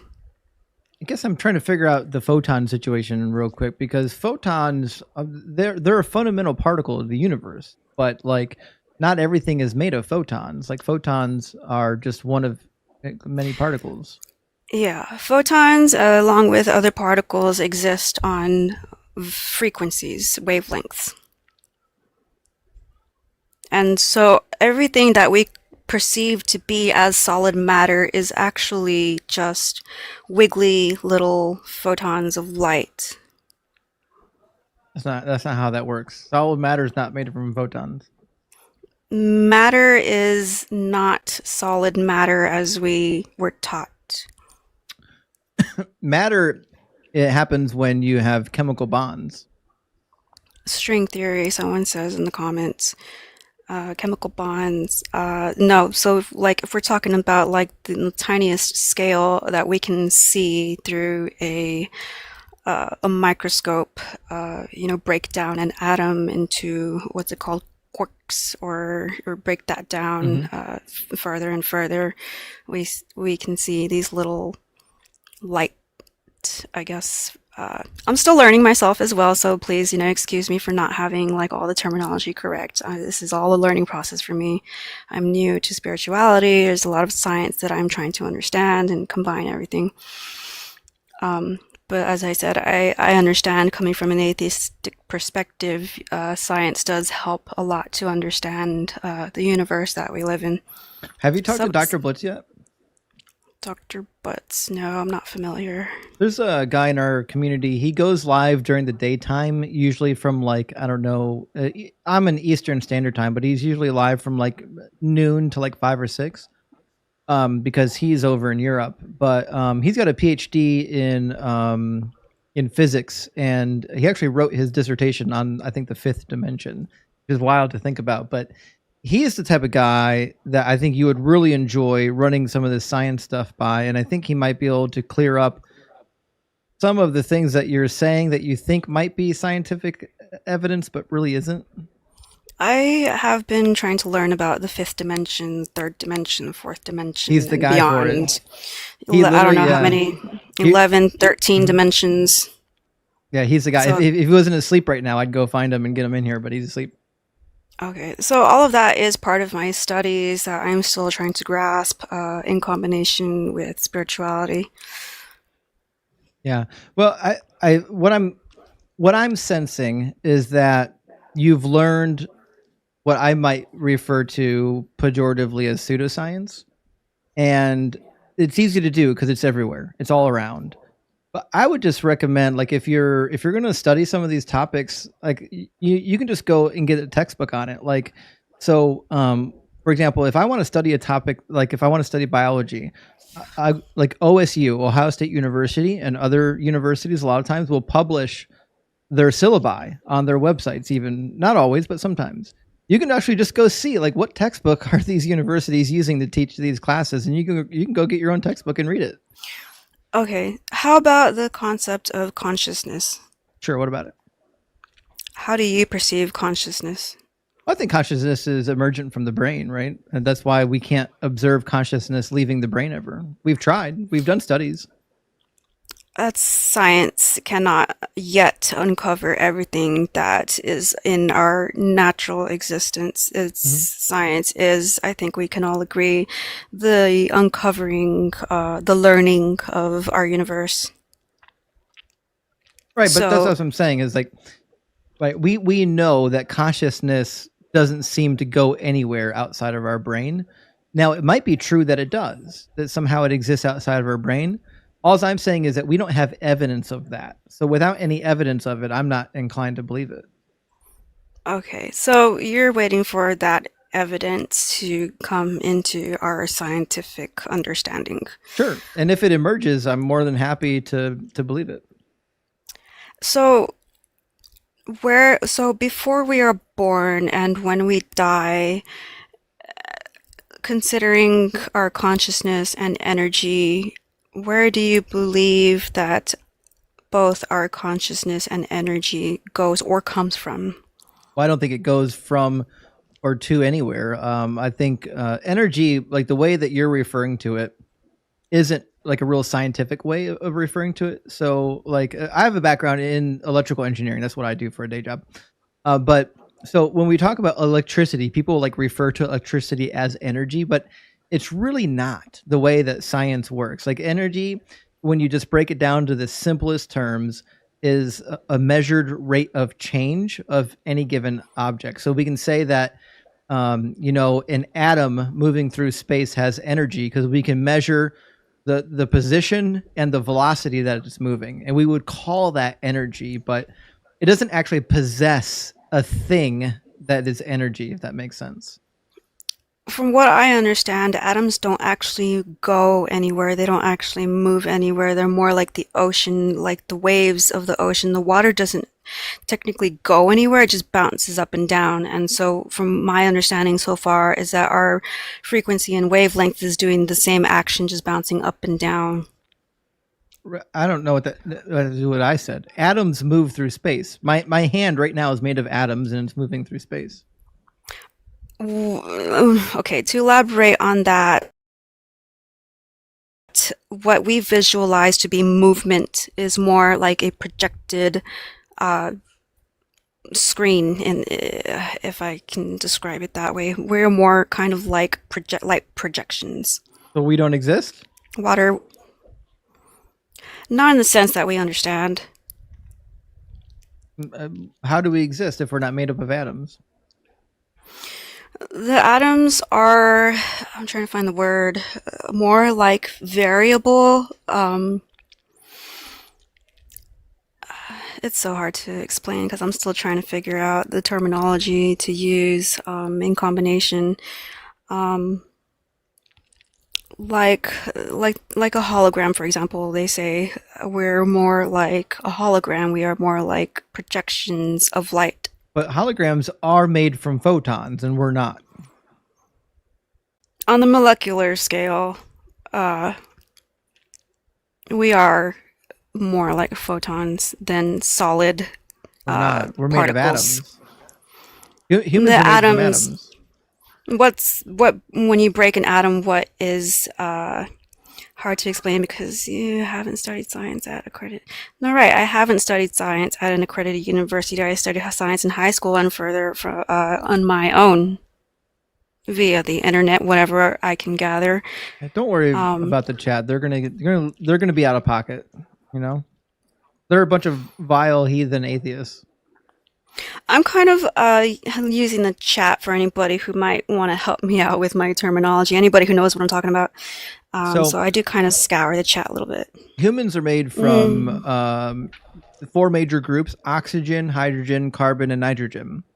All of those are molecules that break down into atoms, and those atoms have various weights based on the proton-electron balance, right? So that's just what we're made of. We're made from atoms.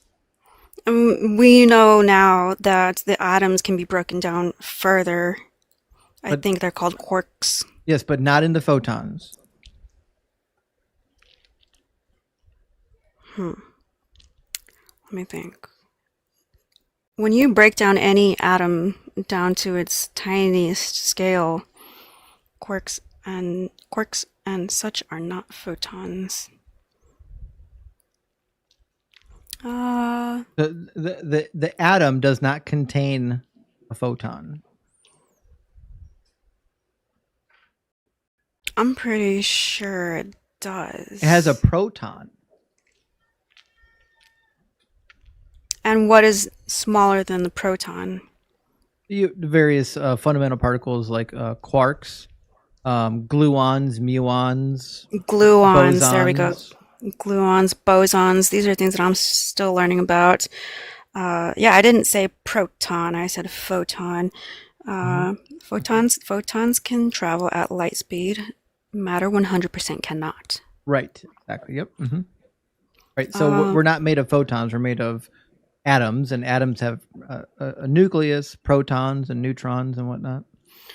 So someone here says maybe God is photons. So the stars, for example, the sun that emits energy, we are vibrating energy. Well, listen, April. I do need more science. I'm not going to lie. I do need more science, and I want more science to piece all these puzzles together. April, send me a DM. I'm going to get you connected with Dr. Blitz, who has done a lot of work in this field on the states of matter and whatnot. And I'd love to have you guys have a conversation. Go to college. I don't go to college anymore. Even if it's offline, I'm sure he'd have a Discord conversation with you, or next time he's live, invite you up. So I think you can run some ideas by him, and he can probably give you a very good detailed explanation. Okay, well, you know what? Because I did read somebody in the comments said, how did this go from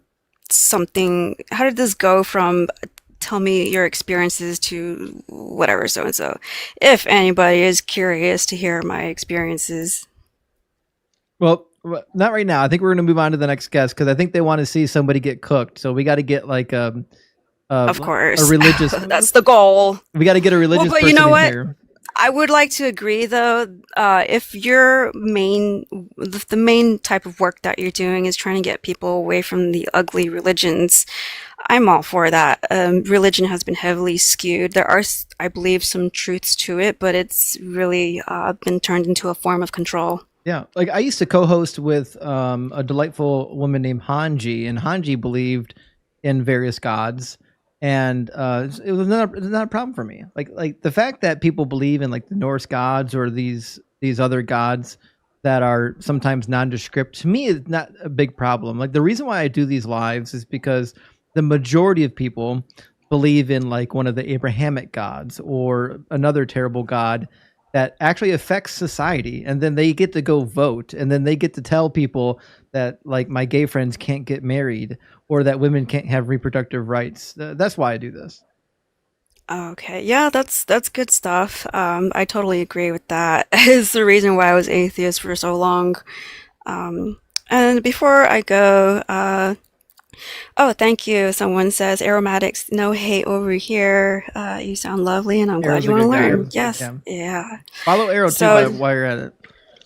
Okay, I don't know how to spell that. Maybe he can send me a follow or something. He will, yeah. Guys, if you're in the deconstruction community right now, drop April a follow and get her plugged in. Also, there's a Discord in my link tree in my profile. Join the Discord and dialogue with us offline.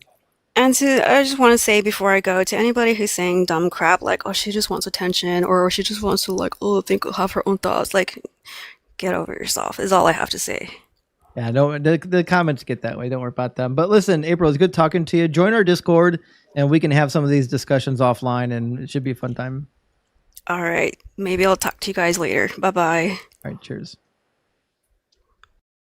I'm a little bit intrigued to know what kind of experience she had. That led her from atheism to theism. But it's hard to say. All right, let's get the next guest in here. We're going to grab, it looks like Mike. Mike's been waiting the longest. We're going to get Mike on stream. Mike, are you with us? Mike? No, not so much. Okay. All right, well, we'll disconnect Mike and we'll move on to the next one. And while we're at it, Johannes Brahms, thank you for the $2 super chat, says, it's my personal experience that there are no gods. I agree with you. In fact, I think I've heard that line a lot from Matt Delhoney. That if personal experience is evidence of God, then it's also evidence of not God. And again, with the $2 super chat, Johannes, I appreciate that. It says, we're not photons. Please enlighten her, Justin. Yeah, I know. I did my best. We are certainly not made of photons, guys. Shallow She says, does this guest listen to Deepak Chopra? Maybe. I was getting some Deepak vibes. I really was. But thank you so much for the $5 super chat. And it definitely is. It was very Deepak-esque.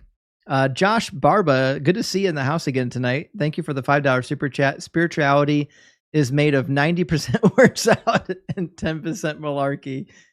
Yeah, I don't disagree actually with that. Spirituality was never appealing to me as like a belief system. David, thank you for the $5 super chat. David says, my wife and I did the deed in front of some striped sticks so that we can conceive a striped baby. If it's a boy, we shall name him Zebra. That's a great play on words and a good swipe at Genesis chapter 30. Big W on that. Johannes again, thank you so much for the super chat. It says, April, check out PBS Spacetime. Yes. Actually, the PBS science episodes were phenomenal. I loved them growing up. And last one, Angel V says, Episcopal, Christian, agnostic, and proud supporter of Justin's work. Thank you so much, Angel. I appreciate the $5 super chat. And you can actually be religious and still support my work. In fact, when I was a Christian, I loved watching the atheist debates. They were a lot of fun.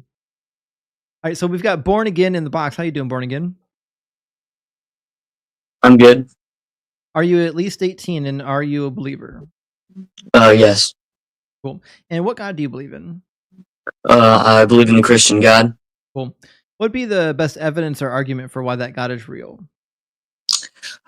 I'm not here to debate today, but I just have a simple question.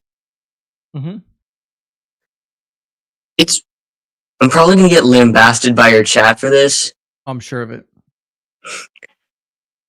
What religion are you typically focusing on in almost every single one of your streams? Typically Christian, because it's the primary religion of the country that I live in. Okay, I understand that. But just a simple request. It's because, trying to put this politely. Are you triggered that I'm talking about your religion more than others? I'm not triggered by it, but I just like to see you talk about other religions just a little bit more. Well, because I've been up here all night talking about any religion that wants to come in the box. So it's not my fault that I didn't get a Muslim up here. Maybe you Maybe you should start a live and debate the Muslims. I'm not trying to debate Muslims. Okay. What I'm trying to say is majority of your streams are aimed at Christians. Yes, because I have an education in this religion. Why don't you try your shots at other religions is my question. I get the thing where it's open for other people. Mm-hmm. Why not make your stream completely focused on one religion like you do with Christians? Because I have an education in the Christian religion. I have an actual formal training in it. I'm qualified to speak on it. I don't have any training in the other religions. I only know what I've read. Okay, I didn't know that context. Mm-hmm. All right, thank you. I don't think it's wise to debate things that you don't actually know very well. All right, I didn't know that. Thank you. All right, cheers. All right, we'll try this again. I think Jeff was next in line. We'll grab Jeff. Jeff, welcome in. Hey, how you doing? I was here earlier. Oh, you were here earlier, weren't you? Yeah, my phone died. I got a baby, so I'm outside. I didn't know it was draining my battery so much. I just wanted to start off. Can you hear me good? Yeah, I can hear you. Okay, I just want to start off, say, like, thanks for having me on. You know, I think we got kind of heated. That wasn't where I was trying to go, for sure. You know, I appreciate what you do. I'm actually a subscriber of your channel. Oh, thanks.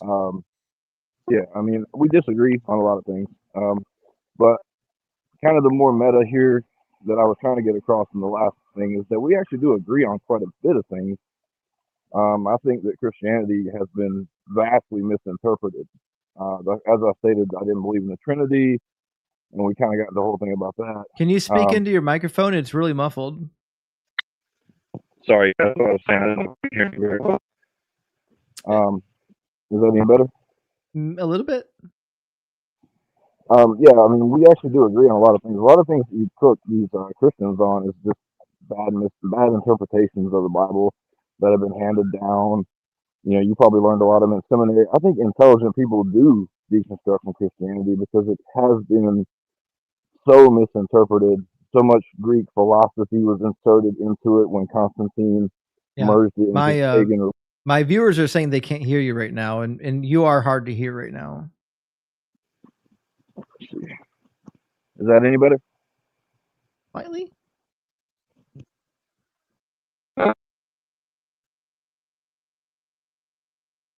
Oh, we lost you now. I can't hear you at all. Oh, can you hear me? I can hear you right now.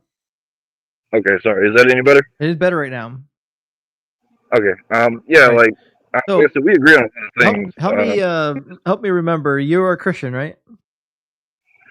Yeah, I mean, I go by the label Christian for sure. I believe in the Bible. Like I said, I believe that there's been a lot of misinterpretations and a lot of things that man has inserted into the Bible to try to make it make sense, mostly from the Greek philosophy, like the Trinity idea. There's quite a few of them. The penal substitutionary atonement. Yeah, that's the crazy. The idea that people are going to burn in hell. Yep. Like all these ideas don't really come from the Bible when you really read it in context. No, it's in the Bible.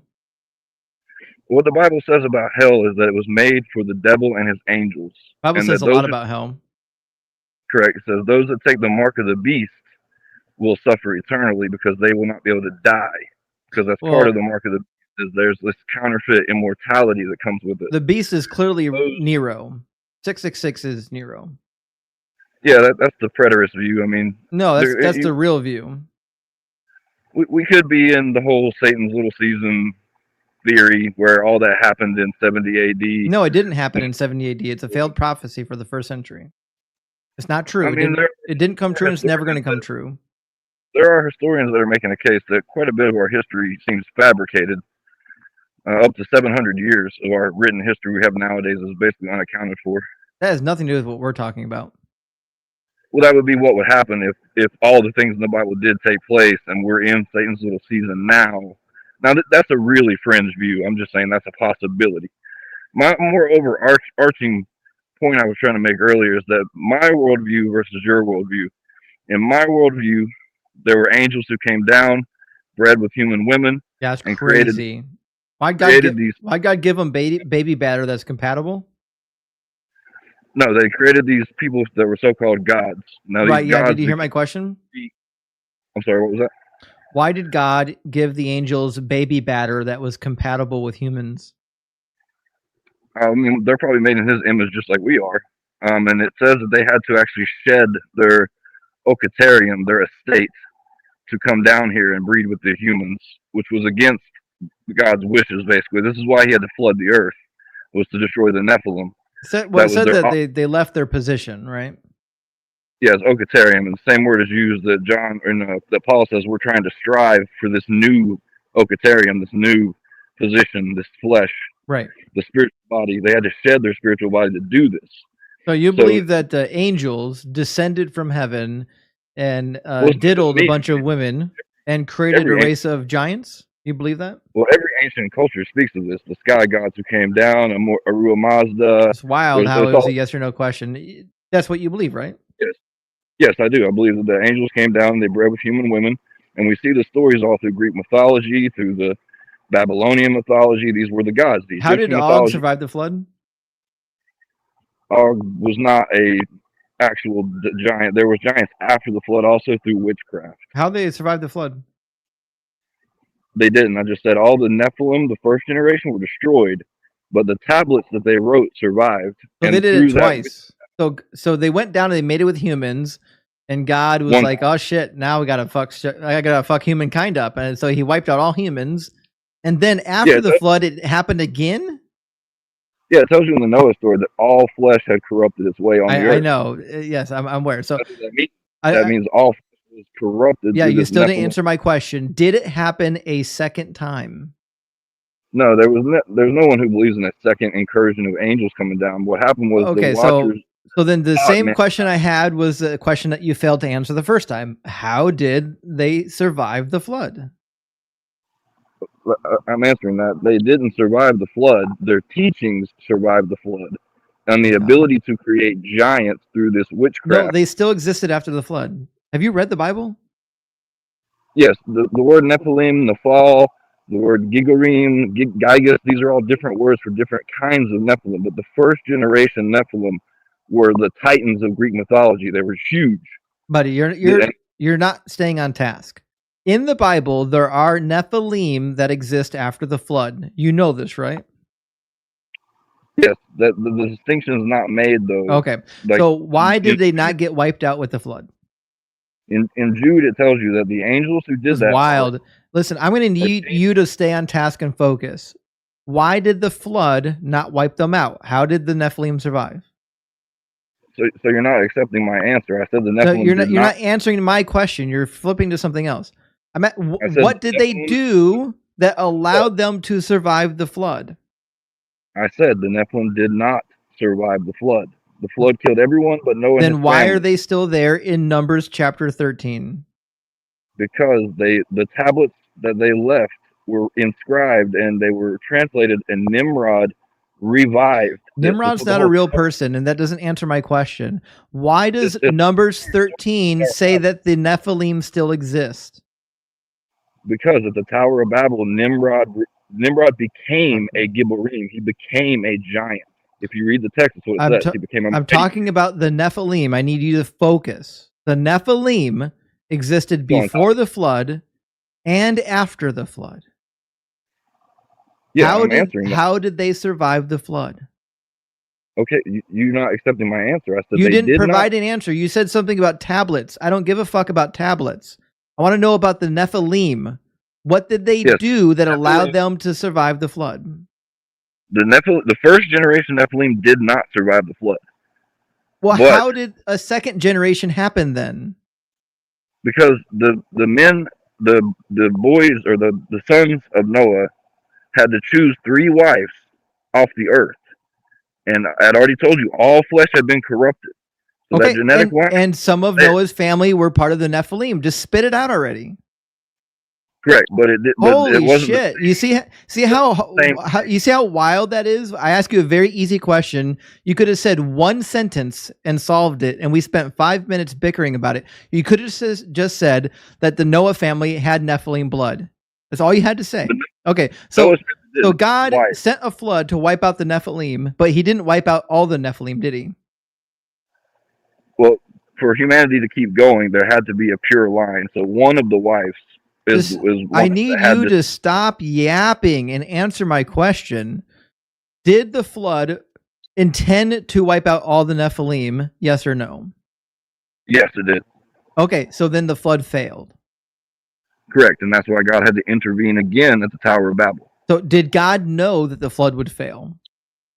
But the giants, well, I don't know that, but the giants were still on the earth. It's a yes or no question. Did God know if the flood was going to be successful in wiping out the Nephilim? I'm guessing yes. I mean, it's part of the plan. Okay, but it wasn't successful. You already told me. It wasn't successful in the way that, like, completely, because if it would have completely wiped out, then there would have had to have been true incest. Does God want the Nephilim to survive? Yes or no? No. Then why didn't He just wipe them out? Because again, my argument is not that genetically they became that. When I ask you a question, you just need to answer the question. Stop going off on some garbage rabbit trail about something else. Did God want the Nephilim to be wiped out in the flood? You already said yes. So now I'm asking you whether or not He knew that this would be unsuccessful. Is the answer yes or no? He knew it would be unsuccessful. Yes. I mean, that's the same argument. Okay, so He did. All you needed was a yes. Everything after yes is too much. Okay, so God knew that the flood was going to be unsuccessful. So then why did God not use a different means of eliminating them if He wanted them to be eliminated and He knew that the flood wouldn't do it? Because before the flood, they had actually started mixing in with humans and animals and plants.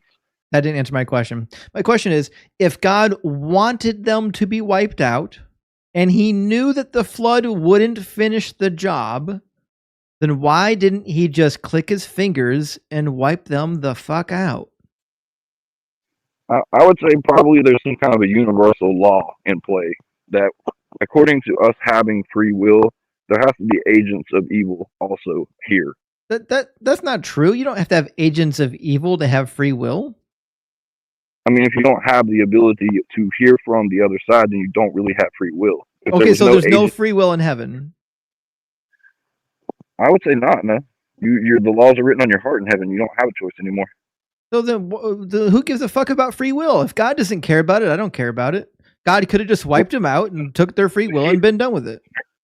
That's the point. Earth has its own set of rules. Why? Like land deed rules type thing. Like in Revelation, there's a land deed being handed over to Jesus because he did. I don't know why you keep yapping. I'm just going to keep muting you every time you do. Why is there separate rules for here on the earth than there is going to be in heaven? Because the earth and heaven are completely different places. That's not an answer to my question. My question is why? Why are there separate rules?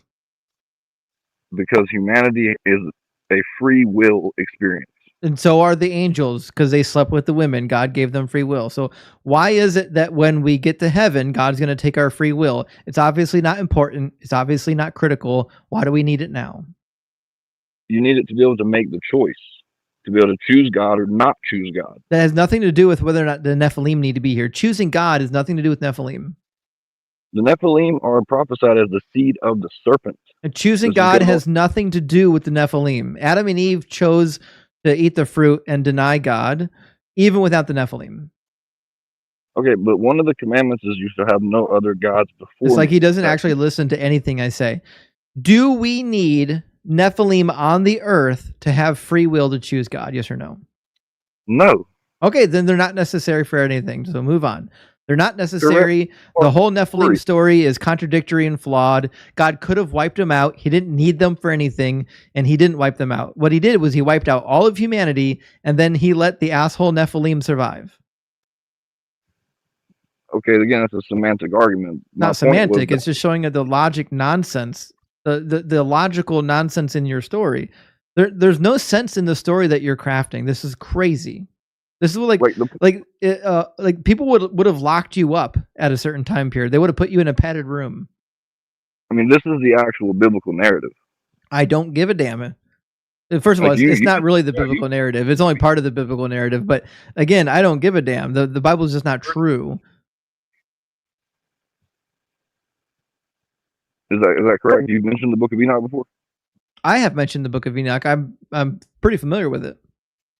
Yeah, that's where most of these ideas come from, but they're quoted all throughout the Bible. I know, and they're nonsense. But what I'm saying is that with that worldview, the Book of Enoch says that the earth is flat, Sheol is below the crust of the earth, and there's a dome over the earth, and there's windows at the base of the dome for the sun to go in and out of. Do you think that the earth is flat with a dome over it? No, but I think that there is definitely. So you believe in Nephilim. You believe angels are down here boinking human women, but you don't believe that the earth is flat with a dome? Well, no, I believe that the Nephilim claim is worldwide. All ancient religions are telling that same story. That's the point I'm making. They're not, though. You don't think Greek mythology is telling that same story with Hercules? The Titans certainly have a version of that story, yeah. Hercules, Zeus mating with human women. This is the same story. Oh, yeah. A lot of the religions have a story where, like, some of the deities mated with humans, but it's the same. It's not the same story. The same story in the Aztec culture. Let me help you out. So it's not the same story because in the biblical narrative, the angels are disobeying God. In the other cultures, the people that are the deity, the divine figures that are sleeping with women are the gods. Correct. They are gods. That's the point. It says have no other gods before me. They became gods. Do you take medication? No, that's. I think you should. I think you should seek professional help. God only. It means a ruler, someone greater than humans, a leader. Do you believe in lizard people? No, I don't believe in the lizard people conspiracy. Do you believe in aliens? No, I think aliens are just demons. Do you believe in Bigfoot? No, I've never seen any proof for Bigfoot.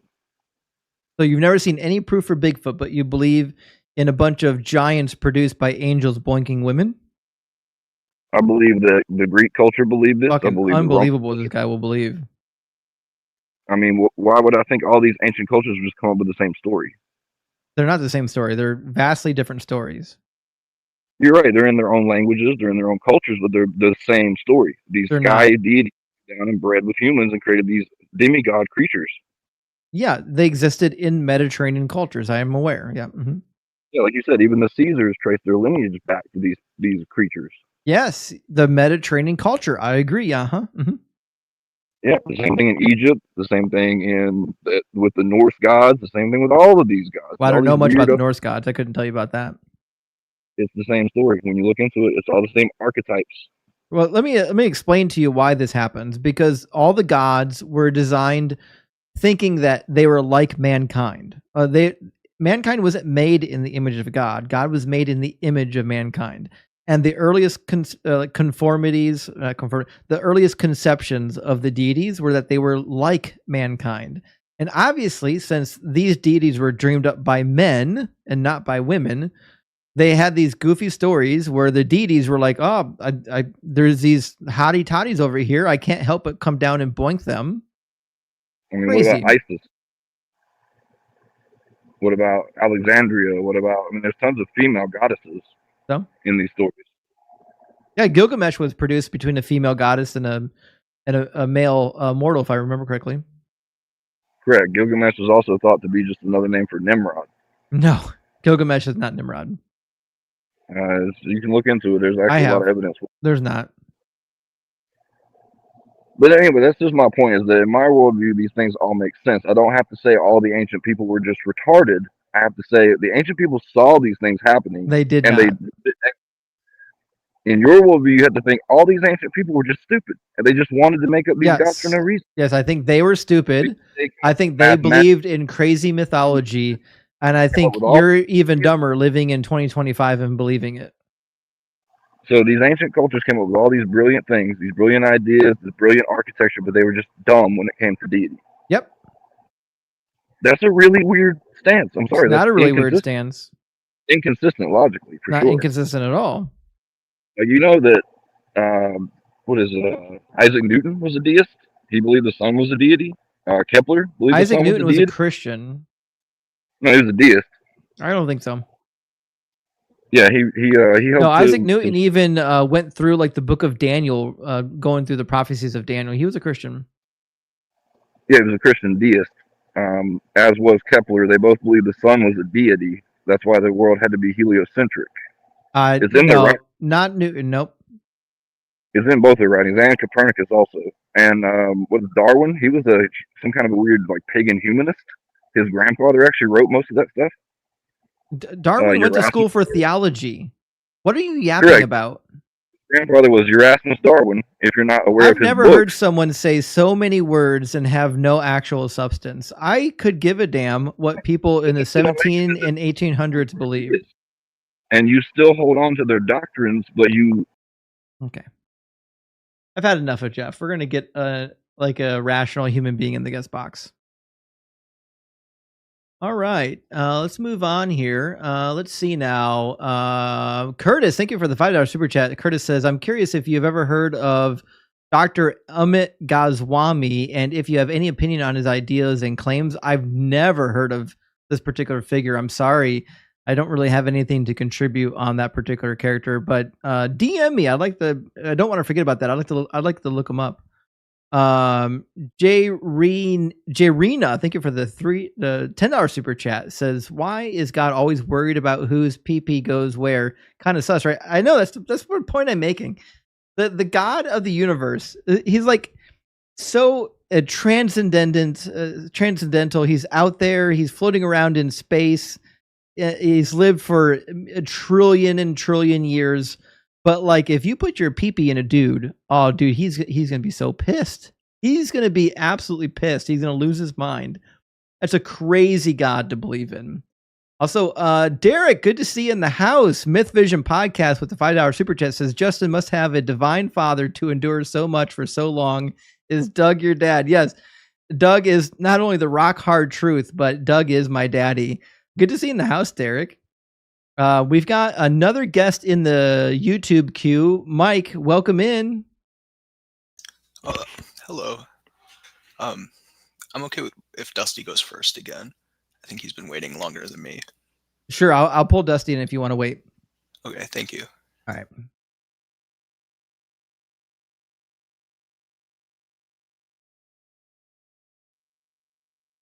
Welcome back, Dusty.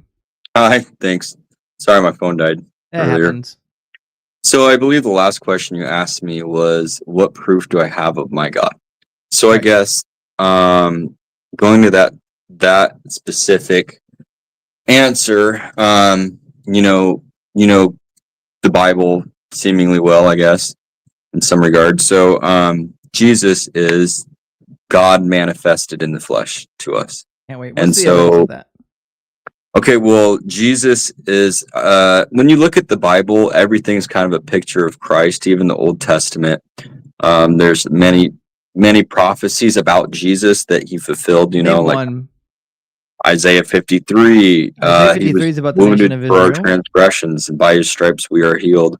Isaiah 53 is about the nation of Israel. Do you want to kill a half hour going over it, or do you want to do Okay, well, by his stripes we were healed, and his side was again. pierced. It's almost like I asked you a question. Do you want to go over it with me? Well, I mean, it talks about Jesus. What happened It to doesn't, Jesus? actually. So what It talks evidence about do you have that the it is nation of nation Israel. of Have you read Israel? all of Isaiah, or did you only Yes, read Isaiah I've read 53? the Bible. I've read the Bible probably more than you. No, you haven't. So in 2nd Isaiah, who does he say is the servant on at least 8 different occasions? Israel. Israel, yes. And what section of Isaiah do we find this reference in? Well, God mentions Israel as his servant as a whole for a lot of the Bible. Yep. Which section of Isaiah do we find the servant listed as Israel?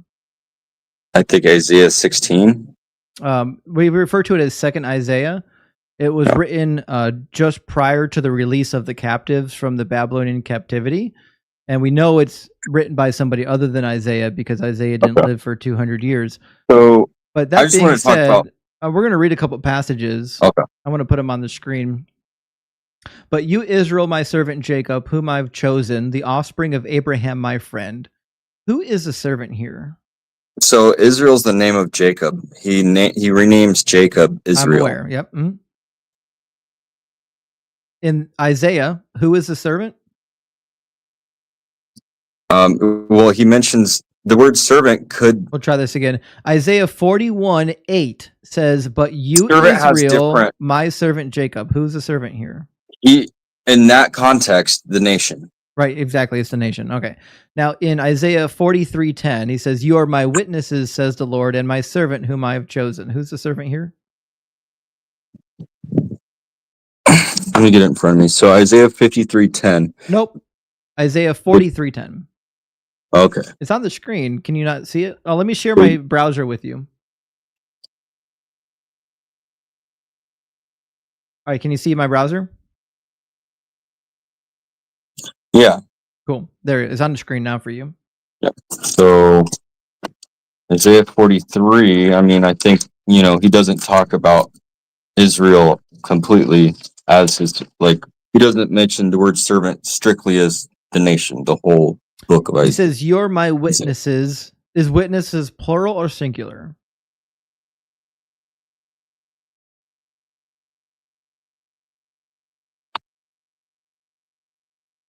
That would be plural. Right. But and he says, "You're my witnesses and my servant." About Isaiah 53. I'm You aware. asked me We're for going to a get there. prophecy. I promise we'll get there. Okay. So he says, "You're my witnesses," which is a plural, and my servant, which is a singular. So here we've got, who is a servant? In this context, he's talking about the nation of Israel. That's right, exactly. Isaiah 44:1. "But hear now, O Jacob, my servant, Israel, whom I've chosen." Who's the servant here? Jacob. Great. Yep. Israel, of course. 44:21. "Remember these things, O Jacob and Israel, you are my servant." Who's the servant here? Israel. Great. Awesome. And then 45:4. "For the sake of my servant Jacob and Israel, my chosen, I call you by your name." Who's the servant here? Israel. Great. One more.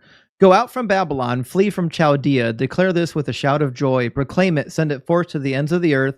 say the Lord has redeemed his servant Jacob. Who's the servant here? Jacob. Yep, Israel, of course. Okay, so all the passages we have leading up to the leaving of the bondage, leaving the captivity, God is saying over and over again, I'm freeing my servant Jacob. I'm freeing them from bondage. You are my servant. So when I get to 53, I have no reason to believe that the servant is anybody but Israel. Okay, well, it talks about certain acts happening to him. Yep. It's talking about him bearing their griefs, and he's saying, surely you bore our griefs. Yep. So who's talking? It's a personification someone from of the Israel. nations. So he's No, saying, it's not. you. I'll walk you through it. Don't worry. Isaiah was from Israel. I'll walk you through it. Don't worry. We're going to start in 52. You should Just tell me this doesn't sound like Jesus crucified. It doesn't matter Just what read it in sounds that like. context. The context is what matters. So it Okay, well, I says have in verse like 9, 80. break forth, shout together for joy, you ruins of Jerusalem, for the Lord has comforted his people. Okay, who is speaking and who's being spoken to? Okay, what chapter and verse are you at? I'm in 52:9. Okay, so yeah, he's still talking about the nation of Israel. It doesn't talk about the I Messiah know, until exactly. 53. He is talking about the nation of Israel. Okay, so he says, the ruins of Jerusalem shall rejoice. Why is that going to be the case? Because they're going to be redeemed. What does that mean? Verse By 10, the Messiah. The Lord has bared his holy arm before the eyes of all the nations, and all the ends of the earth shall see the salvation of our God. Depart, go out from there. Touch no unclean thing. Go out from the midst of it, and purify yourselves, you who carry the vessels of the Lord. For you shall not go out in haste, and you shall not go out in flight. For the Lord will go before you. The God of Israel will be your rear guard. So God is saying, now is the time to leave Babylon, right? Okay.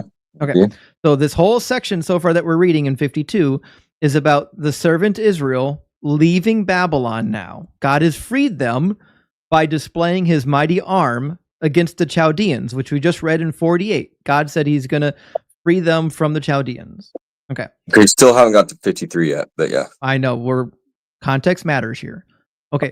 Verse 13, see my servant shall prosper, he shall be exalted and lifted up. And this is about who? Jesus. Why? You disagree, but it's about Jesus. It's not. It's about the nation of Israel. If you bother to read all of Isaiah, God tells you over and over again in Isaiah that he is exalting the nation of Israel. See, this is how I know you haven't read Isaiah. Okay. Well, I have. You haven't. Okay. So 52, which verse is that? 52:13. 52:13. See, my servant shall prosper, he shall be highly exalted, yet many shall be amazed when they see him, as far off foreigners and nations and kings they shall stand dumbfounded, speechless in his presence, for they shall see and understand what they had not been told before. They shall see my servant beaten and bloodied. Yep. Get the whole one, beaten and bloodied, so disfigured. Speed running and missing the context isn't going to help you here. I'm not going to let you skip ahead. We're going to read the context. I'm not going to let you skip ahead. You got to be patient and listen to the whole thing.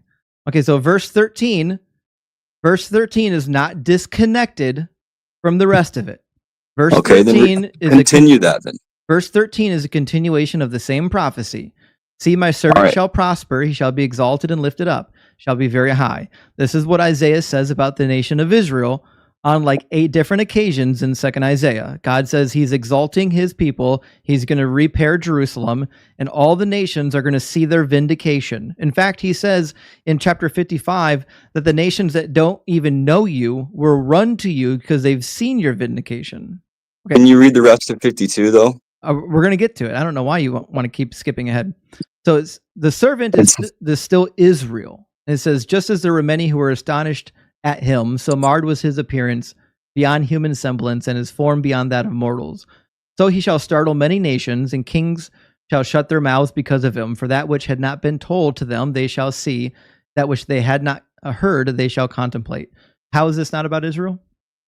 Because it says, now watch, please let me finish my point. You're not going to keep reading ahead. I need you to address the passage we just read. Yeah, so that was 15, right?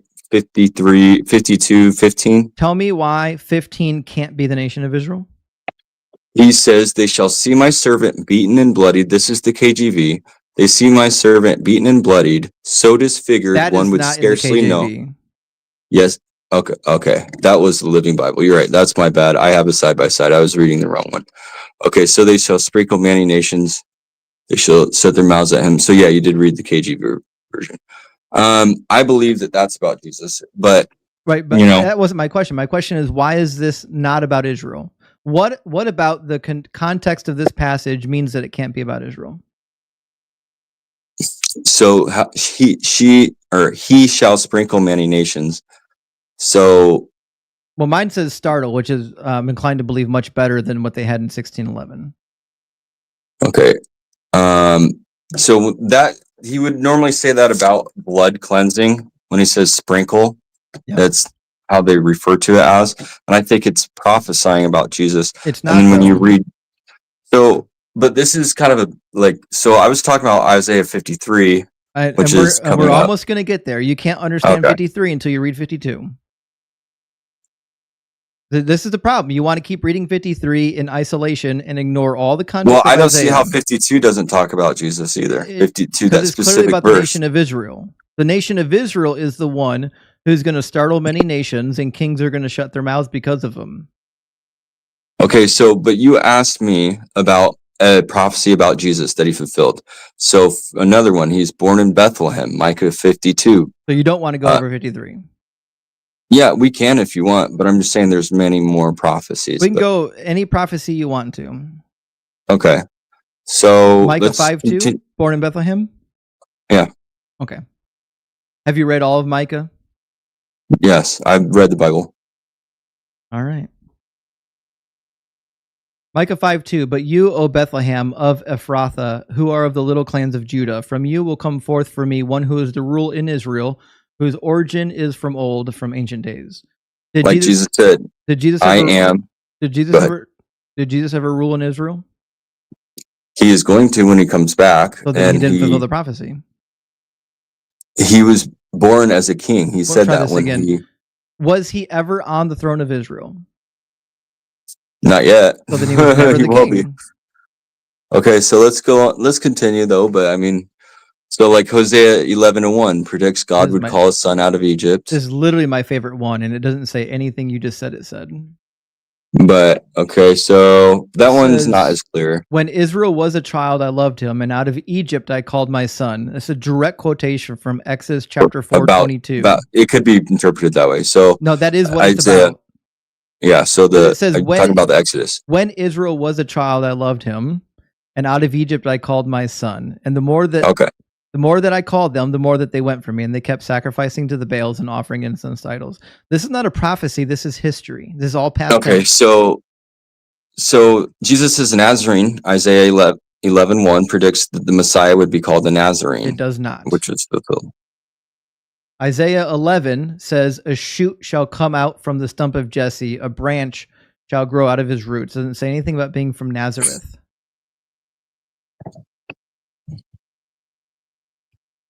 Okay, but so I think 53, if we continue with that one, I mean, you can interpret. Yeah, I'm just saying there's more than just 53. Yeah, I'd prefer to go over 53. He fulfilled 0 prophecies. Okay, 0. Well, scholars think that he prophesied. He did quite a bit, but no, they don't. So they do. Biblical scholars, only New Testament scholars, not Old Testament scholars. Okay, so anyway, so talking about the validity of the scriptures, so a lot of it is written as like eyewitness accounts, and it was written far too early. You're struggling to be to debased. task. We're talking about Isaiah 53. All right, go ahead. Why do you just jump from topic to topic? Can't you focus? All right. Isaiah 53 is about the nation of Israel so far. They're going to be freed from Babylon. They're going to suffer, so on and so forth.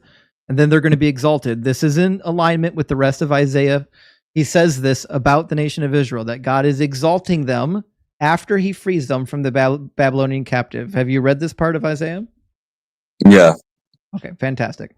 So there's nothing incongruent with the nation of Israel startling many nations and being exalted, right? I mean, about that subject, yeah, there's nothing incongruent, but I think 53 is about Jesus because it describes his crucifixion. It does pretty vividly. Not even close. Isaiah 60 says, "Your gates shall all be open, day and night they shall not be shut, so that nations shall bring you their wealth with their kings leading procession." Okay, I don't know why you're jumping around. Can't you stay on subject? Aren't we No, on I'm helping you Isaiah? to understand what is happening. I'm giving you the context. Second Isaiah is telling you something is going to happen to the nation of Israel. And the thing that is going to happen is that they're going to be freed from captivity, and then they're going to be exalted, and everybody's going to see it. In fact, it's going to be so phenomenal that other nations are going to witness it, and they're going to say, holy shit, this God is real. That's why it says, for that which had not been told to them, they shall see, and that which they had not heard, they shall contemplate. Now, the very next verse is important because it's the nations contemplating the thing that they just witnessed. Who has believed what we have heard, and to whom has the arm of the Lord been revealed?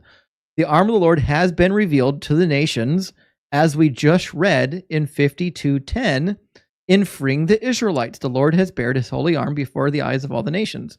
The same thing he said when he freed them from Egypt. He said, the Lord has brought you out with his mighty arm. So the arm has been displayed to the nations by freeing Israel from their captivity in Babylon. That's why it says, for he grew up before him like a young plant, like a root out of dry ground, had no form or majesty that we should look upon him, which ironically is exactly what the prophet says elsewhere in chapter 60 about the nation of Israel. If you go to 60, verse 21, I got 60 open already. He says, your people shall all be righteous. They shall possess the land forever. They are the shoot that I planted, the work of my hands. So in the text that we're referring to, this is the nation of Israel still. This is the nations are contemplating what they have just witnessed, seeing God deliver his people from captivity in Babylon. He was despised and rejected by others, a man of suffering and acquainted with infirmity, as one from whom others hide their faces. He was despised, and we held him of no account. Surely he has borne our infirmities and carried our diseases, that we counted him stricken by God, struck down by God, and afflicted. But he was wounded by our transgressions, crushed by our iniquities. Upon him was the punishment that made us whole, and by his bruises we are healed. And why does it say that? Why are the nations looking at Israel and saying, because Israel has been punished, we are reaping the benefits? It's not about Israel, it's about Jesus. It is. Because of Jesus's That wasn't my stripes, question. We'll try we this are healed. again. Why in the book of Isaiah? Well, I reject the premise of your question, because Isaiah 53. So my question was, why in the book of Isaiah does the prophet say the nations are going to profit on account of Israel? Because the nations who bless Israel will be blessed, and the nations that curse Israel will be cursed. That's not in the book of Isaiah. I'm asking you, in the book of Isaiah, Well, what does what does the prophet say is going to happen? Is going to happen in about what? What does the prophet say is going to happen between the nation of Israel and the nations that enslaved Israel? That Israel would be enslaved by them, and then they would. Is this pre-Exodus? Obviously. I don't know. Yeah, and then they would be delivered from their hands. Yeah. So for 400 years. What Isaiah says is going to happen is that they're going to be released from captivity, and then all the nations are going to come to know Israel as the one true God, which is why God says in Isaiah that Israel is a light and a covenant to the nations. When he frees Israel, they are going to be a light to the nations. The nations are going to see that Yahweh is the one true God. There's nothing in here that needs to be interpreted about a Messiah. There's no Messiah in Isaiah 53. And in fact, whoever this is in Isaiah 53 has children. It says, he shall see his offspring and prolong his days. So Jesus' offspring are those who are born in him. Nope, those are brothers. Brothers and sisters. Jesus has no children. I know. So he had he had spiritual children. No, he didn't. That's how the Bible teaches. No, it doesn't. There's men. You must not understand the Bible then, because I've read it. You're saying something the Bible doesn't say. We are born from Adam. The Bible doesn't say. Let me explain why. The Bible. You're lying on the Bible. I'm not because the Bible does not say that we are the children of Jesus. It says we are heirs with Jesus, meaning we are brothers and sisters of Jesus. Right. Yeah. So we're not So children I of mean, Jesus. it's children in a spiritual sense. I don't mean like It doesn't say that. actually in the flesh. The book doesn't say it. Okay. Well, it refers to Jesus as the second Adam, and it says to be born into him, like through the second baptism. Adam. Yep. Yeah. We're So that's we're the dead to spiritual our sense. sins. We're dead to our sins, and then we're born into life. But we're not born as children of this person. Right. Okay. Not physically. No. So in Isaiah 53, whoever this is, it has offspring, and then what do? They divide the spoils of war. Therefore, I will allot him a portion with the great, and he shall divide the spoil with the strong. Jesus did not divide any war spoil. This is clearly about a nation being freed from captivity. They were beaten badly in captivity. They were given double for their sins. Isaiah chapter 40, verse 1 and 2 says so. It says their term of service has been paid. They've been given double for their sins. And Isaiah explains to you, they were given double for their sins because they were paying not only for their sins, but they were also paying on account of the nations who are going to come and be humbled by what they did to Israel. That's the meta-narrative in 2nd Isaiah. Okay, well, it also says in 53 at the end there, verse 12. Did you read verse 12? Yep. You read the first part, right? I didn't read the whole thing, though. Go ahead. Therefore, so I'll read the whole thing. Therefore, I will divide him a portion with the great, and he shall divide the spoil with the strong, because he hath poured out his soul unto death, and he was numbered with the transgressors, and he bare the sin of many, and made intercession for the transgressors. Yep. So that's exactly what the New Testament. I know you know the New Testament. Exactly what that's Isaiah exactly says what it about talks about Israel. Jesus. So it says that We'll he poured out his soul unto death. That's exactly Jesus, what Isaiah says. You're interrupting me. You're not letting me finish my point. It says I don't know if you know this. I know what the New Testament says. Everybody knows what the New Testament says. You're not teaching anybody anything. Every person who has ever been a Christian for more than 5 minutes knows what the New Testament says. I'm teaching you what Isaiah says.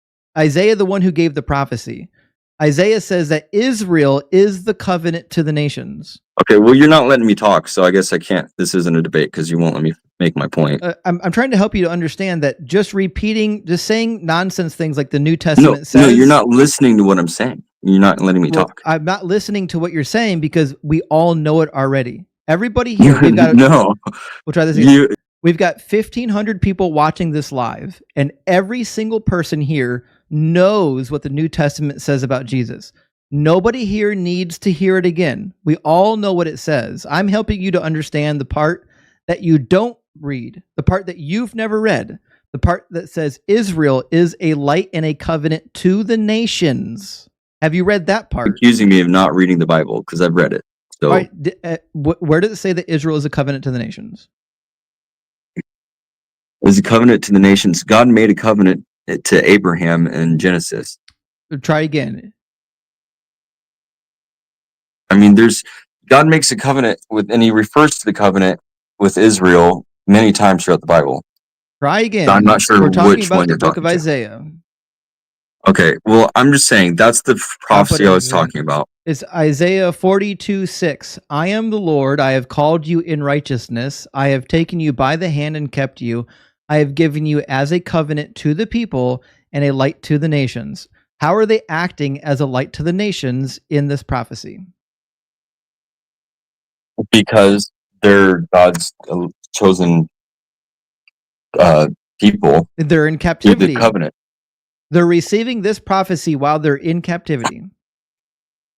Well, it's not about during their time in captivity. It's about their.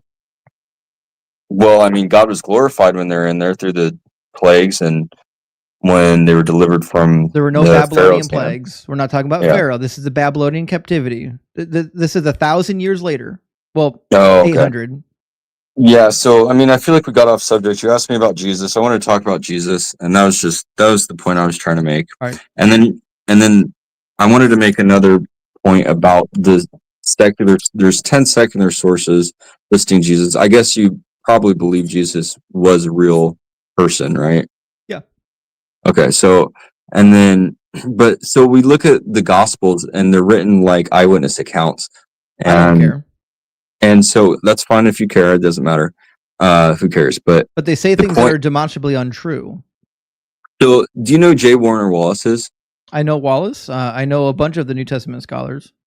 Okay, so J. Warner Wallace, he was a cold case detective. He's actually a skeptic. He actually looked at. Is he a scholar?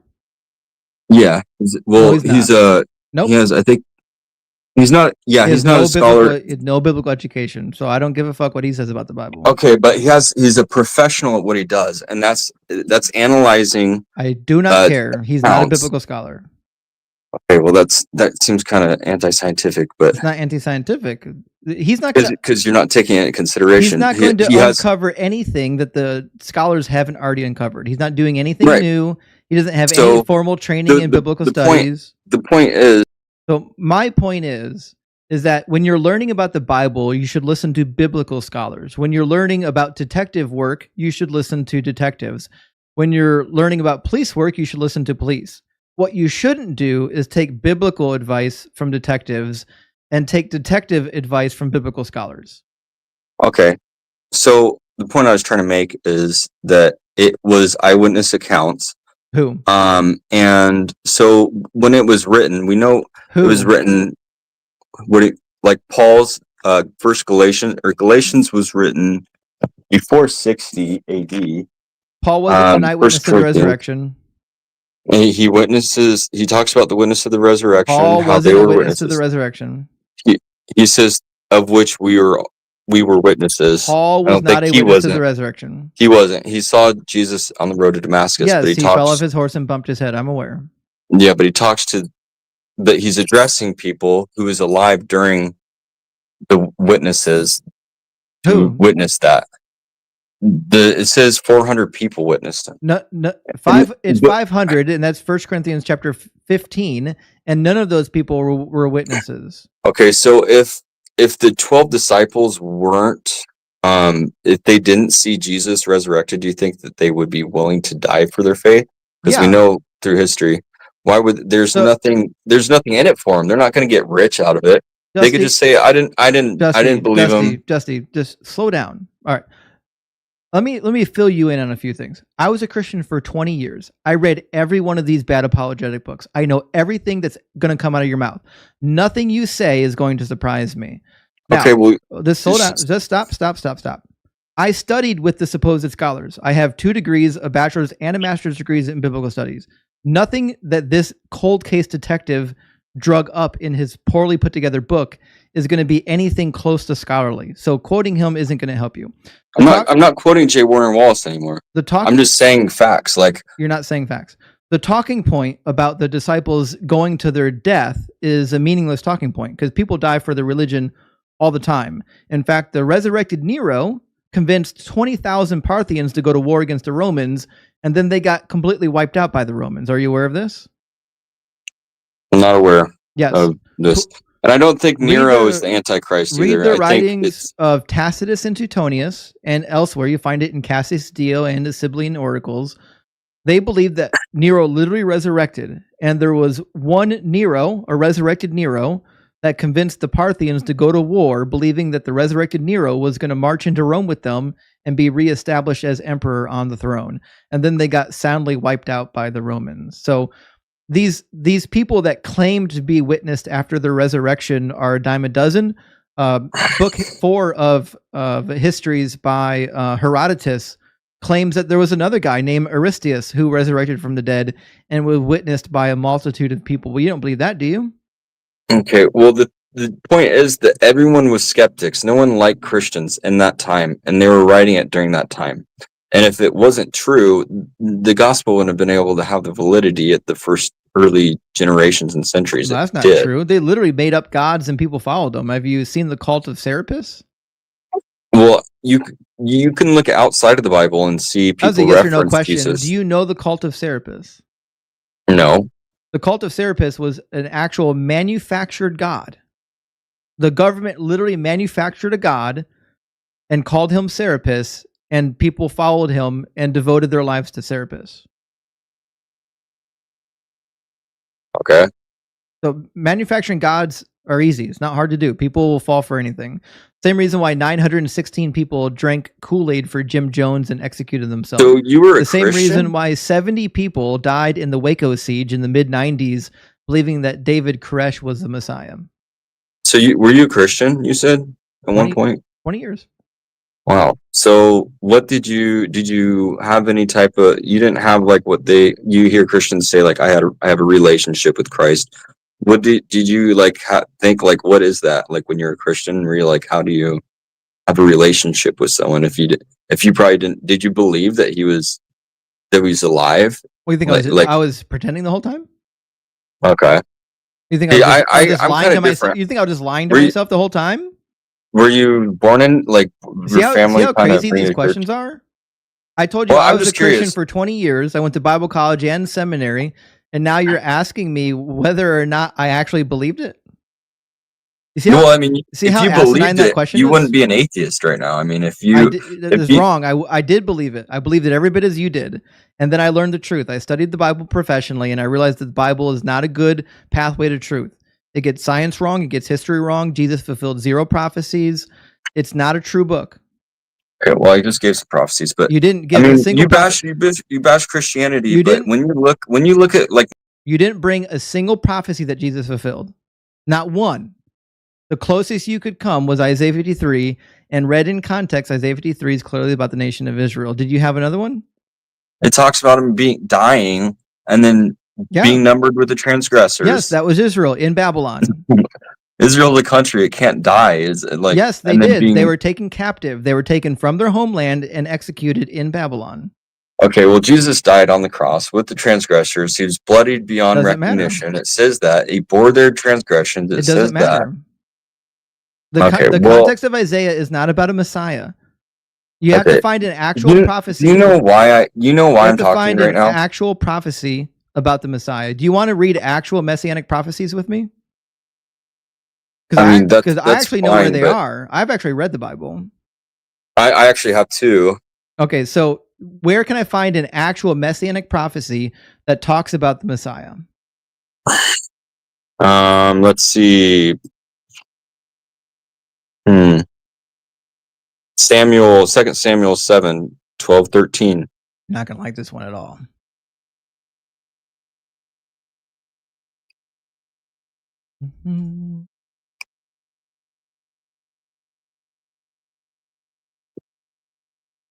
All right.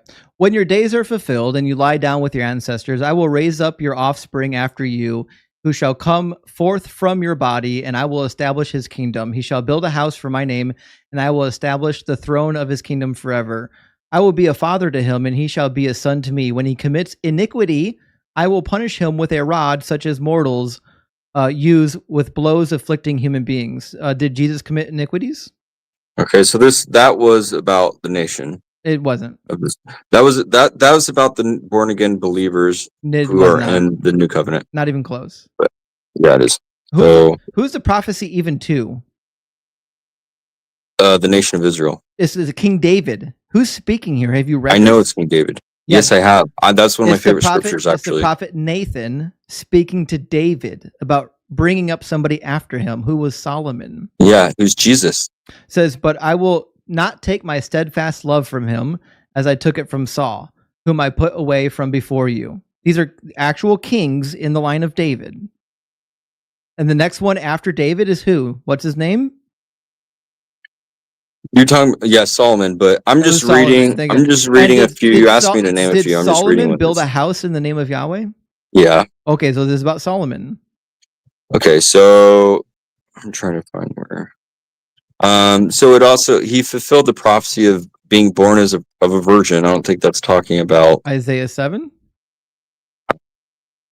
Yeah, I'm trying to find it here. I got it. I'll put it on the screen. Can you see my screen or no? Yeah, not really. It's really skinny. Oh, sorry about that.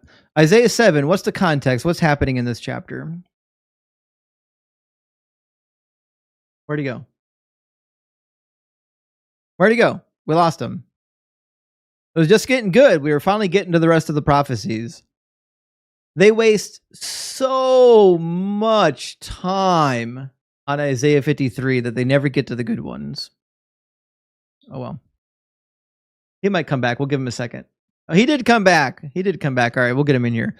Jairina, thank you for the $5 super chat. Jairina says, doesn't God have 32 birthdays to keep track of from Numbers 31? Listen, we might get to Numbers 31 still yet tonight. Welcome back, Dusty. Hello. So, Dusty, what's happening in Isaiah chapter 7? Do you know the context? Let's figure out. Here I have my Bible, so give me a second here.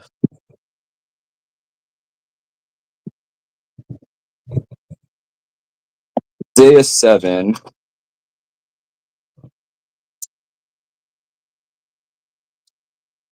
Okay. So it's talking about the days of Ahaz, the war. Yep.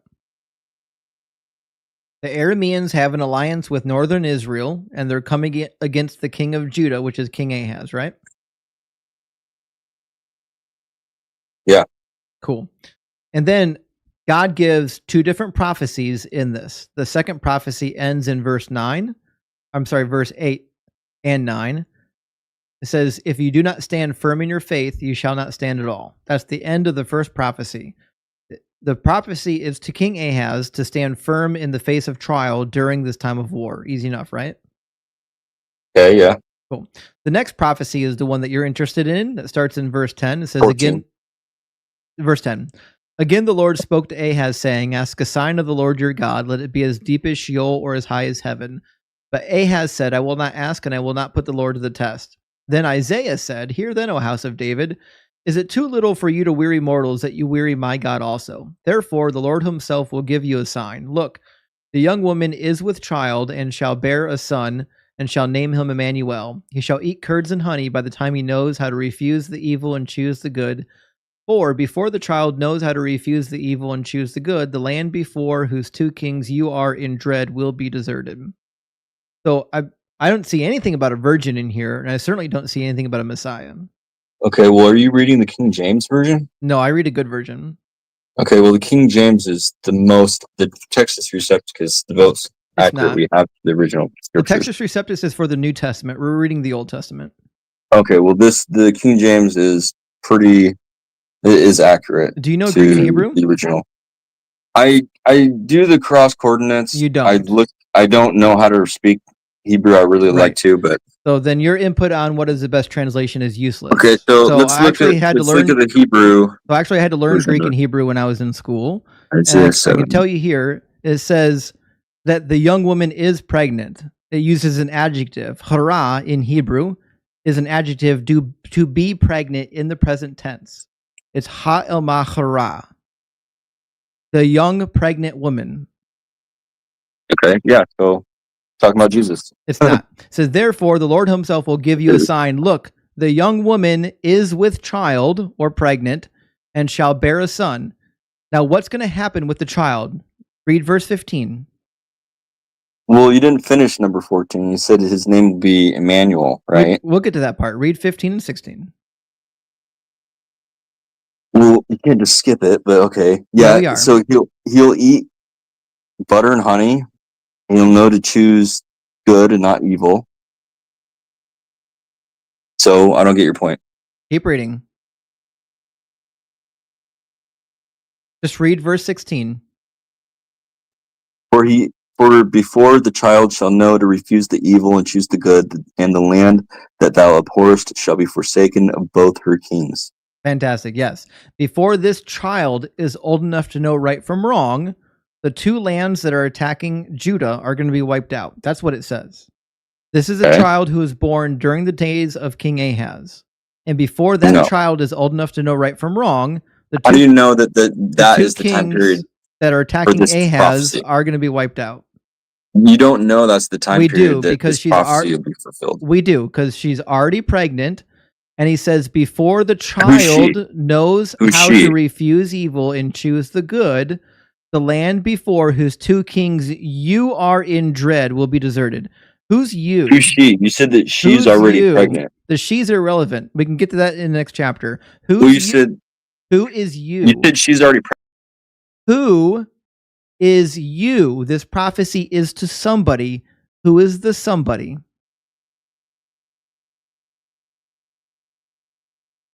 Hold on. So which verse? Verse Was that 16. 16. For before the child shall know to refuse the evil and choose the good, the land that you abhor shall be forsaken of both her kings. That's just saying the land that they abhor Who's will be you? forsaken.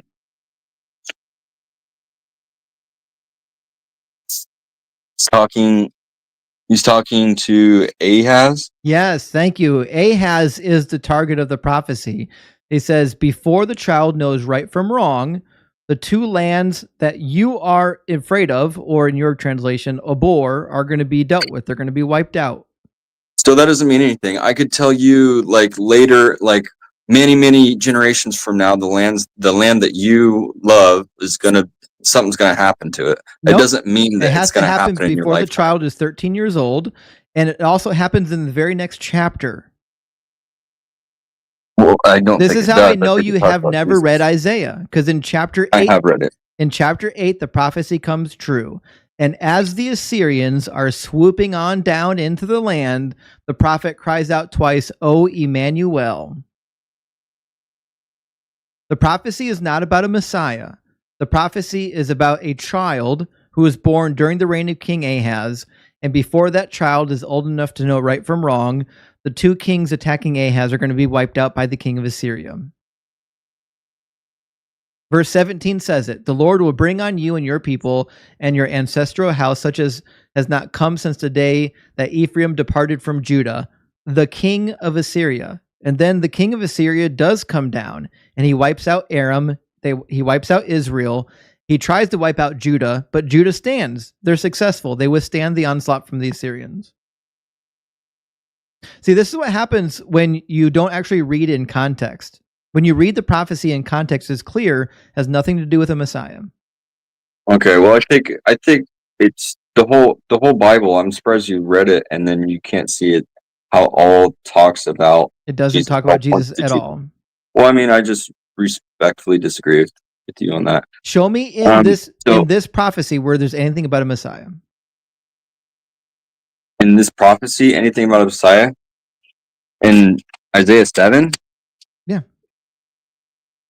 That Jesus would be born of the young woman. It doesn't say anything about a Messiah. Show me where it says anything about a Messiah. Okay, so it says the person it's referring to, I believe, is the Messiah. Does it say Messiah? Okay, well, if you talk to the Jewish people, they know that there's a Messiah. They don't. Their Messiah was prophesied. Wrong. Not in this passage. Okay, but so, and his name shall be called Emmanuel, which means, you know, it means God with us, because it's a prophetic name, and all of Isaiah's sons and who's Jesus claimed to be? And all of Isaiah's children had prophetic names. Do you know the rest of them? And what's Jesus? We'll try this again. All of Isaiah's names had prophetic meanings. Do you know them? I don't know all of them off the top of my head. Okay. So all of Isaiah's children had prophetic names. This is just one of them. You can read about this in chapter 8. Okay. In chapter 8, as the prophecy is coming true, he tells you, O Emmanuel, when the Assyrians come down, it says, the Lord has spoken to me again. Oh, sorry, we didn't go far enough. There we go. It will sweep on into Judah as a flood, pouring over, will reach up to the neck, and its outspread wings will fill the breadth of your land. O Emmanuel, take notice, you peoples, and be dismayed. Listen, you far-off countries, gird yourselves and be dismayed. Take counsel, but it shall be brought to naught. Speak a word, but it will not stand, because God is with us. The prophecy is about the nation of Judah withstanding the onslaught from both the Northern Alliance and also from the Assyrians. That's what the prophecy is about. Yeah, I think it's also a cross reference to Jesus. It's not. Personally. There's no. Okay, so there's no so you Messiah. think that the Bible just happens to be a book There's no Messiah written. mentioned here. Okay, so I just don't see how you can understand the Bible as a collection of 66 books written over 1,500 years. No, by 800 years. Is about 1,500 from 800. Job. From Job to Revelation. Job was written late. Job was written in partial Aramaic. Anyway, regardless, okay, and then 3 different countries, people speaking 3 different languages. 3 continents, you mean? You got it wrong. What are the 3 continents? You don't even know what they are? 3 continents: Asia, Europe, and Africa. Who wrote in Africa? Well, the It's Exodus and everything that happened. It was Jeremiah. Yeah, Jeremiah, okay. Jeremiah, okay. So Jeremiah was in Israel. He lived in Israel. He wrote in exile in Egypt. So that's useless to me that somebody migrated from Israel to Africa. There's 60. Now, who wrote in the other country? I guess we're going to call it, I don't know, Asia. Who wrote there? Well, that's where most of it was written. Paul, there go. Was Paul an Israelite? Yes. Okay, so everybody who wrote part of this book was an Israelite, weren't they? That part, yeah. Most of the New Testament, yeah. Great. So I don't give a damn where they wrote it. They were all part of the same cultural. They're all part of the same religious ethno group. Okay, yeah, but it coincides with the Old Testament. It doesn't. The New Testament contradicts the Old Testament at every turn. It doesn't. I'm going to read it to you. I'm going to show you where it contradicts because I know you haven't read it. Jeremiah 33:14. I've read it. The days are surely coming, says the Lord, when I will fulfill the promise that I made to the house of Israel and the house of Judah. In those days and at that time, I will cause a righteous branch to spring up for David, which is Jesus, and he shall execute justice and righteousness in the land. In those days, Judah will be saved and Jerusalem will live in safety. Did that happen? Which it did during Jesus. No, it did not. Yeah, after he left. We'll try this again. After he left, when did destroyed. Jesus rescue his people? Jesus came to rescue them at like 0 to 33. Show me the passage where he rescued his people and allowed them to live in safety. Okay, well, they lived in safety because they had the temple. The temple wasn't destroyed till like 90 AD, which was prophesied by Jesus, by the way. That wasn't. Daniel has nothing to do with Jesus. So Jesus had nothing to do with that safety. If you're saying that they were safe because they had the Herodian temple, that already existed before Jesus. That's useless. I'm saying they didn't have any enemies. They weren't in danger when they were during under the lifetime of occupation Jesus. by Rome. But they weren't under threat. They weren't. They were under threat. Yes. There were multiple uprisings in the first century. Do you know of any of the uprisings? Yeah, Nero or the first. Yeah, like when the temple was burned and all the fires and stuff. That's 70 AD. That's long after Jesus. Yeah, but there were multiple uprisings during Jesus's and leading up to Jesus's lifetime. So, do you think it's coincidence? Jesus said, "Not one of these stones will be sitting on another." It's not when a he's saying coincidence. about the destruction of that. It was written after the destruction. The New Testament. No, it wasn't. The New Testament was written. The Gospels were written after the fall of the temple. Mark is the earliest gospel. He was written around 70. He wasn't an eyewitness to anything. And we're still on Jeremiah. I'm not going to let you hopscotch away from Jeremiah. So Jeremiah 33, if we continue, says, "For thus saith the Lord, David shall never lack a man to sit on the throne of the house of Israel." Where's the king on Israel right now? Where is he? In heaven, seated at the right hand of the Father. Oh, now it's the spiritual king. Oh, there we go. "For thus saith the Lord, David shall never lack a man to sit on the throne of the house of Israel, and the Levitical priests shall never lack a man in my presence to offer burnt offerings, to make grain offerings, and to make sacrifices for all time." That's what you're not understanding is the physical. So what I'd like to know is, where are the Levitical priests giving offerings and sacrifices? Where? Yeah. During what time? This is when the Messiah comes. We're still reading Jeremiah 33. Yeah, they were doing. That's how they figure Jesus. Well, God said, "Without the shedding of blood, there isn't forgiveness of sins." So they're still under the old covenant. The book of The old Hebrews, covenant chapter wasn't 9 says ratified that, but until that's Jesus. a lie. No, it is a lie. What? That you can get forgiveness without the shedding of blood. Where does it say that? It's a lie in the Old Testament and the New Testament.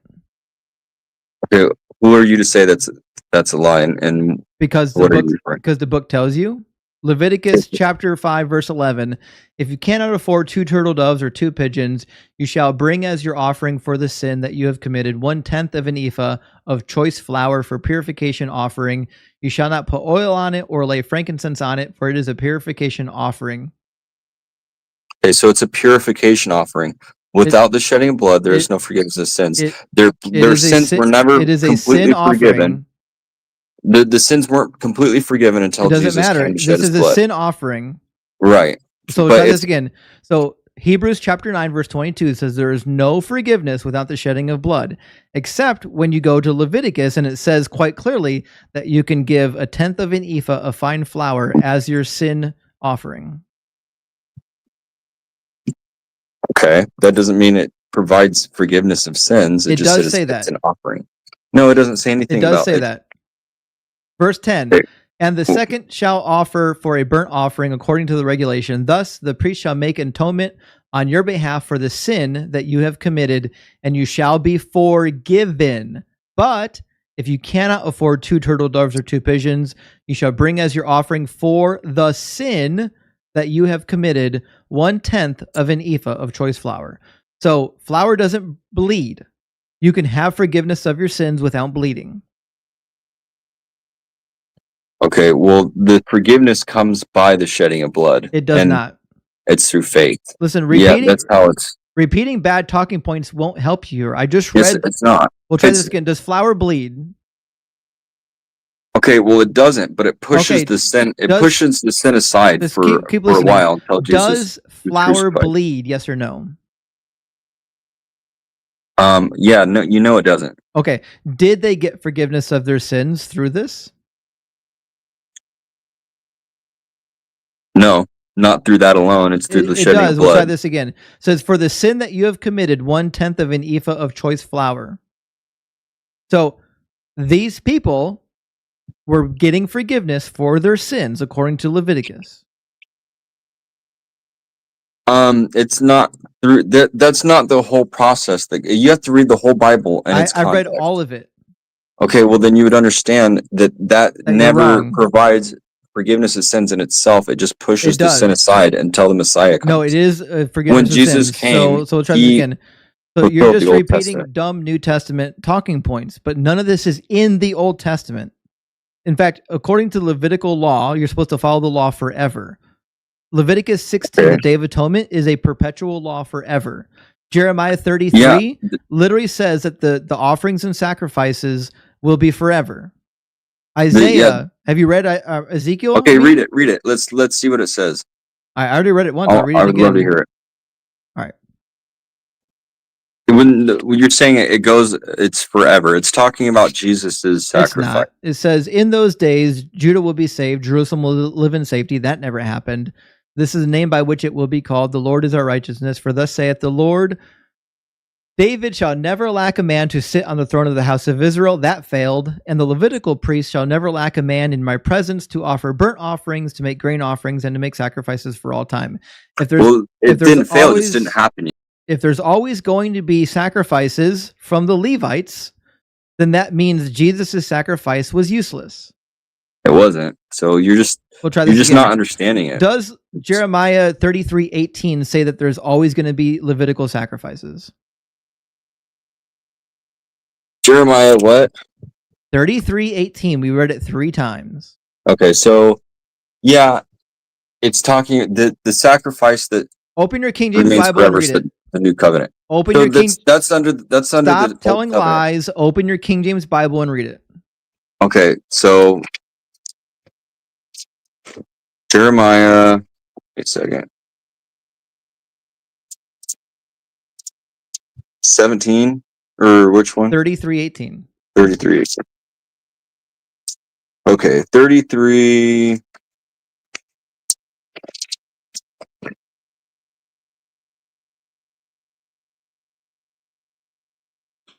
It just says they'll do sacrifice continually. Read it doesn't it say out loud. perpetually. Read it out loud.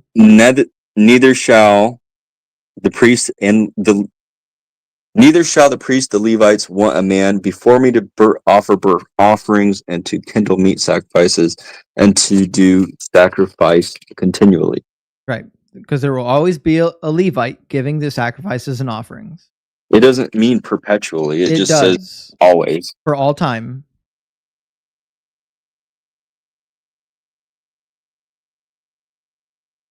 Okay, well, that's what always means.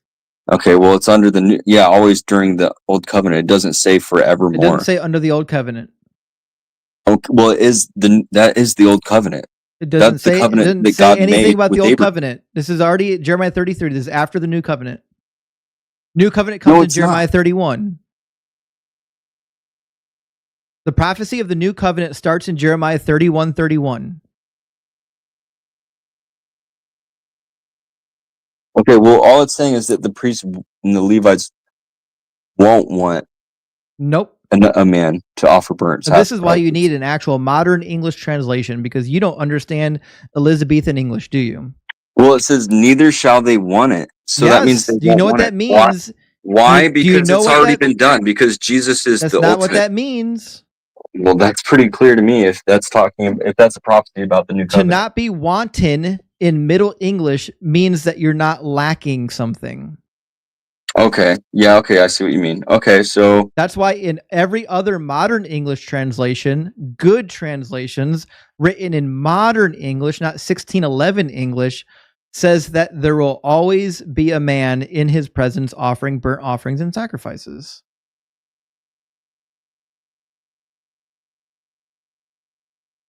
You really got to get a better translation. I don't know why you're torturing yourself with King James. It's not a good translation.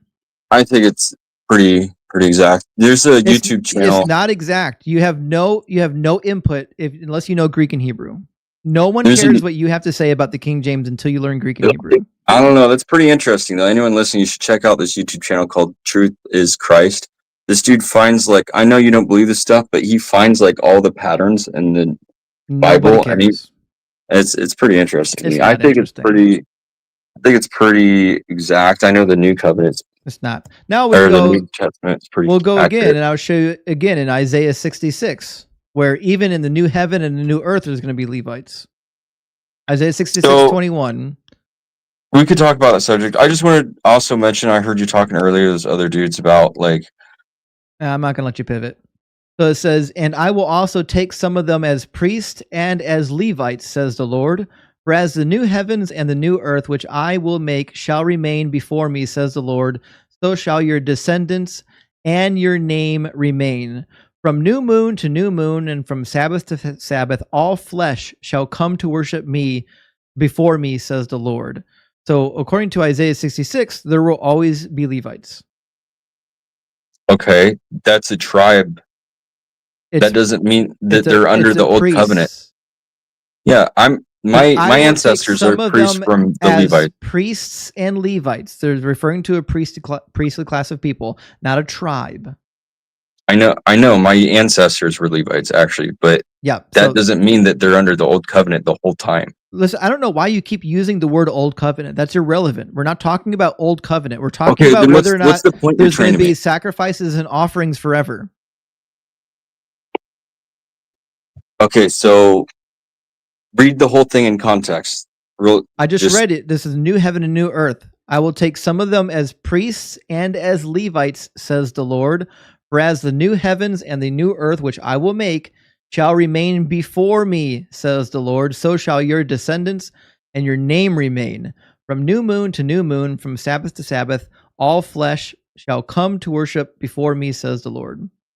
Okay, well, the New Testament says that in Christ we are all priests and kings. Why would I care what the New Testament says when it clearly doesn't fulfill any prophecies? And it says things that are untrue. It says that there is no forgiveness without the shedding of blood, when there clearly is forgiveness without shedding of blood. John the Baptist was forgiving people's sins by dunking them in the water. No, that wasn't offering forgiveness. It was. It says for the remission of sins. It was. Yeah, being. Yeah, that's a sign, an outward sign of repenting of sin. Yes, that's what it means to be forgiven. Forgiveness. It does. Okay, well, Jesus, he says there's one coming who's going to baptize in fire and in the Spirit, and that was Jesus. That's irrelevant. John's baptism was clearly for the repentance and forgiveness of sins. which means Jesus didn't have to die. If all you need to do is confess your sins and dunk yourself in a pool of water, Well, and you're forgiven, then you're forgiven. So if you that's all you need. if you don't want Jesus, always with the meta commentary. It's not about wanting Jesus. It's about this book being full of nonsense and contradictions. For example, in the book of Isaiah, it talks about what the foreigners are going to do when the foreigners join themselves to the Lord. Have you read this part? I'm listening. Isaiah 56:6, and the foreigners who join themselves to the Lord to minister to him, to love the name of the Lord and to be his servants, all who keep the Sabbath and do not profane it and hold fast to my covenant, these I will bring to my holy mountain, and I will make them joyful in my house of prayer. Their burnt offerings and their sacrifices will be accepted on my altar, for my house shall be called a house of prayer for all people. Why are foreigners bringing offerings and sacrifices to Yahweh if they're not part of the covenant? Because it's the new covenant. It's exactly, yeah, with offerings and sacrifices on their altar. Okay, well, Jesus said what an offering and sacrifice is. It's not. And an offering and yeah, sacrifice he did. on the altar. It says a burnt offering. Okay, well, then maybe they'll offer burnt offerings, but burnt offerings don't provide forgiveness of sins. That it's would Jesus. negate. That's exactly what burnt offerings were for. Okay, well, Jesus is the Bible's clear. Jesus is the one who takes away sin. That's and not true. The New Testament says it, but the New Testament is horseshit. Well, that's what you think, Ezekiel man. 33 completely contradicts you. Ezekiel 33 says, let me put it on the screen. My servant David shall be king over them. I'm sorry, Ezekiel 37 shall be king over them, and they shall have one shepherd. They shall follow my ordinances and be careful to observe my statutes. They shall live in the land that I gave to my servant Jacob, in which your ancestors lived. They and their children's children will live there forever, and my servant David will be their prince forever. Did that ever happen? Okay, so let's do Leviticus 14. Nope, I'm going to need you to respond to the passage I just read. Ezekiel 37, go. I just told you that you're talking about sins being forgiven by. We'll try this again. Ezekiel 37:24. Were you listening when I read it? Sorry, I'm reading like something while you're talking. Go ahead. I need you to actually pay attention. My servant David will be king over them. They shall have all one shepherd. They shall follow my ordinances and be careful to observe my statutes. They shall live in the land that I gave to your servant Jacob, in which your ancestors lived. They and their children's children shall live there forever, and my servant David will be their prince forever. Did that happen? I just don't think you're understanding it in the right context, I think man. you need to actually answer the question. Did that happen? I don't have to answer the question. Okay, so you don't have an answer because you've never read this before. No, I have read it. It's just that you're in Ezekiel 37, it says, "My servant David will be king over them." Who's that? The nation of Israel. No, my servant David shall be king over them. Who's the king? David. No, David's already long dead. See, this is what happens when you've got the confidence of someone who's read the book and never actually read it. You have no idea what you're talking about, and you're so convinced that you are. Okay, so here's the deal. Had already been dead. Here's the deal, bro. King David has already been dead for over 400 years. This is a reference to the Messiah. Do you understand that? Okay, so I'm not going to continue this. I just don't have to continue this form of debate with you. And it doesn't mean that I don't feel. Okay, well, you can go cry somewhere else. It's way too late. I've been live for way too many hours to put up with more of that guy. The cognitive dissonance is unbelievable with these people. You can read it in context, and it's always the same story. No, it's about Jesus. No, it's about Jesus. How is it about Jesus? I don't know, but it's about Jesus. Get the fuck out of here. It's not about Jesus. All right, let's grab a couple super chats. Johannes Brom says, Wallace is an apologist. A pro-liar. Yeah, he is. Listen, guys, don't read those goofy apologetic books. They have nothing to offer you. If you want to read an actual book about the Bible, get one written by an actual biblical scholar. In fact, there's some of them that are, like, you can get whole commentary sets for cheap. Hold on.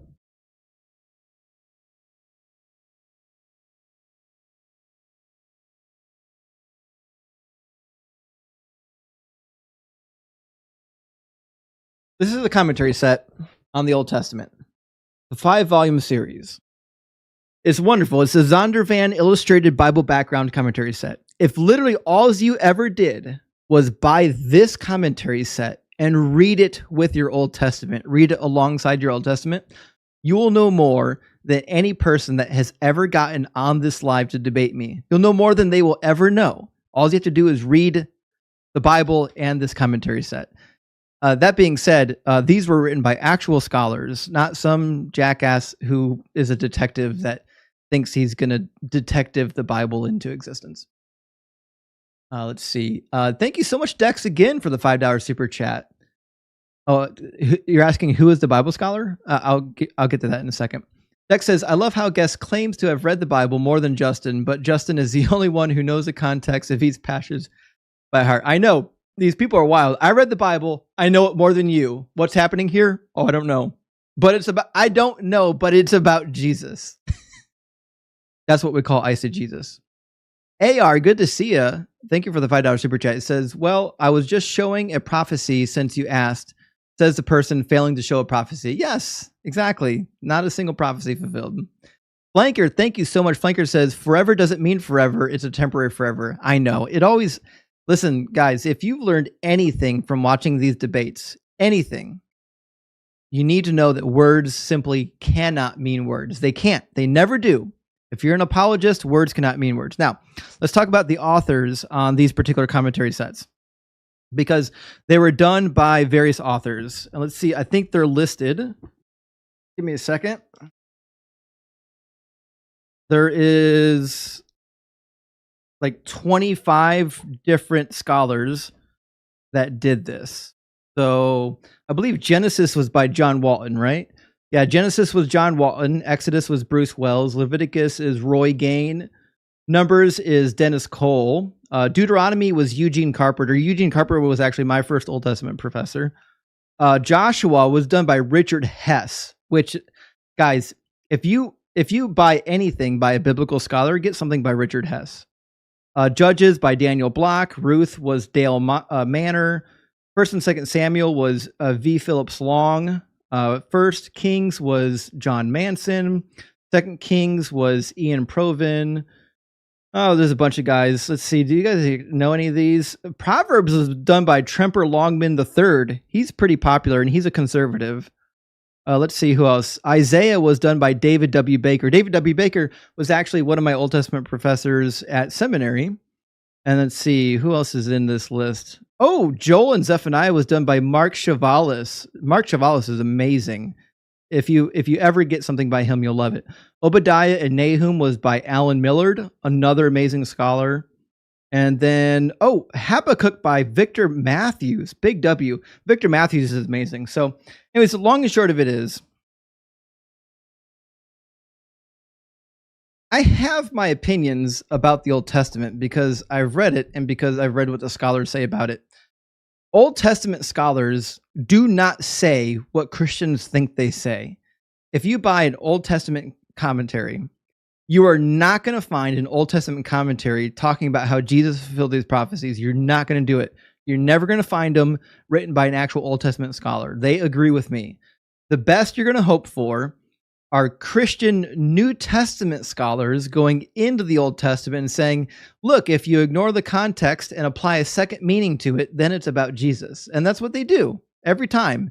Every time you read a New Testament commentary, they're just looking back at the Old Testament and saying, well, it's a dual fulfillment, or it's a secondary fulfillment, or it's a partial fulfillment. And they can't bring themselves to admit that it's just the Old Testament context doesn't speak to Jesus. It never does. The original context of the Old Testament has nothing to do with Jesus. So, I think that's all of our guests, and that's all of our super chats. And so I think with that, I'm going to call it a night. It's late. I've got some cracking in me. I'm going to go feed the cat because I think the cat finishes food. He came up here and was giving me the meow, like the I'm hungry meow. So I think the cat finishes dinner and now he wants more. Listen, I got a fat cat and I'm okay with my cat being fat. He's happy. He's a happy cat. But yes, we're definitely going to release the Kraken. Guys, thank you so much for being here. For everyone who didn't make it through the queue to get to me tonight, thank you for being patient and waiting. We'll be live again on Wednesday night. You're welcome to come through on Wednesday night. But just remember, if you come through like Dusty and you try to talk over me and you try to divert, I'll just do what I did to Dusty. I'll just talk over you and I'll mute you. There was a lot of conversations we had tonight where we had good interlocutors. We had some back and forth and we actually had decent conversation. Those are the conversations that we need. Anyways, with that, guys, remember, join our Discord. If you're not following Discord, go to my link tree in the profile and sign up for the Discord. Copy and paste it into your browser. You can discuss lots of topics, both with me and with other people in the deconstruction community. We don't do debates in Discord, by the way, just so you're wondering. If you're in the Discord, we love discussion. We do questions and answers, and we do dialogue. We deconstruct, but we don't do formal debates in the Discord. We do enough of that already online. We don't want to make our Discord a debate space. It's a friendly space for people who want to have friendly discussions, and also for people who are deconstructing and have questions. So we would love to see you in the Discord. It's growing faster and faster. I thought we'd hit like 1,000 before the end of the year. We're already getting close to 1,300. By summertime, we're going to be well over 2,000. So I'm really excited about that. But guys, thank you so much. We do need to raid somebody, don't we? Who's live right now? Is Thinker live?